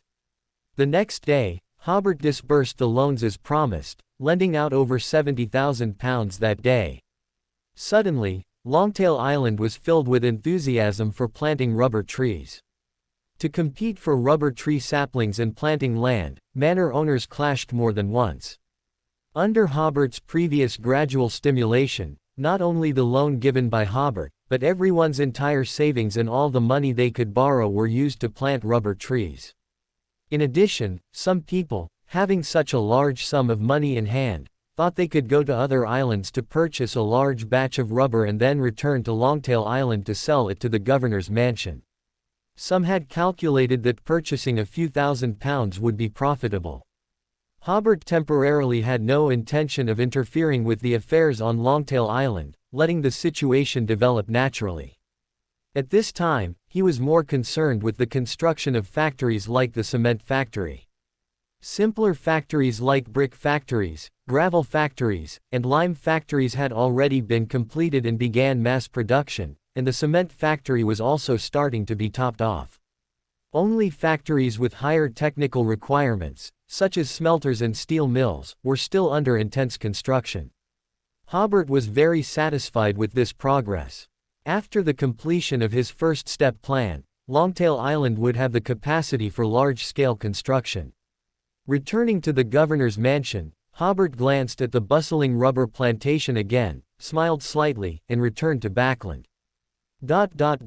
Unconsciously, the harvest season arrived. For the farmers of South Colson, this year's harvest season was particularly joyful. The dozens of villages around Jeffrey City had long known that all the harvest from their fields belonged to them. They would look at the golden wheat ears under the scorching sun, then chuckle, and continue to bend down to harvest. The people in the areas on the West Bank that were once ruled by the blood worship sect were only informed when the harvest was approaching that if they did not continue to worship demons, carve statues for them, or perform any sacrificial acts, all the wheat in the fields would belong to the owner of the wheat field. But if they still wanted to continue worshipping demons, they could, but all the harvest from the fields would be confiscated by the town government. For several months, the people had not been exposed to anything related to demons. Most people's minds had returned to normal, and even those with some mental issues had calmed down and regained enthusiasm and hope for life. So they basically all chose to keep the wheat, opting for a seemingly good future. Thus, the town government on the Full Moon Lake West Bank struck while the iron was hot, and the policy of reallocating land was not so difficult to implement.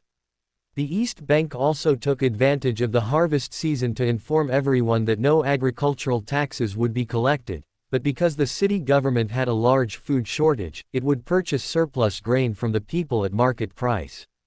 Most regions completed the land distribution process in a joyous atmosphere.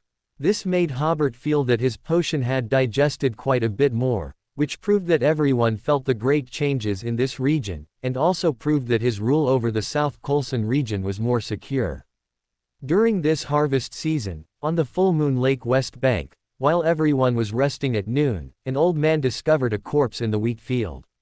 However, when the old man went to call the village chief, Mike, the corpse was already gone. If it weren't for the traces left by the corpse in the wheat field, everyone would have thought the old man had seen wrong. Finally, people all believed that perhaps a passerby was tired and lay down in the wheat field to rest for a while, was woken up by the old man, and then left. This Mike was directly dispatched from the town government, had undergone many trainings, and was a relatively knowledgeable person in the area. He found that the place where the wheat was flattened was under the scorching sun. If someone were resting, they should be in the shade of a tree. Who would rest under the scorching sun? The key was that Mike also found a foul-smelling, sticky liquid in the flattened wheat field that looked like blood but also not like blood. Mike found a leaf, collected the viscous liquid, and then told everyone that someone was just tired and lay down in the field. He also told everyone to continue harvesting wheat to avoid rainy weather. Mike, however, took the viscous liquid to the town government and handed it over to a security officer of the town government. To Mike's surprise, one of the security officers told him that it was cadaver fluid, and similar incidents had occurred in several surrounding villages. Some people had even seen others digging graves at night. The constable led Mike to a small office where 3 young people, 1 woman and 2 men, sat wearing uniforms similar to, but slightly different from, the constable's. 2 months prior, the Lord's Manor had already standardized uniforms within its territory. Even Mike had received 2 sets of village-level cadre uniforms.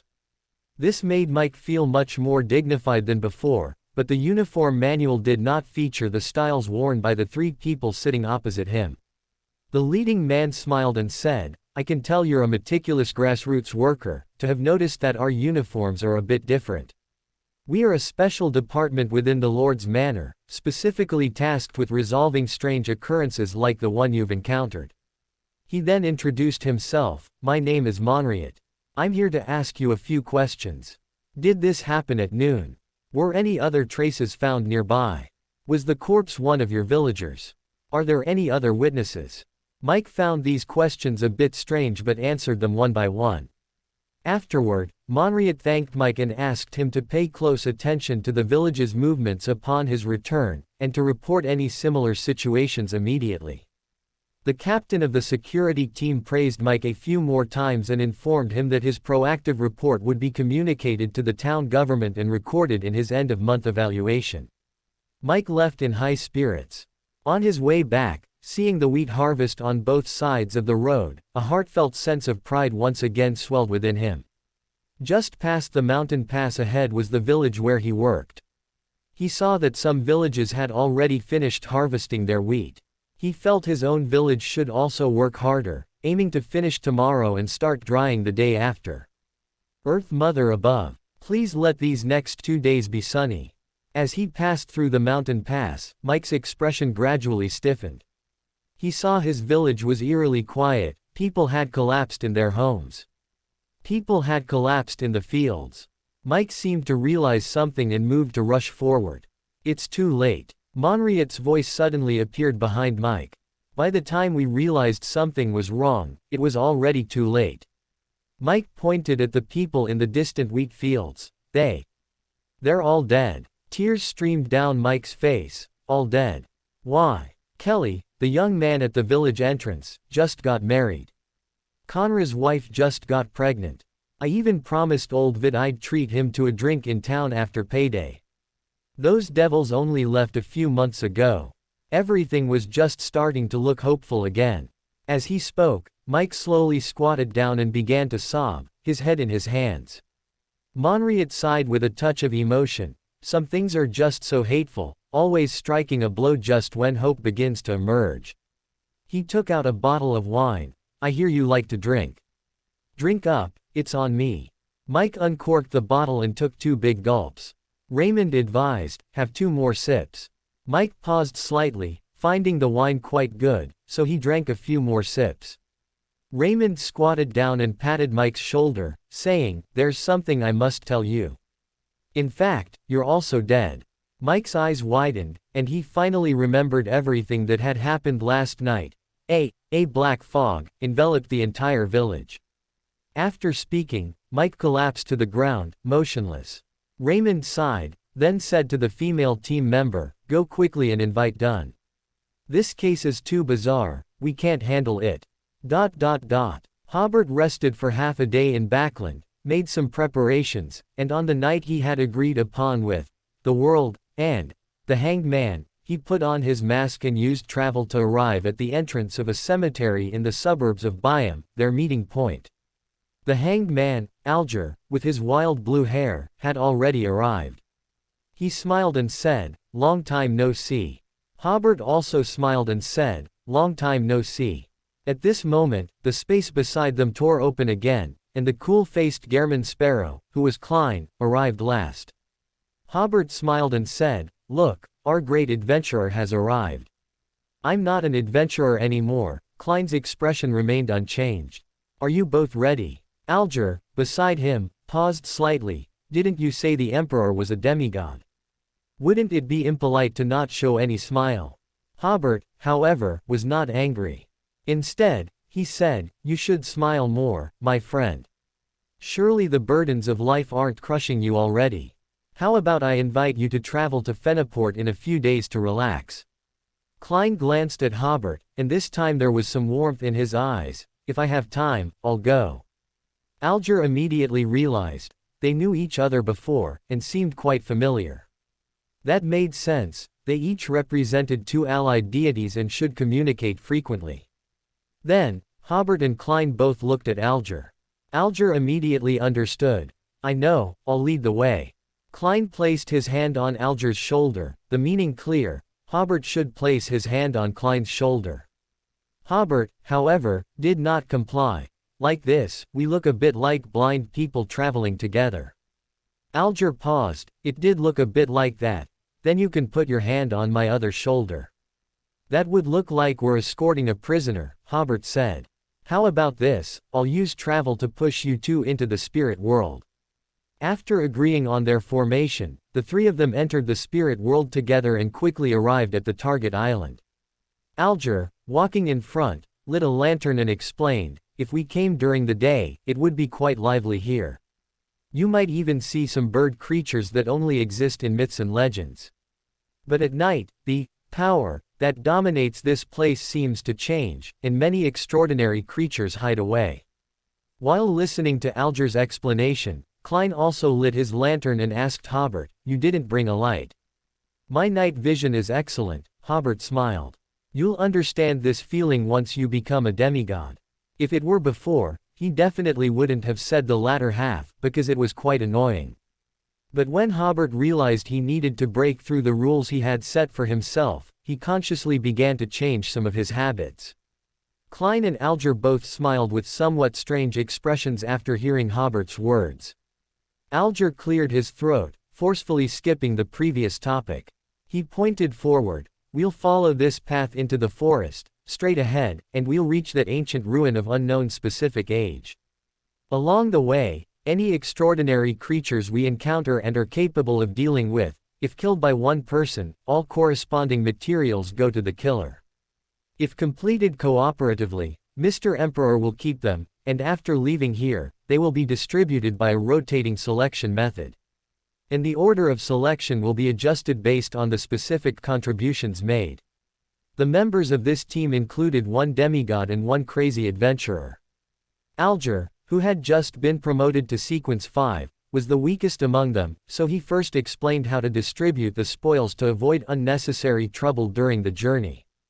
Hobert nodded and said, "No problem." He patted the leather pouch hanging from his waist. "With it, the spoils of this trip can be fully entrusted to me." Klein nodded coldly, indicating his agreement with this method of distributing the spoils.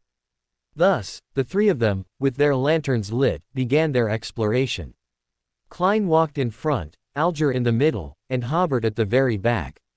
This formation was chosen because dangers at night usually come from behind, so the only demigod in the team walked at the very end. After walking for a while, they saw that the trees ahead became somewhat sparse. Alger wondered, had they reached the ruins so quickly? After a few more steps, they saw hunched or crawling figures. These figures included humans, baboons, goats, and tigers. They were either holding rocks or using their claws and teeth, constantly grinding the piled-up trees and rocks, seemingly building a palace. Suddenly, these figures seemed to sense something, simultaneously stopping their actions. The next second, they uniformly turned around and looked at the three outsiders. Under the light of the lanterns and moonlight, their faces were pale, their fur withered, or their skin festered, not a single one looked alive. Klein immediately realized that an extraordinary creature was driving corpses to build a palace for itself. Then his gaze passed over them and saw a dark, deep hole slanting into the ground. The surrounding weeds were flattened, and several white feathers with light yellow grease stains were scattered around. Hobert gripped the head of his staff with one hand and the shaft with the other. Did they encounter this fellow right at the start? Alger, who had also observed carefully for a while, hesitated for 2 seconds before suggesting, "I haven't encountered a similar situation before and don't know the level of this extraordinary creature. Perhaps we should go around it." Just as he was speaking, the ground suddenly trembled, as if some creature had turned over beneath. Klein and Alger thought nothing of it and turned to run. Hobert, however, slowly drew his rapier. "It seems there are also some extraordinaries or extraordinary creatures among those corpses. They're yours to handle." This made the two who were about to flee pause slightly. "Oh right, we also have a demigod on our side, why the hell are we running?" Then Klein looked at the rapier in Hobert's hand. The material of the rapier felt very familiar to him, seemingly having some connection to Azek's copper whistle. Before he could look closely, a giant snake, too large for one person to embrace, emerged from the dark hole. It had huge, greenish-black scales and exaggerated, flame-like eyes. Between the gaps in its scales, white feathers stained with yellow oil grew, and it even had a pair of thick wings on its back that could unfurl. The giant snake raised its body, gazing at the three figures who had intruded into its territory. Hobert smiled and greeted, "Hello, feathered serpent, please hand over your extraordinary characteristic. I need a demigod butler. Thanks to open black lens bracket. How handsome Shui is. Close black lens bracket for the Alliance Leader reward. Although I'm trying to update more frequently now and rarely add extra chapters, an Alliance Leader reward absolutely requires a 10,000 character extra chapter. But it will have to wait a few days. The author needs to build up some drafts, write more at night during this period, and save up a 10,000 character chapter while maintaining regular updates. Around the feathered serpent, trees withered rapidly, weeds all dried up, countless corpses crawled out of the mud, and shadows from unknown places gathered around the feathered serpent. Klein and Alger immediately judged that this was definitely a demigod-level feathered serpent.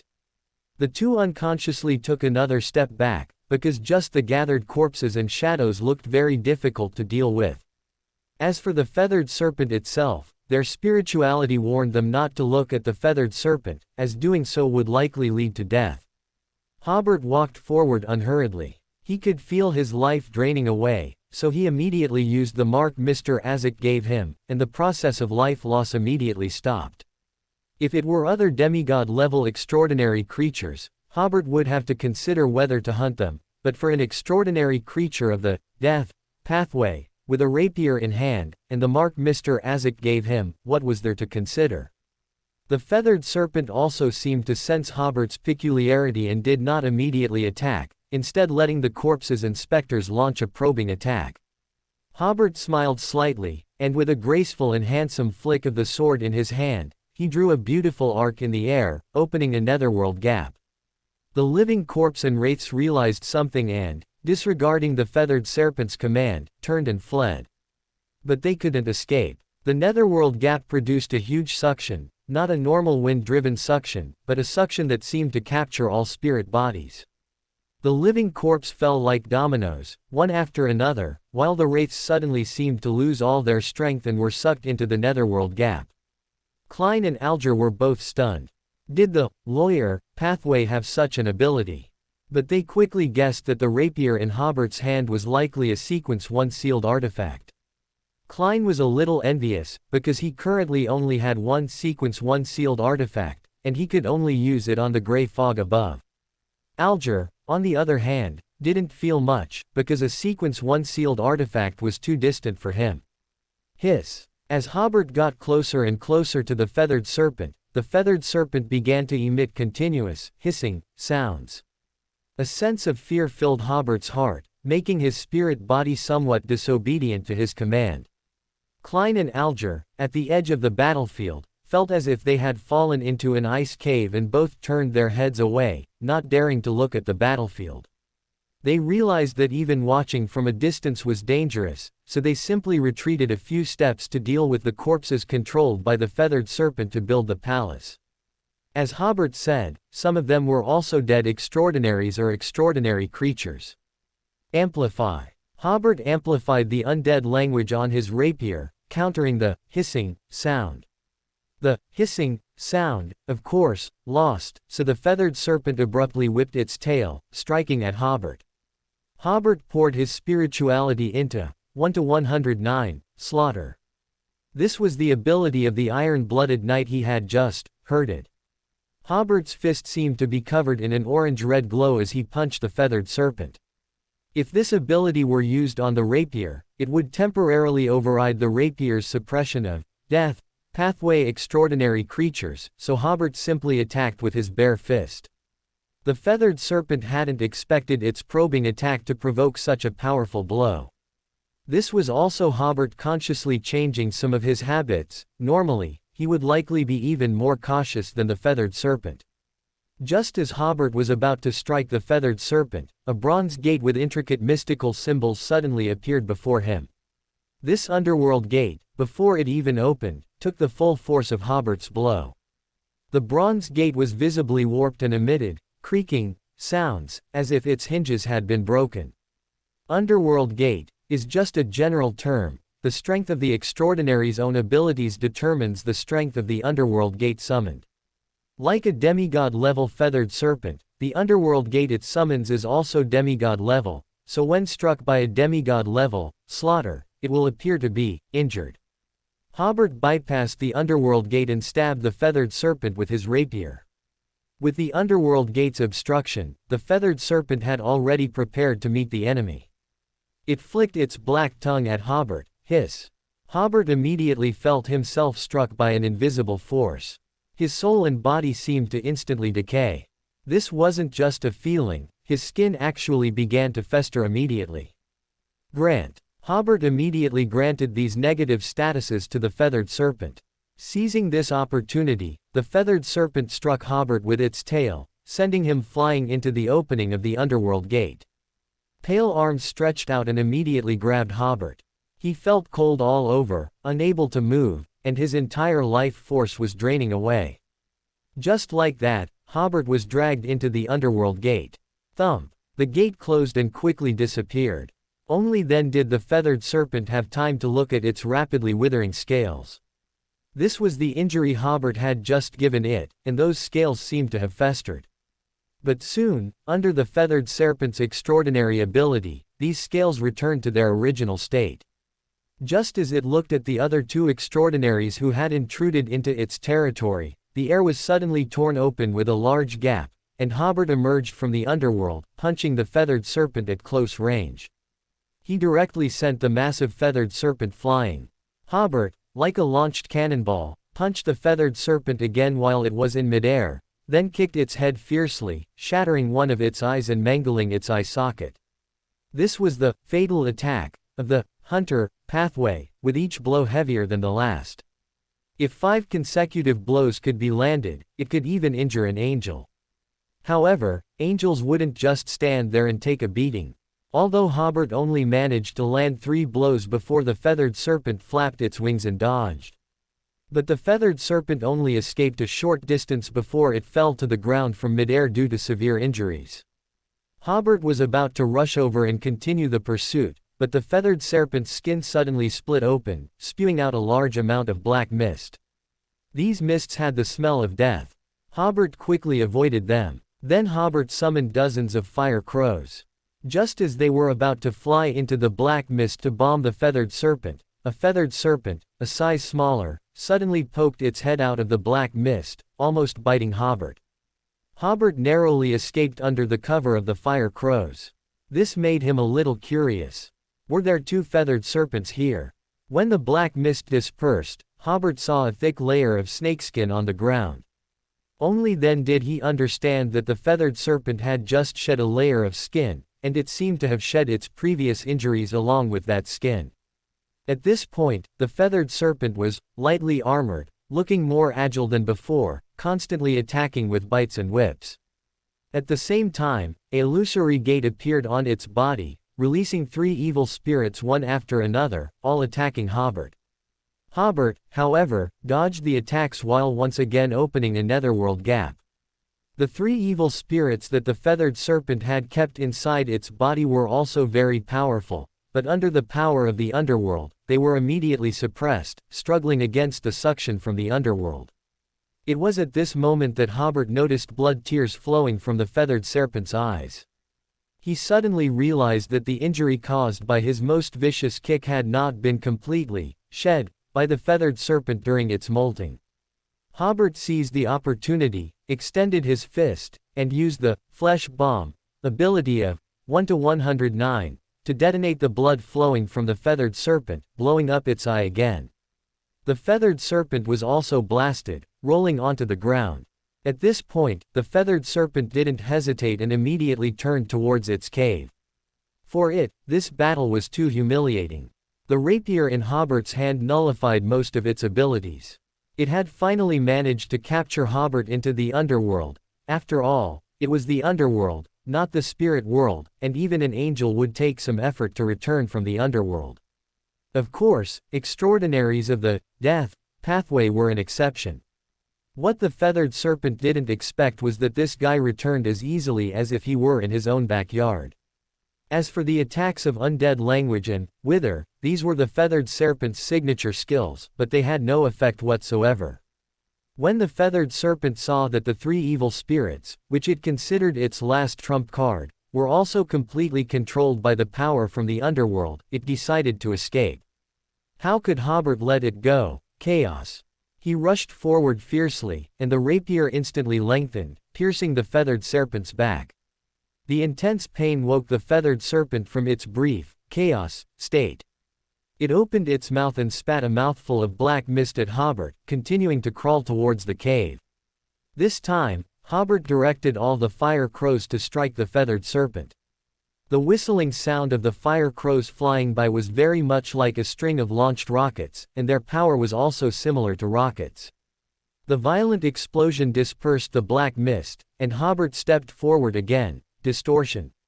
He distorted the feathered serpent's idea of drilling into the cave to escape through underground passages, into, even if it drills into the cave, it can't escape. So the injured feathered serpent avoided its own cave and flew up to escape.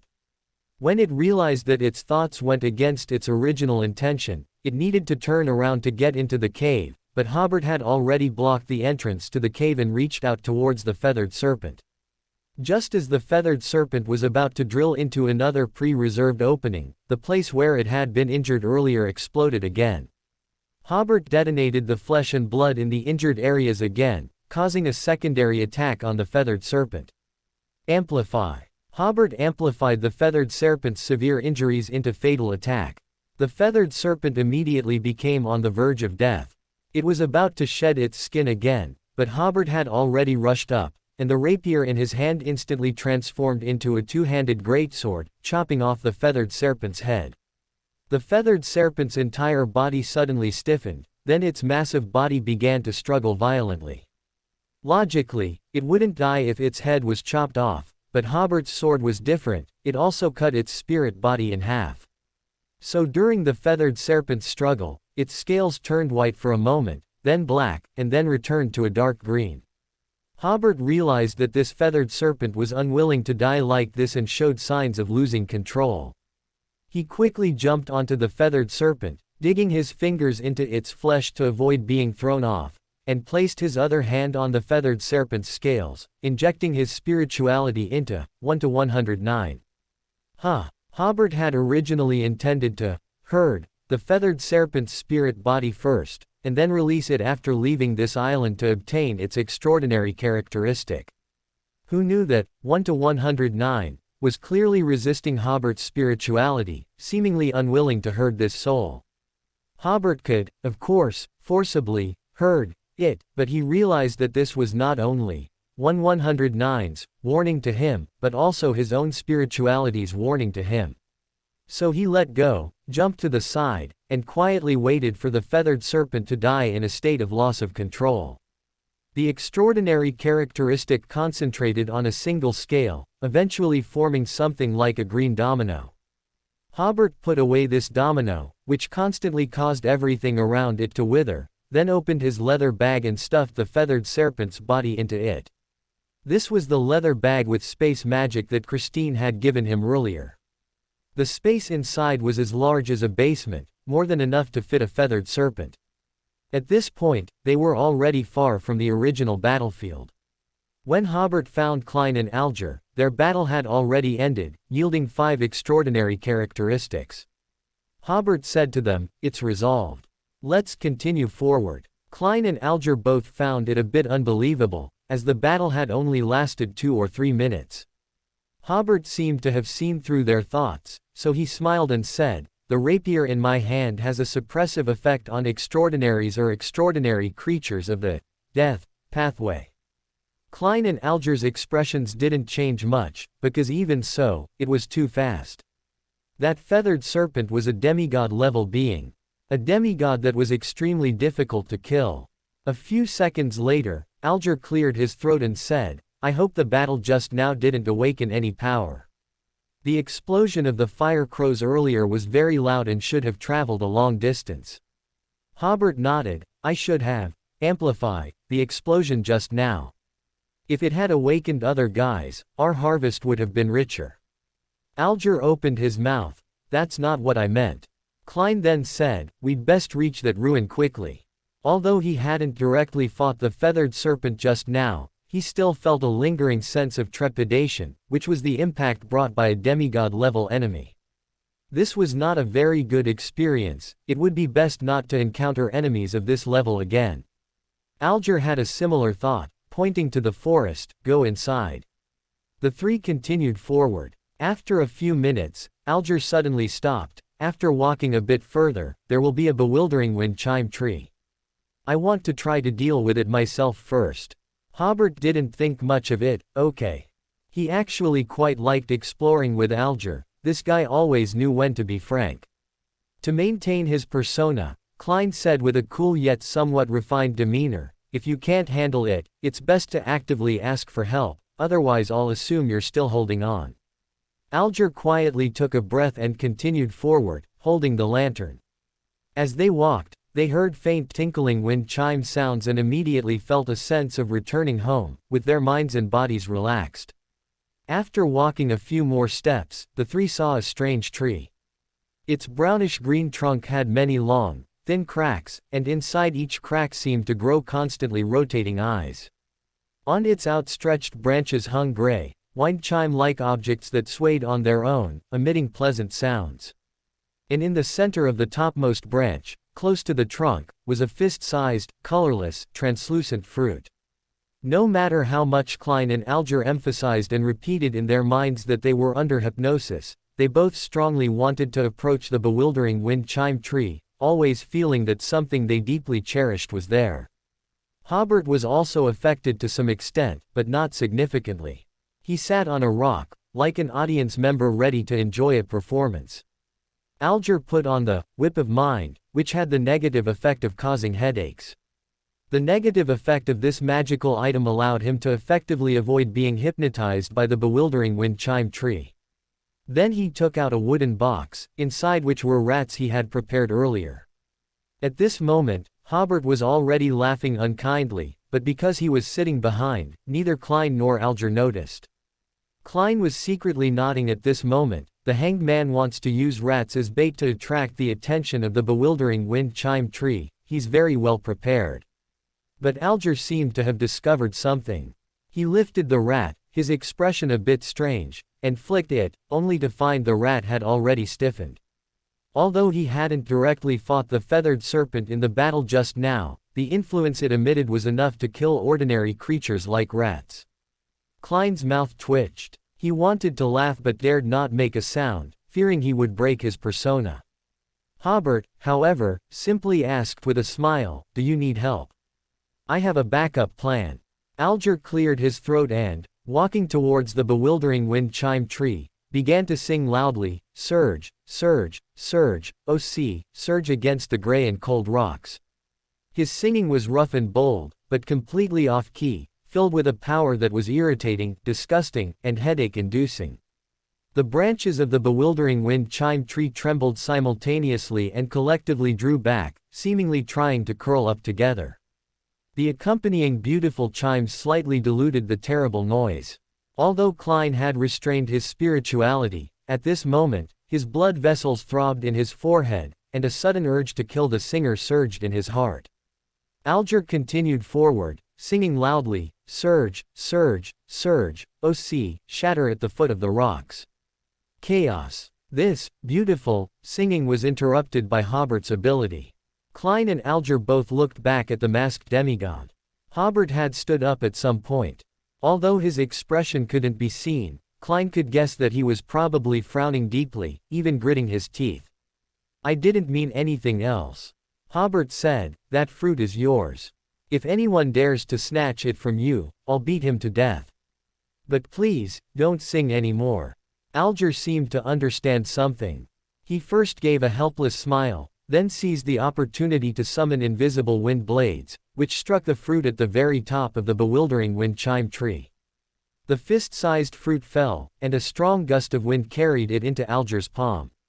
The branches of the bewildering wind chime tree simultaneously drooped, losing their vitality.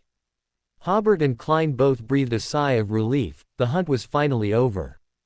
Alger felt a little embarrassed. "Sorry, my singing was a bit off-key." At the same time, he couldn't help but consider a very serious question. Even Emperor, who had already advanced to demigod, couldn't tolerate my singing. How am I supposed to roleplay as ocean songster? Hobert thought to himself. No, not a single note of your singing was on key. Calling it off-key is simply an insult to the composer. He exhaled and said, "Actually, I should congratulate you. After becoming an ocean songster, you possess an ability that can even make demigods exasperated." Klein, beside him, thought, this ability might be innate, perhaps not having much to do with advancing to ocean songster. Alger gave a wry smile, and before he could say anything, Hobert added, "Go pull out that bewildering wind chime tree. I remember the eyes on its bark are an auxiliary material for sequence 6 of the reader pathway, and the wind chimes on its branches seem to be higher grade auxiliary materials, but I'm not very clear on their specific uses." Alger was slightly stunned. "It would be very cumbersome for us to carry it forward."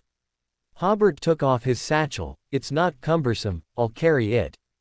Alger seemed to realize it was an item with spatial magic, so he stepped forward, shook the bewildering wind chime tree to break its roots, and then easily pulled the tree out. With Klein's help, they jointly stuffed the tree into the small satchel. Hobert closed the satchel. All right, let's continue forward. The three continued on. After more than half an hour, the forest began to thin out again. After passing through this sparse area, we'll reach the edge of the ancient ruins. Alger broke the silence. I've found traces of demigod-level extraordinary creatures around here before. But what's strange is that there are absolutely no clues of any transcendent creatures active inside those ancient ruins. Klein muttered to himself that this was likely due to an even more terrifying existence within the ancient ruins. However, he wasn't overly worried, because he had performed a corresponding divination on gray fog above beforehand and received an oracle. There was danger and twists, but a good chance of leaving safely. The three continued forward. After only a few dozen meters, Hobert seemingly casually remarked, "There's an extraordinary creature ahead." Hobert was about to unleash his demigod's prestige, but considering that it would likely scare the opponent away, he only offered a warning. Klein was slightly stunned. His spirituality didn't have any relevant sensation. Was this the difference between a demigod and Sequence 5? Indeed, a few seconds later, they saw a pair of dark blue eyes. It was a black baboon squatting on a branch. Its fur was naturally curly, and a patch of black crystals grew on its head. These crystals grew upwards, irregularly clustering into a strange crown. Hobert sighed inwardly, a true curly-haired baboon. Upon seeing the black baboon, Klein and Alger immediately felt an urge to lower their heads, seemingly not daring to look directly at it. In order, it was Klein's turn to act this time. Hobert and Alger both stepped back, watching Klein unleash a barrage of attacks, first using travel to approach the target, then controlling it with Wraith, and finally delivering a fatal attack with Death Knell. This extraordinary creature, which was at Sequence 5, was thus easily dispatched. Hobert slowly nodded. With the aid of his marionette and magical items, Klein was definitely among the top tier of Sequence 5 extraordinaries. Then he couldn't help but mentally simulate tactics for confronting Klein. This curly-haired baboon suffered from low intelligence. If I were fighting Klein, I would eagerly want these agile diviners to approach me. While distortion is possession ability, a slap would be enough to make him doubt life. In close combat, a marionettist is no match for a chaos mentor. Hobert then thought. However, when facing me, Klein would most likely not use such tactics. His most probable tactic would be to use Wraith and his ranged abilities to wear me down, then patiently wait for an opportunity to manipulate spirituality threads. The manipulation of spirituality threads is not like possession. You can distortion it this second, but not the next.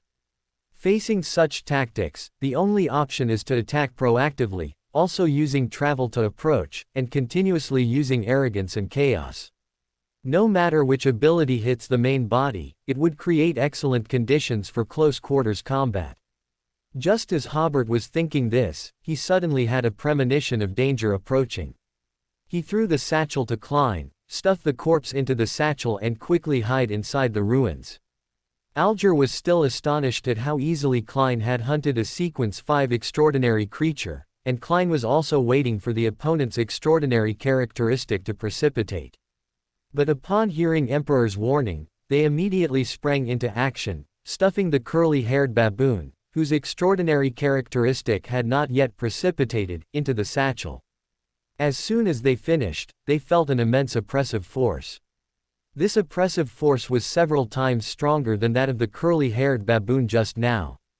At this moment, they not only couldn't raise their heads but also had a strong urge to kneel. Hobert stood in front of them, also radiating his demigod's prestige. Klein and Alger felt as if a giant boulder pressing on their chests had suddenly been removed. With lingering fear, the two quickly ran towards the ruins. At this moment, Klein, who possessed the clown's danger premonition ability, saw in his mind a rapidly approaching, gigantic curly-haired baboon. Aside from being much larger than the black baboon from earlier, its entire black fur seemed to emit a black glow, and the crystals on its head were deep black, forming a solemn-looking crown. This was definitely a demigod-level baboon, and Klein seriously suspected it might be in a mythical creature state. Fortunately, he ran fast, otherwise, the consequences of witnessing it would have been unimaginable. Hobert, who had already drawn his rapier, wondered if he had stumbled into a baboon's nest today. Why was there another baboon? Then he began to ponder a very serious question: could the mythical creature state of the lawyer pathway truly be a baboon? He shook his head. Impossible. Absolutely impossible. At this moment, the demigod-level baboon roared at Hobert and was about to charge. Hobert, however, extended a hand first, weakening. The baboon seemed unaffected and charged forward. At the same time, Hobert's surroundings immediately fell into chaos, and he himself felt a sense of muddle-headedness. He found that when he wanted to raise his left hand, he raised his right, and when he wanted to raise his left foot, he inexplicably spun in a circle.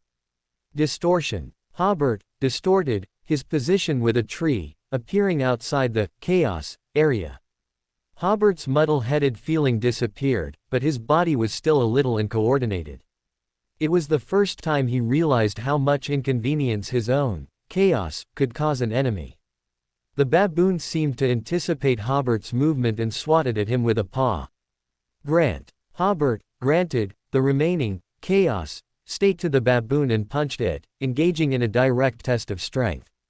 As a result, the baboon's paw sent Hobert stumbling back over 10 meters. It immediately followed up with another punch. Ha! Hobert shouted, as if to cheer himself on, and punched the baboon again in a direct confrontation of strength. Hobert took 2 steps back, his back hitting a towering tree. Crack! The clearly mutated tree on the island was directly snapped and flew away vertically. Crack! Crack! It knocked down 2 more towering trees before the force of that punch was completely dissipated. The baboon's attacks came like a storm. Although the opponent was in a weakening state, he didn't appear weak at all. Hobert, who had gained a deeper understanding of his own strength and physique, decided to end this battle as quickly as possible. Charm. When Hobert used weakening and grant in conjunction earlier, he intended to use his mental attacks to subdue the enemy. Because the baboon's weakness was too obvious, like the black baboon before, they seemed to have focused all their talent on strength. Even with this guy in a weakening state, Hobert was no match for its strength. However, weakening was not just about weakening strength, it was a comprehensive weakening of intelligence, spirituality, and other aspects. The baboon's already limited intelligence was further weakened, and in the grant state, abilities like charm would be greatly enhanced. Indeed, the baboon's raised fist couldn't strike. It suddenly found the bipedal creature in front of it rather cute. Hobert, of course, wouldn't be polite to it. Slaughter. He punched the baboon in the chest. The punch sank directly into its flesh and bones. He even felt the baboon's soft internal organs. The baboon roared, recovered from the charm state, and then bolted. Amplify. Hobert immediately amplified the opponent's severe injury into a fatal attack. At the same time, he sighed inwardly. Slaughter plus amplify is simply a perfect combination. The baboon stumbled, almost falling, but its physique was robust. Despite the severe chest wound, it continued to flee. Just as it was about to grant its injuries to the person behind it, Hobert raised a hand first. Association. The baboon looked in the direction of the black baboon that Klein had just killed. Its brains and blood were still on the ground. While the opponent was feeling sentimental, Hobert's second wave of attack had already arrived. He directly pierced the baboon's head with his rapier, pinning it to a large tree. The baboon struggled fiercely, and its surroundings immediately became chaotic. Whether it was extraordinary abilities or physical attacks, it was difficult to penetrate this chaotic area. Hobert's sword was still stuck in the opponent's head, but he just couldn't grasp the hilt. It was clearly right in front of him, but his outstretched hand always reached in other directions. Hobert had already thought of a way to deal with such a situation: chaos. This method was to chaos the opponent's chaos. Although it wouldn't have the effect of 2 negatives making a positive, Hobert's attacks would have a certain probability of hitting the opponent. So Hobert began using Fatal Attack. The first hit struck a nearby tree, sending the towering tree flying. The second hit struck a nearby rock, shattering it. The third hit struck the baboon, directly breaking its spine. The fourth hit struck it again, shattering the scapula of its left shoulder, with splinters of bone piercing through the flesh and protruding outwards.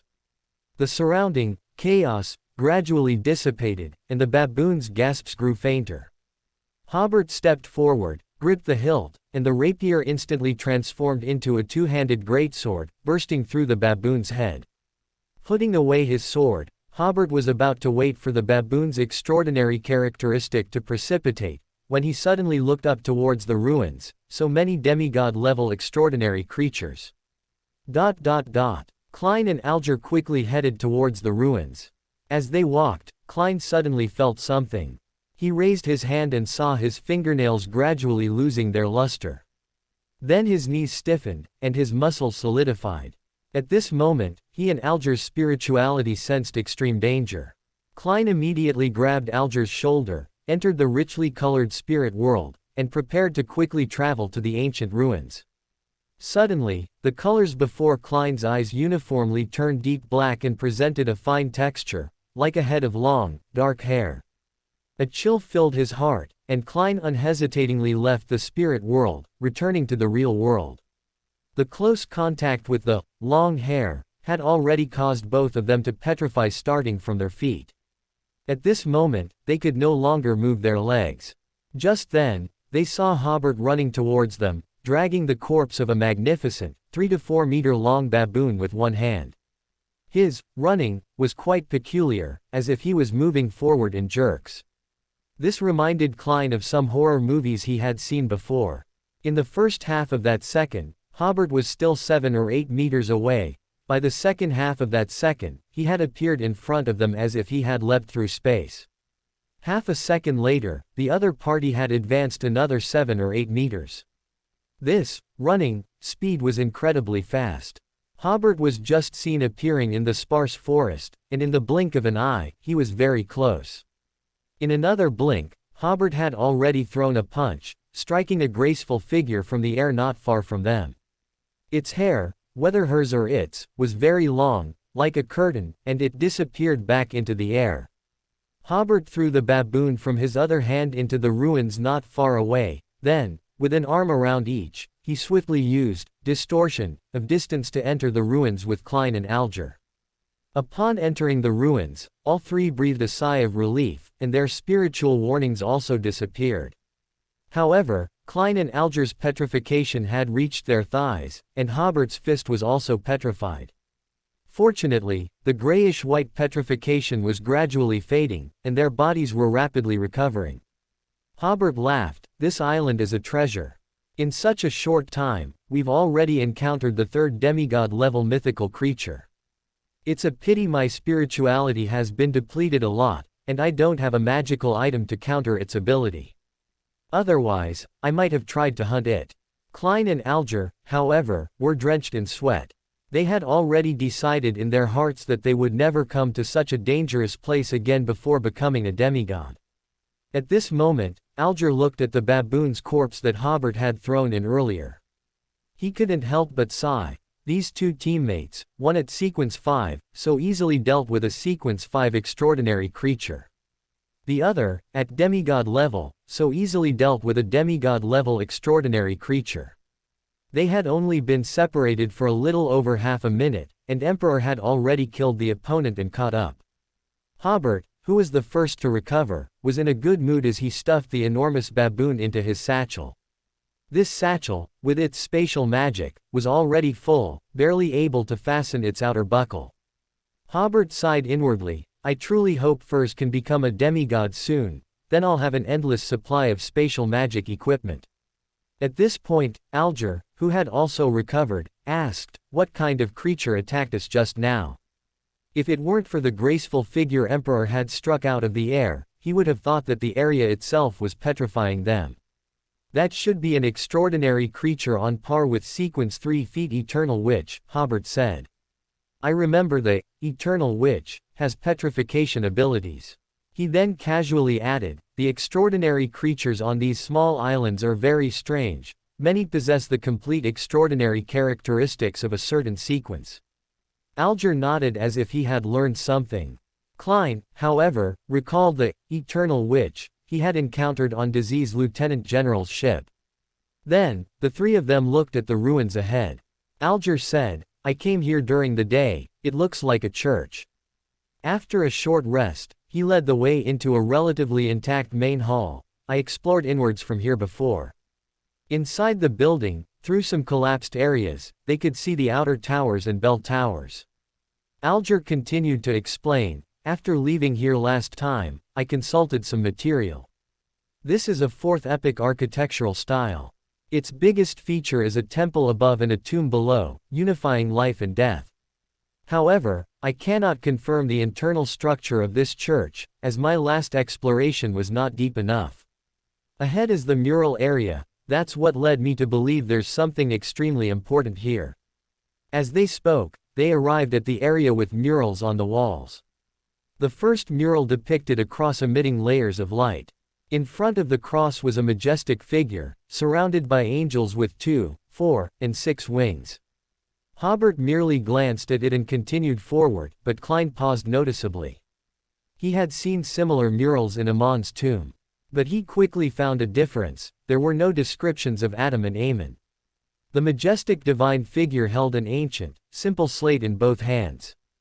That slate was painted extremely vaguely, yet it had a sense of both ancientness and youth, sanctity and evil. Klein's pupils slightly dilated, and he immediately realized what it was, blasphemy slate. Klein looked at Hobert, who was studying the stone slabs on the ground. He remembered Hobert mentioning at the Tarot Club that the first blasphemy slate occasionally appeared in the 2nd epoch, and frequently appeared in front of people in the 3rd epoch. However, since the Great Cataclysm, there seemed to be no records of the blasphemy slate. Based on this mural, he guessed, the blasphemy slate is closely related to the ancient sun god. The ancient sun god appeared in the latter half of the 2nd epoch.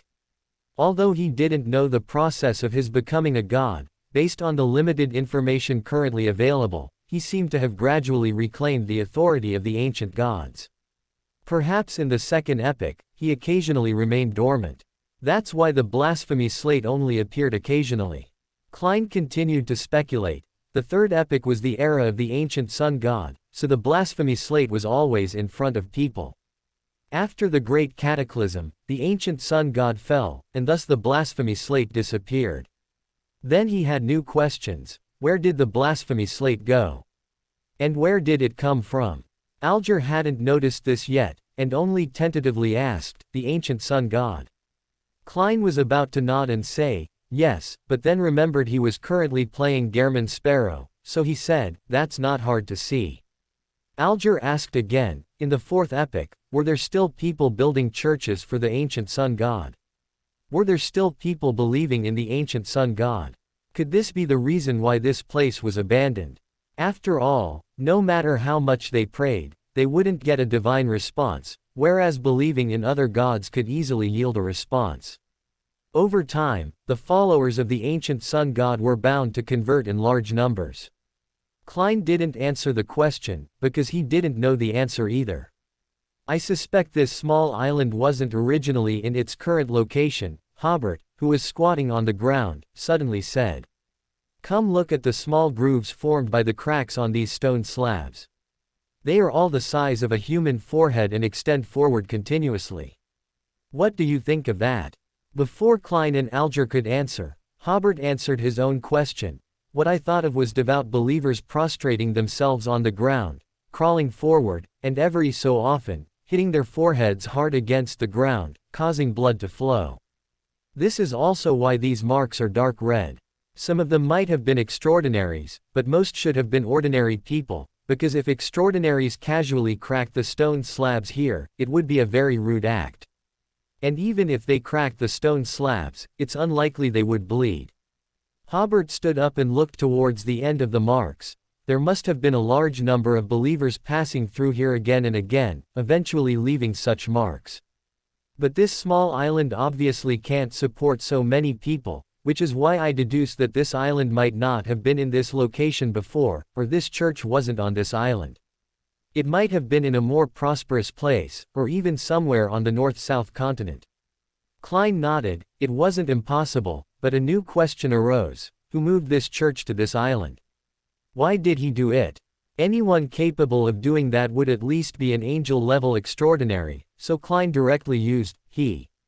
Hobert smiled. Perhaps someone didn't want to see the ancient sun god's church exist. He paused and added, I can imagine the believers here devoutly praying for their god's response, but receiving only disappointment again and again. At the same time, they also had to face other blows, such as believers and extraordinaries from opposing churches. Klein wanted to ask further, but saw Hobert walk ahead first, clearly not intending to continue the topic. Continuing forward, they reached the end of the hall, where the three saw a downward staircase. Alger had not been to the underground area either, so for the exploration of the underground, Hobert walked in front, Alger in the middle, and Klein at the back. They first saw some stone statues and murals in the corridor.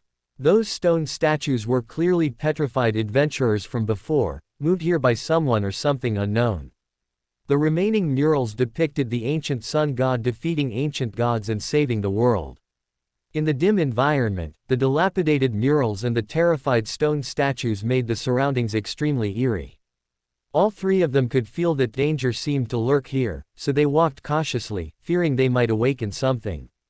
Suddenly, a thump, thump, thump sound echoed from ahead, as if some monster was roaming the underground corridor.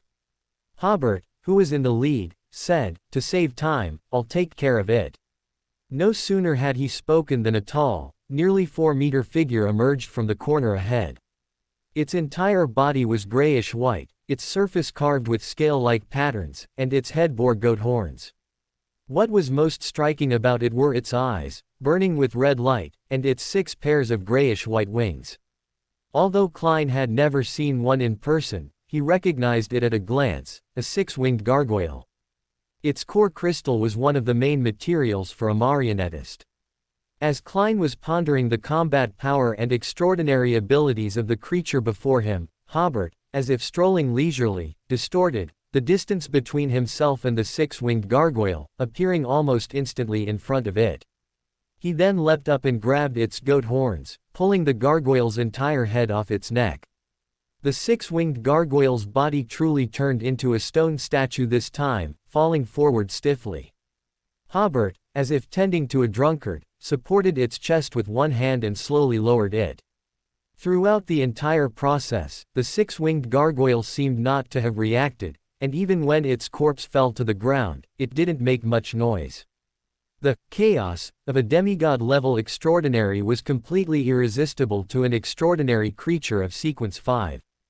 Because his leather bag couldn't hold anything more, Hobert simply dug out the 6-winged gargoyle's eyes while accelerating the precipitation of its core crystal. From the hunt to the harvesting of the spoils, it took only a dozen seconds, which made Klein and Alger exclaim, inviting a demigod to participate in this exploration was truly necessary. Even if the two of them worked together, dealing with such an extraordinary creature would certainly create a significant commotion, and in such a confined space, it would certainly not be so easily resolved. Stepping over the fallen 6-winged gargoyle, the three continued forward, finally reaching the end of the passage. Here stood a stone door, 7 or 8 meters high, carved with mystical symbols of death and slumber. As Alger had explained earlier, this was a structure with a church above and a tomb below. Hobert, at the front, casually pushed open the tall stone door. Inside was a row of grayish-white stone coffins. It was an underground burial chamber. After confirming there was no obvious danger inside, Hobert took the lead. The burial chamber near the entrance was divided into 2 parts, left and right, each with 12 stone coffins. In the center was an empty circular area, and a delicate and complex painting seemed to be on the ground. Further away, there were many more stone coffins and a considerable amount of space, with no end in sight. This underground structure seemed enormous. Hobert, walking at the very front, came to the central area and took a look.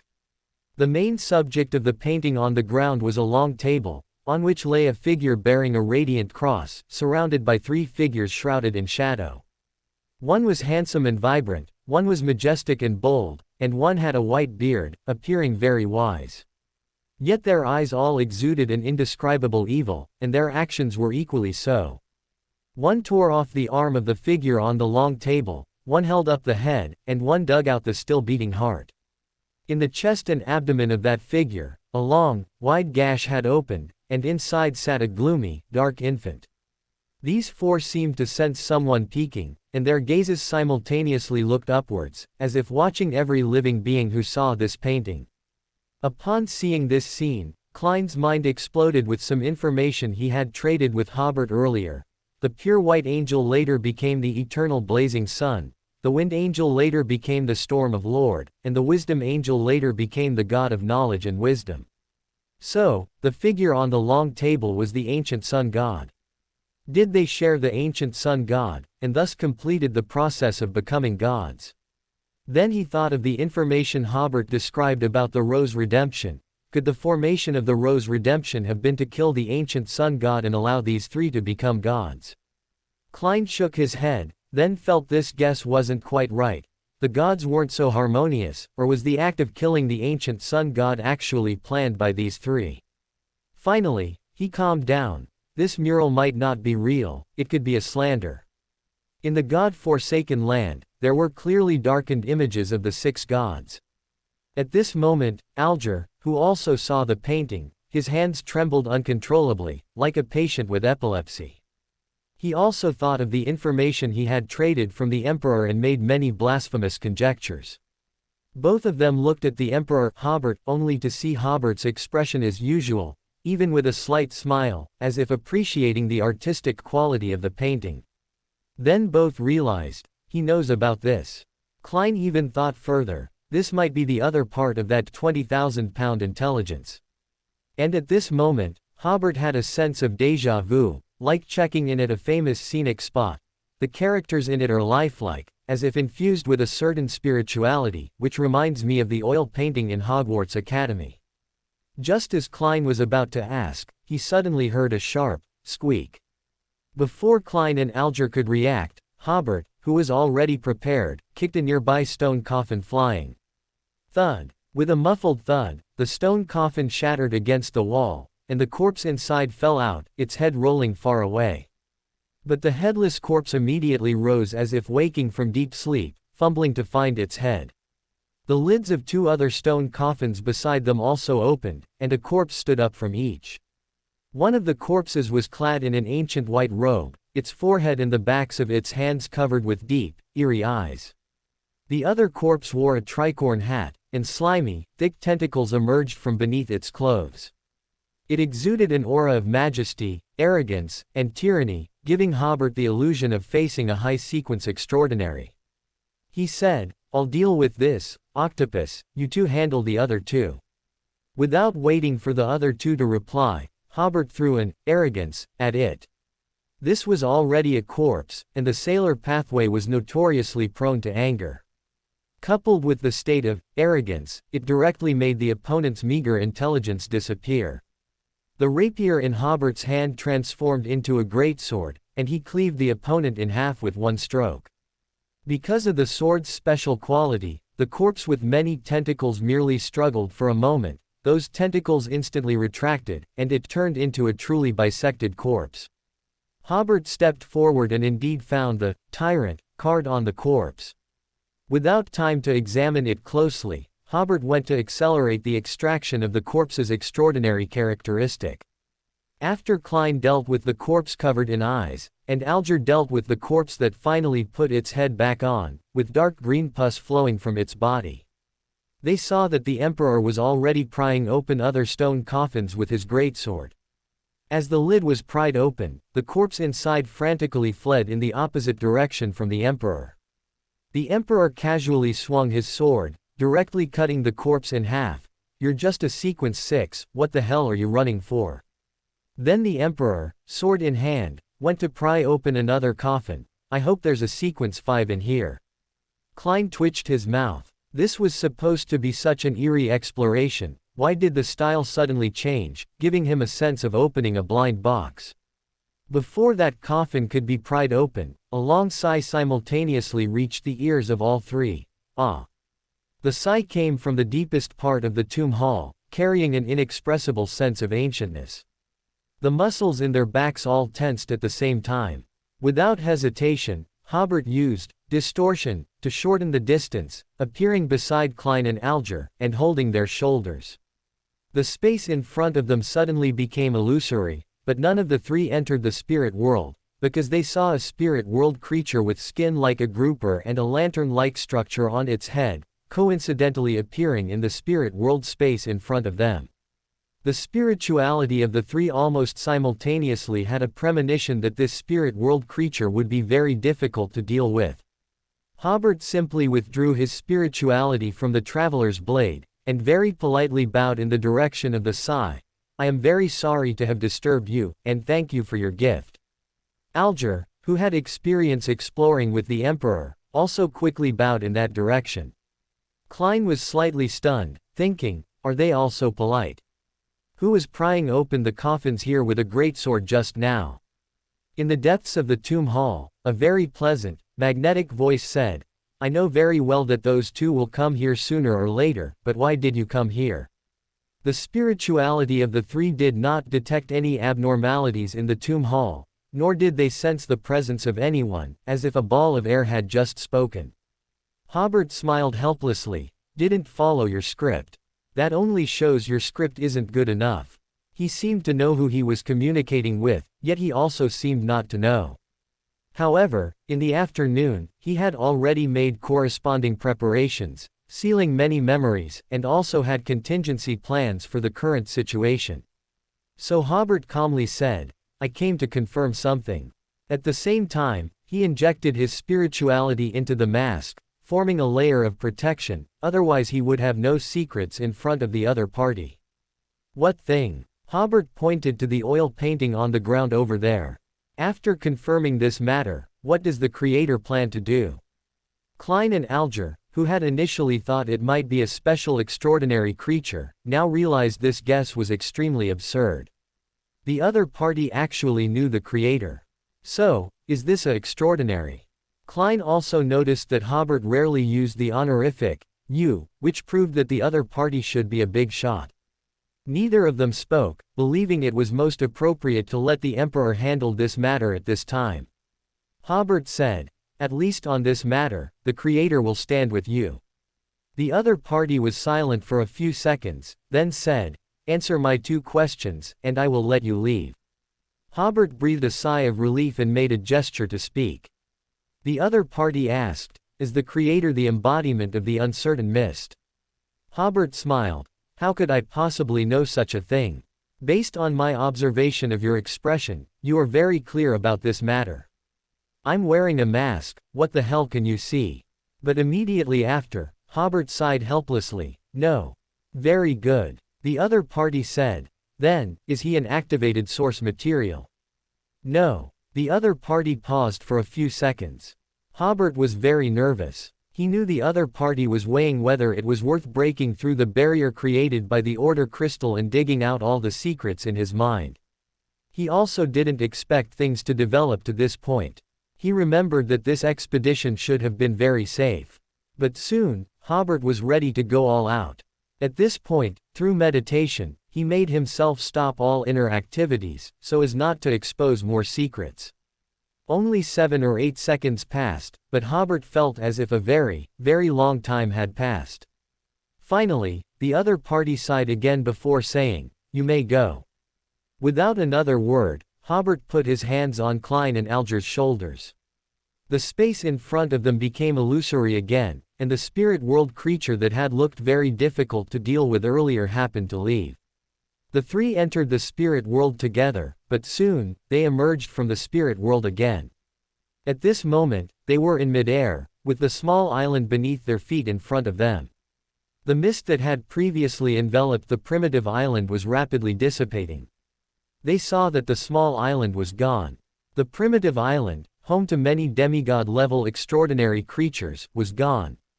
In the area where it had been, the deep blue seawater gently swayed, without any abnormality. Hobert used the ability to make the travel interval of the traveler's blade end early. They entered the spirit world again and soon appeared on an unmanned beach on Blue Mountain Island, where Byam is located.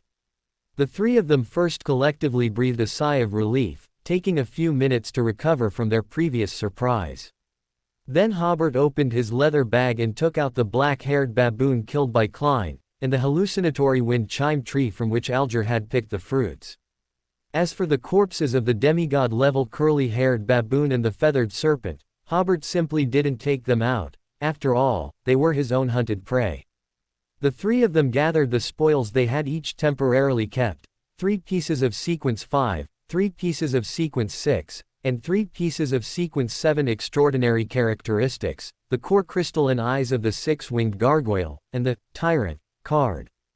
Hobert first handed the extraordinary characteristic formed by the black-haired baboon to Klein, as it belonged to his prey.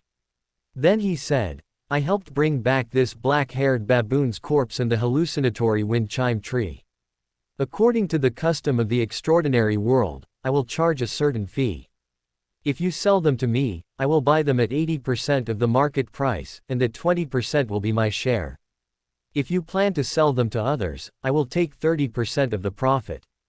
Klein said, "Name your price." Hobert said, "After an 80% discount, the black-haired baboon's corpse is £3,500, and the hallucinatory wind chime tree is £3,000. These spiritual materials are worth far more than this price, but the usual purchase price is this much because the issue of loss must be considered. At most, after a year and a half, the spirituality of these materials will weaken significantly, or even fall below a usable level, at which point they will be of little use." Hobert didn't need to worry about this, so he slightly increased the market price. Klein and Alger both realized that the Emperor was buying at a slightly higher than market price. After expressing their thanks, they sold the black-haired baboon's corpse and the hallucinatory wind chime tree to Hobert. Then they divided the other spoils. Klein and Alger both stated that one sequence 6 extraordinary characteristic and the related gains from the 6-winged gargoyle should belong to the Emperor. Especially that sequence 6 extraordinary characteristic obtained from the tomb hall, which the Emperor had pried from the coffin himself. Hobert had no intention of taking such a small advantage, so the sequence 6 extraordinary characteristic and the 2 extraordinary materials were also included in the sequence for joint division. The order of selection was based on contributions, with Hobert first, Klein second, and Alger last. Hobert naturally chose the tyrant card, Klein chose a sequence 5 extraordinary characteristic, and Alger said, "Can I exchange this opportunity for a sequence 4 potion formula?" Hobert pondered for a moment. "Perhaps there's no need to waste this selection opportunity. I can provide it to you when you need it, and you help me complete 2 tasks. These 2 tasks will both be within your capabilities, and their total value will not exceed the value of a sequence 4 potion formula." Alger thought for a moment. Okay. He remembered that the Emperor also had a similar deal with the Moon, but currently, the Moon didn't seem to have received the first task, yet had obtained the opportunity to advance to sequence 5 first, which was clearly a benefit provided by the Emperor. So Alger also chose a sequence 5 extraordinary characteristic. In the second round of selection, Hobert took the last sequence 5 extraordinary characteristic, Klein took the core crystal of the 6-winged gargoyle, and Alger took the sequence 6 extraordinary characteristic. The subsequent 2 divisions were 2 sequence 6 extraordinary characteristics and 1 sequence 7 extraordinary characteristic obtained from the corpses controlled by the feathered serpent, as well as the pair of eyes from the 6-winged gargoyle. After the division, Hobert smiled and said, "If you haven't found suitable buyers for the spoils of this exploration, you can sell them to me at tomorrow's gathering." Klein and Alger nodded in unison. Klein said, "Then, a pleasant cooperation." With that, he left first. Hobert asked Alger, "Should I send you back to Byam?" "Thank you." Alger smiled, "But I'd like to walk by myself." Today's harvest was considerable. After tomorrow's gathering, his savings would definitely exceed £10,000. This was a joyful thing, and he wanted to rejoice alone for a while. Alger extended an invitation. Want to walk together? Hobert was slightly stunned, but then smiled. Of course. The waves gently lapped at the beach, and under the pale red moonlight, small animals like crabs occasionally scurried across the sand. How fast, Alger sighed, I'm already an ocean songster now. The first time they met, Alger was only a sequence 8. Hobert seemed to guess the other party's intention, so he also sighed. Time, like falling flowers and flowing water, once gone, never returns. Alger was slightly stunned, thinking, people who have gone to college are indeed different, these two metaphors are very appropriate. Following this topic, he said, in the blink of an eye, it's time for me to prepare for advancing to sequence 4.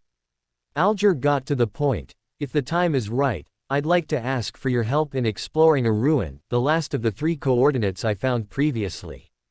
Hobert nodded, no problem. He smiled, I quite enjoy exploring ruins. Having received the Emperor's promise, Alger felt that his journey to becoming a demigod was already half successful. The two chatted for a few more sentences, then Hobert used travel to leave. Alger stared blankly at the moonlit sea for a while, then a sense of joy once again filled his heart. First, today's exploration was very successful. Although he obtained the fewest spoils, he was already very satisfied. Secondly, Alger felt for the first time that he was so close to the demigod level. Even though he was already sequence 5, before today, the demigod level still seemed very distant to him. But tonight, the potion formula was available, and there were important clues for the extraordinary characteristic. He smiled slightly and continued to stroll on the beach. Hobert returned to the Earl's mansion in Backland, took out a bottle of fine wine and 2 glass cups from the wine cabinet in his bedroom.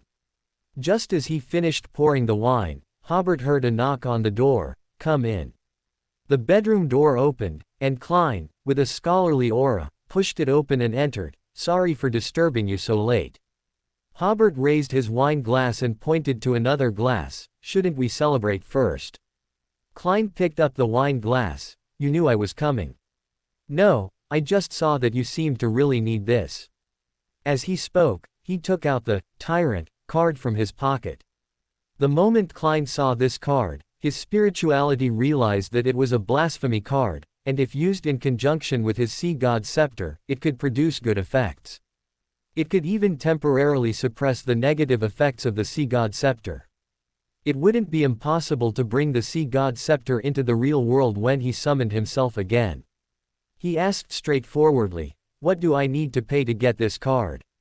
Hobert smiled, I can't decide that yet. I'll give you an answer after I inquire.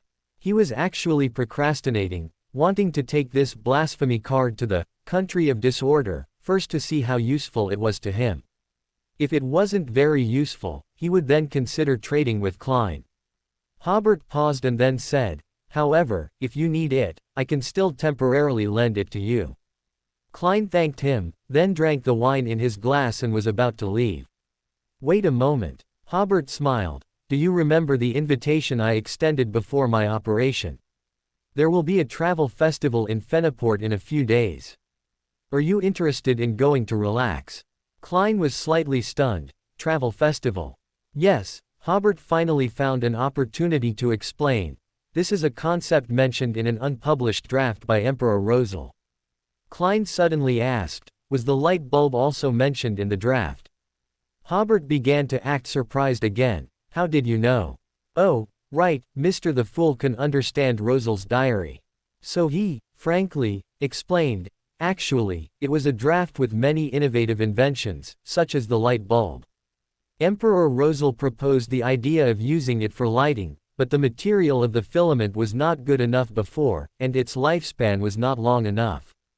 At the same time, there were many new concepts in the gaps of the draft, such as the commercial concept of the travel festival I mentioned earlier. Klein is not like Furs.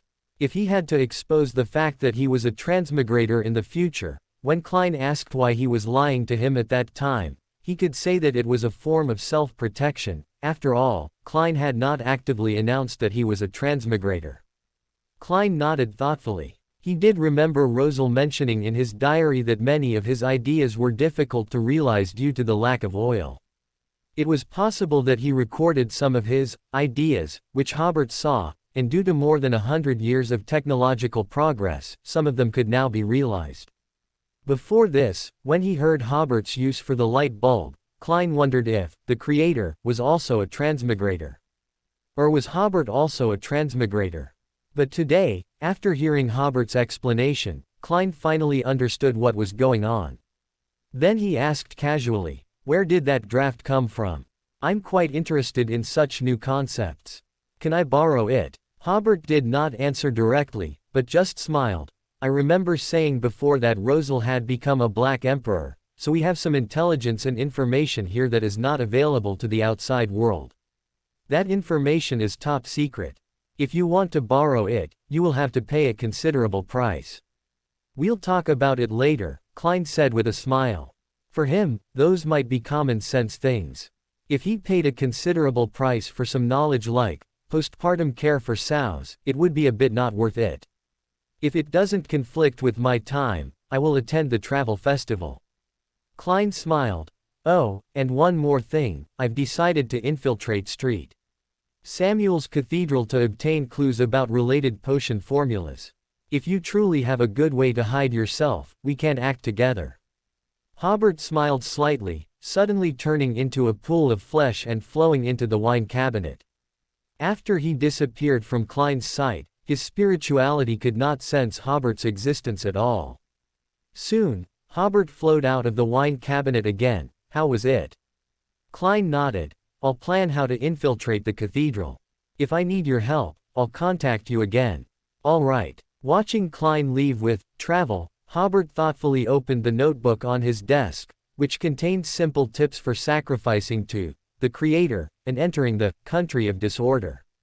These were all preparations made for Anti-Adam. Hobert then waited another 10 minutes, in case the other party had forgotten to explain something just now.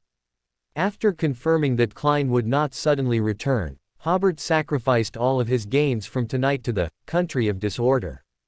Sitting on the Iron Throne, Hobert's head seemed to explode, and all the memories previously left in the country of disorder returned. After a good half-minute, Hobert began to process the spoils. First, he took the Tyrant card. This card had already been opened. The outermost layer showed Rosal, with his hands raised high and wearing a triple crown. Before him, believers prostrated themselves, and behind him were lightning, dark clouds, strong winds, and sea waves.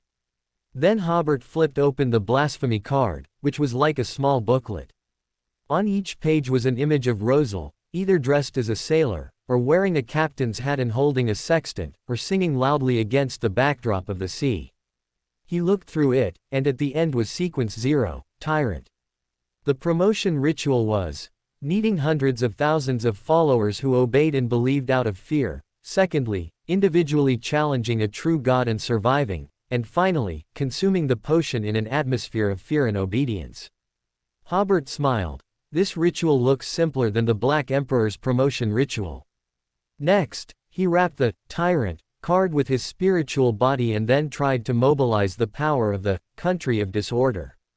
Hobert felt that although this blasphemy card also elevated the rank of his spiritual body, when mobilizing the power of the country of disorder, it was far less smooth than the Black Emperor card. If he were to enter the real world with this, he could also exude a majestic and terrifying aura, possibly with the empty shell of an angel king, but the abilities he could use were far less abundant than those of the Black Emperor card. This was a bit of a dilemma. It might only be useful in specific situations, just like the Red Priest card that had been gathering dust, its greatest use perhaps being to provide a complete potion pathway. He could consider trading with Klein. As for what to trade, Hobert recalled that Mr. the Fool currently seemed to have nothing that would interest the creator. Finally, he thought, could he exchange for the Eye of the Root Dog with Klein in the future, to allow Archibald to be promoted to Ancient Scholar? If he had an Ancient Scholar as a subordinate, many things would be very convenient. However, there were two prerequisites. First, Archibald had to prove loyal enough, and second, Hobert himself had to be confident that he could reclaim the other party's extraordinary characteristic at any time after being promoted to Sequence 2, to avoid working in vain. Beyond that, it was possible that Klein would need his or the Fool's help after becoming a demigod. However, this probability was not high. After all, Hobert could now mobilize several demigods, and most problems that demigods couldn't solve were also difficult for the Fool to solve at present. It would be better for the Creator to act. Finally, Hobert believed that he could first lend it to Klein, and then pay for it all at once when he wanted to receive some reward, or paper rental. This was not urgent and could be discussed later. Hobert then looked at the second biggest gain from this operation, the sealed artifact that looked like a green jade tablet. Hobert held it in his hand, using the high rank of the country of disorder, to feel what was different about this sealed artifact. After his spirituality wrapped around the object and established a certain connection, a huge inverted pyramid appeared before Hobert's eyes. Inside the pyramid were many corpses covered in pale yellow oil stains. Deep within the pyramid-shaped tomb, there was a dense mist, and within the mist, there seemed to be a terrifying figure. That seemed to be the most terrifying thing in this world. Hobert couldn't see what it was, but his heart trembled uncontrollably, and he felt a deep fear. It was as if that was fear itself. Withdrawing his spirituality, Hobert wiped the cold sweat from his forehead, and with a slight tremor, he put down the sealed artifact and immediately had a guess. That was artificial death god. No wonder, 1 to 109, refused to graze. It turned out to be because that feathered serpent was closely related to artificial death god. Perhaps it was also a byproduct of the artificial death god project. In short, as long as that feathered serpent was grazed, 1 to 109, would uncontrollably gravitate towards the underworld, and eventually might completely disappear into the kingdom of death, becoming a plaything of undead creatures. If Hobert used 1 to 109 to utilize the feathered serpent's abilities, he would also be marked by artificial death god, and would frequently be attacked by powerful creatures from the underworld. Hobert then grasped the jade tablet-like sealed artifact again. If he just held it, he wouldn't feel that deep-seated fear. He immediately realized that even if it was crushed into an extraordinary characteristic, it couldn't be used. That would only be equivalent to dispersing the mark of artificial death god. It might only be usable as a normal extraordinary characteristic after artificial death god is resolved by Black Knight Goddess. So before that, it could only be used as a sealed artifact, and as Hobert expected, as long as it was used once, it would be marked by fear itself, or rather, the uniqueness of the current death pathway. Then, it would uncontrollably gravitate towards artificial death god, not in a physical sense but in an occult sense. Feathers with pale yellow oil stains would grow on the body, dreams of appearing in the pyramid would begin, and ultimately, life would end prematurely, with the corpse being taken to that inverted tomb by unknown underworld forces. In the end, both the corpse and the soul would forever become servants of artificial death god. Hobert mobilized the power of the country of disorder to attempt to seal it, and finally gained 3 minutes of safe use. After using it for 3 minutes, he had to rest for 6 hours, otherwise, any spiritual contact with the sealed artifact would result in being marked by artificial death god. For more thrilling fanfiction stories like this, check out my channel Fanfic Audiobook. Dive into epic adventures, mysterious realms, and legendary journeys brought to life through immersive storytelling. Don't forget to like, share, and subscribe for more amazing audiobooks.